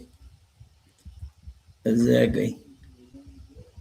All right. So let's see who I had in this thing. Okay. Yeah. All right. Here we go. So in my number one pick here in this race, getting no love right now, even though I think he's a legit horse here, is the 3, Give Me the Beat. John Hancock, he's over 23, but he's got 2 and 3, 2/3, 2 seconds, 3/3. It's the end of the meet. He hasn't been doing well. But Luan has gotten 2/3 with this horse, and I think tonight, the meet ending, he's dropped down to 30,000 last time. Was moving very willingly, rallied, and I think he's going to get him in a good spot tonight and get him charging towards the line. I think this 3 at 9-1 is ridiculous value compared to where it should be. Second. It's our daily double here, Tim. 2 of our favorites, Ian Wilkes and Julian Leperoux. This horse came in 5th to Black Cherry and Pearl of Pearls, and Let's Go Barbie down in Gulfstream on the synthetic. Drops down. This is not usually his biggest, Ian's biggest thing, but Ian's been doing very solid this meet, and turf, the synthetic 25%. That's not bad at all. So I think this horse would be good. And the third horse, Listen to Your Mother, John Hancock Ramos. However, Luan rode this horse last time, picks the 3, which I think gives the 3 an even bigger shot, but I think this 9 can get in the money. So I am 3, followed by the 8, the 9, and my 4th pick, ironically, was the 4 Cookie Time, the first timer for however John McKee is riding. Not good, so I'll give this horse a look next time. Yeah, this is like one of those races. Last race, maiden race. It's like we got some first time starters. We know that that's a an angle we like here at Turfway. Yeah, but I don't like any of the firsters. No, especially with John McKee right now. No, exactly. Yeah. You know what I did find interesting, Sean, and you alluded to this a little bit, is that you've got the 3 and the 9 both trained by John Hancock. Yep. Okay. But you look at the number 9 horse. This is one that's owned by the Hilliards, Hilliard Ashley and Hilliard Matthew. But if you look at the 3 owned by who? Yeah, that would be Donna Hancock. Yeah. Yeah. Okay, so this is theirs. This is like owner trained. He's got a piece of this one. We're back at the 30,000 level. That was a pretty decent move forward. Luan rides back. Also, you look at that 12 March workout. They throw a work in since, and it was really sharp. So a 47-3 bullet, best of 14 on the day at 4 furlongs. I like the 3 quite a bit here. Me too. And the 8, I like the 8. I like Ian. I like Julian. Every time I don't bet Ian, he wins. Right. But I just don't see this as being that horse, Sean. We're going 6.5, and I look at this, and this horse has gone 5 twice, and 5.5 has been on dirt, has been on turf, and has been on synthetic. Yeah. And none of them just are overwhelming to me. So no. Maybe underneath on the 8, but this is one of those races to where I look and it's almost like I think John Hancock can go 1-2 here. I think so too. Yeah. I definitely think that that's a possibility. So we could see the 3-9, 9-3, and anybody. Yeah. Maybe 9, 3 all in there in between, but yeah. I mean, I get why people are going to want to bet the 8 in here, but I can't get there. Yeah. I can't get there. I like the 9 more than the 8, and I like the 3 more than the 9. Yeah. When I was looking at the race from a pace perspective, it's like trying to figure out who in here, Sean, is going to go to the lead. Yeah. You go down the whole form. Show me some ones, Sean. Yeah. There are none. None. Yeah. As a matter of fact, if you look 1 through 11 and you show last 6 races, there's not a 1 on the page, Sean. I agree. Yeah. Yeah. So it's like, where is the speed coming from? And you know, we know pace makes the race. So I look at the firsters and I look at the workouts, and it's like, who's throwing up some blistering works that could go to the lead? None of them. Yeah. So then who's it going to be? And, you know, when you look at it, it's like, I think maybe the 8 does go out. Yeah. Does have that, you know, 2 back, has the 2 lines on the synthetic at Gulfstream. Sure. So maybe the 8 goes to the lead. That hasn't been a good recipe for going gate to wire at 6.5 furlongs. Yeah. So which is another reason to play against. And the other one is the 11. Yeah. Yeah, the 6 is definitely one, Mike, that could based on some of the numbers there, but really it's like, I'm not sure. Victor for, you know, Delacour. Yeah. Does have, if you look at that 14 March work, has a nice sharp 47-4, third best of 116 on the day, Sean. I know. Yeah. I noticed that. Yeah. So this is definitely one that might be underneath there.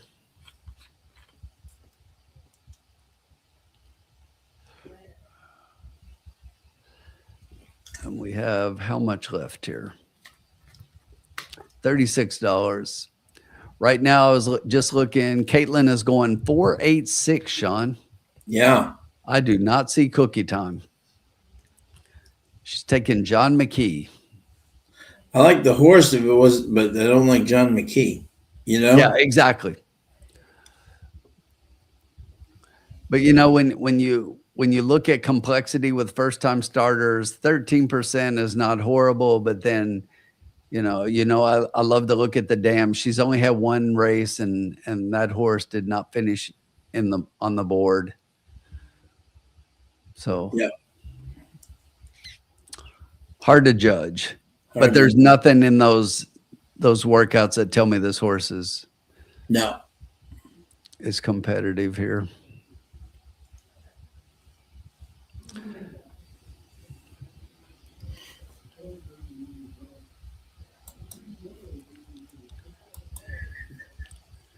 It's like, give me Luan in the last. I would tell you though, Sean, if you're watching the screen right now, the 6 is like bucking and kicking up the back. Yes. Definitely high key. Yeah, exactly. Yeah. A little keyed up here. Yeah, exactly. Yeah. The 8 is 5-2. The 9 is also 5-2, has a little more money. So the 9 is the favorite over the 8. Yeah. If you remember back to my pick 6 picks, I actually had the 8 and the 9 here.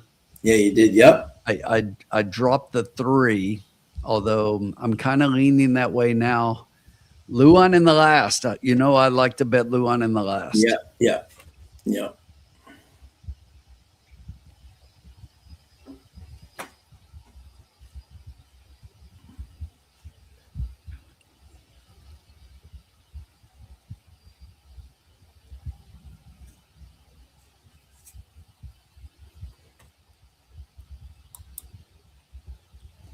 5 horse had a nice move on the grass. 46 and change. Yeah.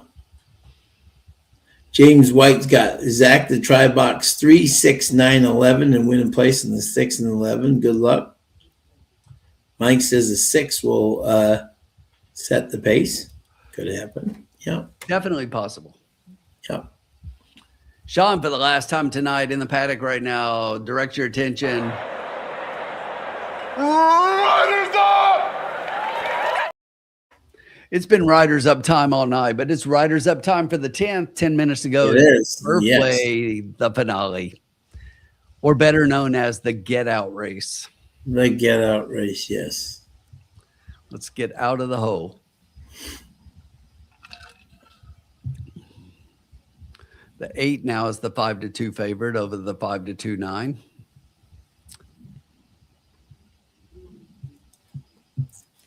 Bobby's got 8 and 3 with 11 and 9. Good luck, Bobby. Finish strong, bud.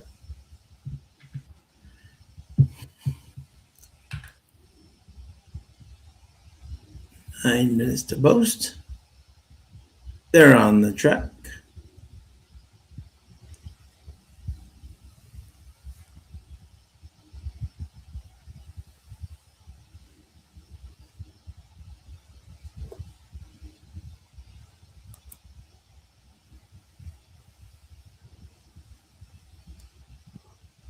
Tim, have you looked at the Louisiana Derby at all, by the way? No, not yet. Okay, I got you. I got to do all my weekend handicapping tomorrow. It's like gotcha. one of those weeks. So. Yeah, gotcha. Yep. I'm still going with my boy Golden Tempo. I think he's going to run a good race.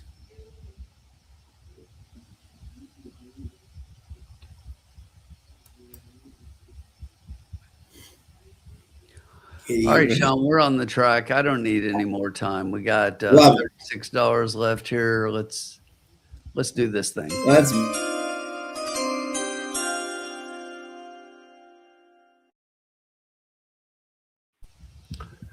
All right, so I'm gonna use $32 of our bankroll. Okay. And I think I've got the way I want to play this. All right. So I'm gonna play a $2 trifecta. Yeah. And I am going to stick with my 3 on top. I'm going to play the 3 with the 8, 9 with all. There you go. Okay, love it. There you go. Okay. That'll be a $32 play. Like it. Get the 6-1 home on top Love it. over the 2 5-2s, either one of them, and then give me a long shot for third. Boom.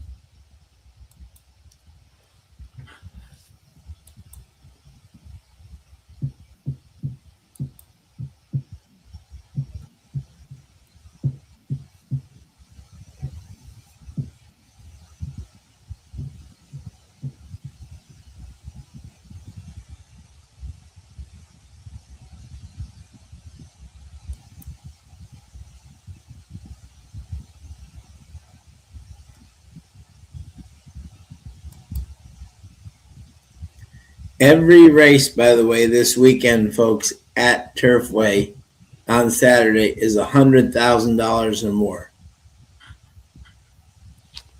Every It's a good race. day of racing for sure at Turfway. Yeah, yeah. And then a nice Louisiana Derby field. Yeah. I haven't figured out how I'm betting it, but I got, a emotional rooting for universe, hoping that horse can improve. Yeah. If everyone wants an interesting horse that I like, is maiden special race in race 3. The horse's name is Fancy Gentleman. Alex Achard and Ethan West. For Fancy Gentleman. That is my horse to play. The Wood is it's the same day as the Santa Anita and the Bluegrass, so it's 2 weeks from this Saturday for the Wood. YouTube. Oh yeah, I'm betting across, Mike. Yeah, that's always a big day because you got the Bluegrass Stakes, the Santa Anita Derby, and the Wood Memorial all in the same day. All on the same day. Yep. And then that only leaves one prep here in the States. That'll be the Lexington the very next week when Sean and I are watching at trackside there. Yes, we will be. At Keeneland. Yes. But yes, it's heating up. We're almost there. So we're 2 weeks from tomorrow from Keeneland, 2 weeks from Saturday for the big races, one big prep after that, and then it's Derby time around the corner. Yep. We are there, folks. Wouldn't be surprised if we see the Bolt, in that Lexington at all. Riley's horse, Yeah. The Lexington always attracts a lot as well, depending on how things like the Florida Derby and, and the Arkansas and the Louisiana workout. If there's a trainer with a horse that, just needs a handful of points that a second or third place finish would do, then they typically point them to Lexington for the Lexington Stakes to try to get enough points to get into the Derby. Yeah. Although running that close to the race day really kind of hampers your chances to win, in my opinion. But if you're just trying to get into the field, then I understand. Yep. All right. Once again, we're going to play a $2 trifecta 3 with 8-9 with all. We're going to hope we get a 3, 8, 7. That would be amazing. Right now, just if you're looking at the exacta probables, the 8-9 is the lowest, paying 10. Mm-hmm. The 3, just to give you an idea of our 2 payouts, the 3-8 is 26 and the 3-9 is 23. So the trifecta should be pretty decent. And thank you again to everybody who's joined us tonight and stayed with us. So appreciate it. Yeah, it's been a pretty good night. Yeah, emerging market. Yeah, Chris. Like it. With 5 minutes to go in the first half, Illinois leads Penn. St. Louis 10-5 over Georgia early in that game. Houston with an early lead on Idaho 7-5. Love it. Gonzaga still to come, still to tip. Yep.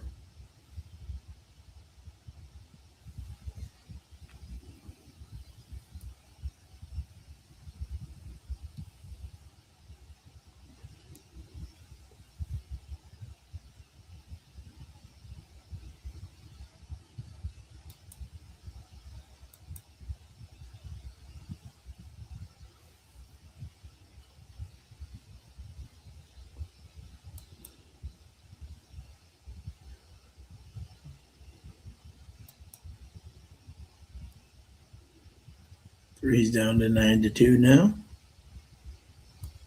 Taking a little late money here.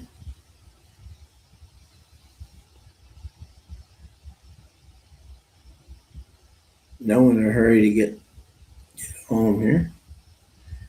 Doesn't look too bad tonight, Tim, for No, not at all. looks pretty serene and calm.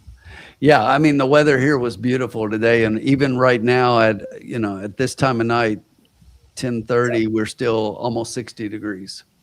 Yeah. And for anybody wondering, my boy Antiquarian has been ramping it up down in Florida, looking good. He's getting ready to come back within the next month or so, sometime at Gulfstream. Get his 4-year-old is going there.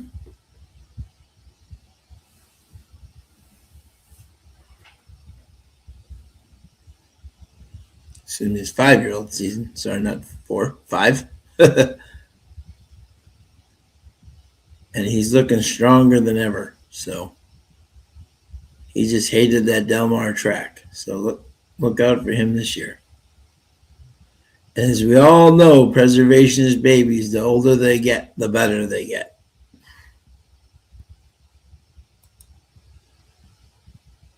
Daddy won all his big races at 5 and 6.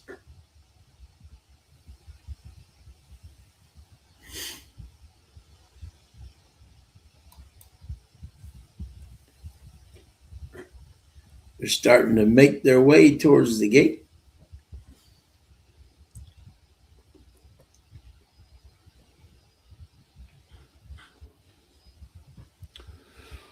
YouTube's going with the 895 cold try.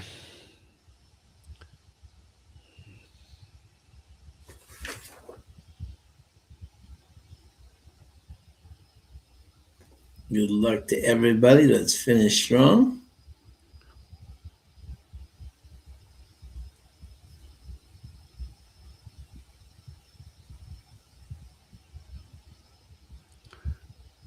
We're only 4.5 in, but Idaho leads Houston 10-7. Whoa. Upset Central. Craziness. The 15 over the 2 seed.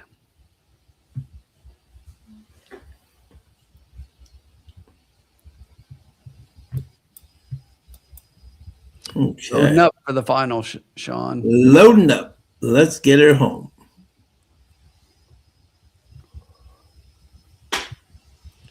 Houston does have a problem. If they lose to Idaho, it's a big one. It's a very big problem.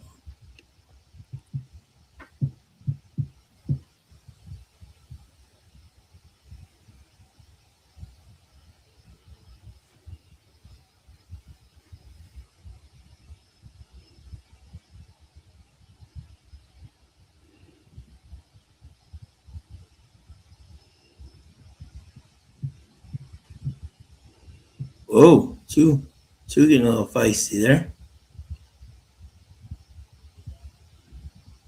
Good job by the assistant starter. And they're off. It's the 8 going for the 10 going for the lead. The 4 going for the lead. We got the 10 Bourbon and Spice with Cookie Time going for the lead. Then we get the 5. We get the 6, the 8, the 11, the 9, the 2. Got to get our 3 going here, Luan. Yeah, Luan's got the 3. 22 and 1, though. They are flying up front. Cookie Time. What is Mr. McKee doing tonight? 7, look at it. 10, 8 to 1, 22. Look at this pace. This could be a 45 on this surface. 10, here comes the 6 is trying to get him in vain here. The 4 giving up here. The 9 coming on the outside. Luan trying to come from the back on the outside here. 45 and 2 down the stretch. Here they come. The 10 still in the lead at 17 to 1. Our 3 trying to rally back in vain, but the 9 coming. Luan trying to come from the clouds. Could it be 938? Oh, you got to be kidding me. Are you kidding me? All three. Ugh.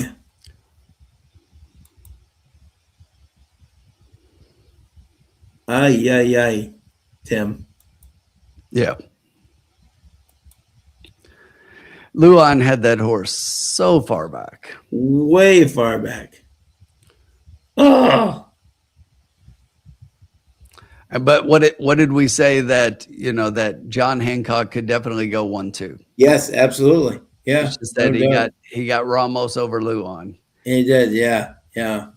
I don't know why Luan hasn't figured out that in the past that was fine, but this year, yeah, you just can't do that. No, you can't. He was coming, but that's just too far back. It's going to be a 938. Yeah, so close. Yeah, so far. Ugh. Well, groundhog, yep. Bullshit. Man. And that 3 was full of run, too. It's way far back. Damn the luck. Damn the torpedoes. Either he's got his horse too far back, he don't know which wire to run to. Yeah.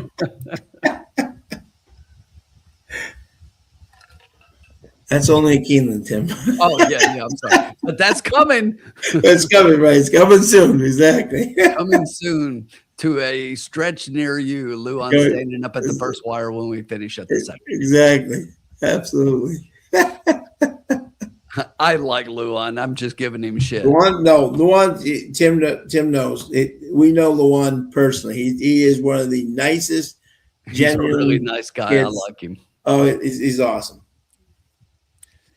He's a hard working kid. Love him.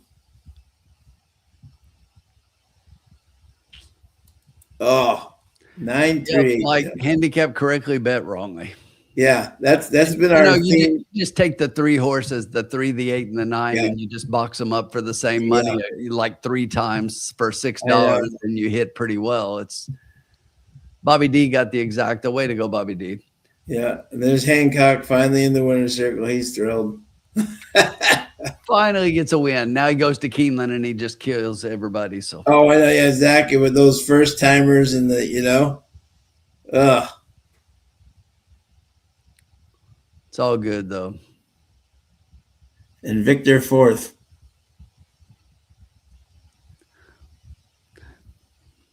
Todd needs 2 more cents so he can bet a super. Somebody loan Todd 2 cents. Yeah. Bobby D win. Good job, Bobby D. Let's get Bobby's D's up there. Hold on. Bobby D 8-3 with 11-9. Oh, but he needed the 9. Oh, exact box. So he's got it. Okay. Good job, Bobby D. Right there, baby. Way to finish strong. Bobby D finishes strong like a lot of the time. It's amazing. Always a pleasure, Mike. Thank you. Wow, Sean, the $2 try paid $146.24. Oh. Unbelievable. 8 cents left. Thank you to everybody for joining us tonight. We got one more week of Turfway left, and then the beautiful green grass of Lexington and the fake Versailles and the beautiful area, everything. Very excited. We will most likely not have a lounge on the 9th. Yes. So Tim and I will both be in Lexington. We'll be in Lexington, but we will be here next week for sure with you guys. So Yeah, thanks, Rex. Terrible betting. Okay. Thanks, Rex. All right. Thank you to everybody. Have a great weekend. Enjoy some great racing at Turfway, some great racing in Louisiana. And we're almost to Keeneland. So thanks, everybody. We'll see you next week.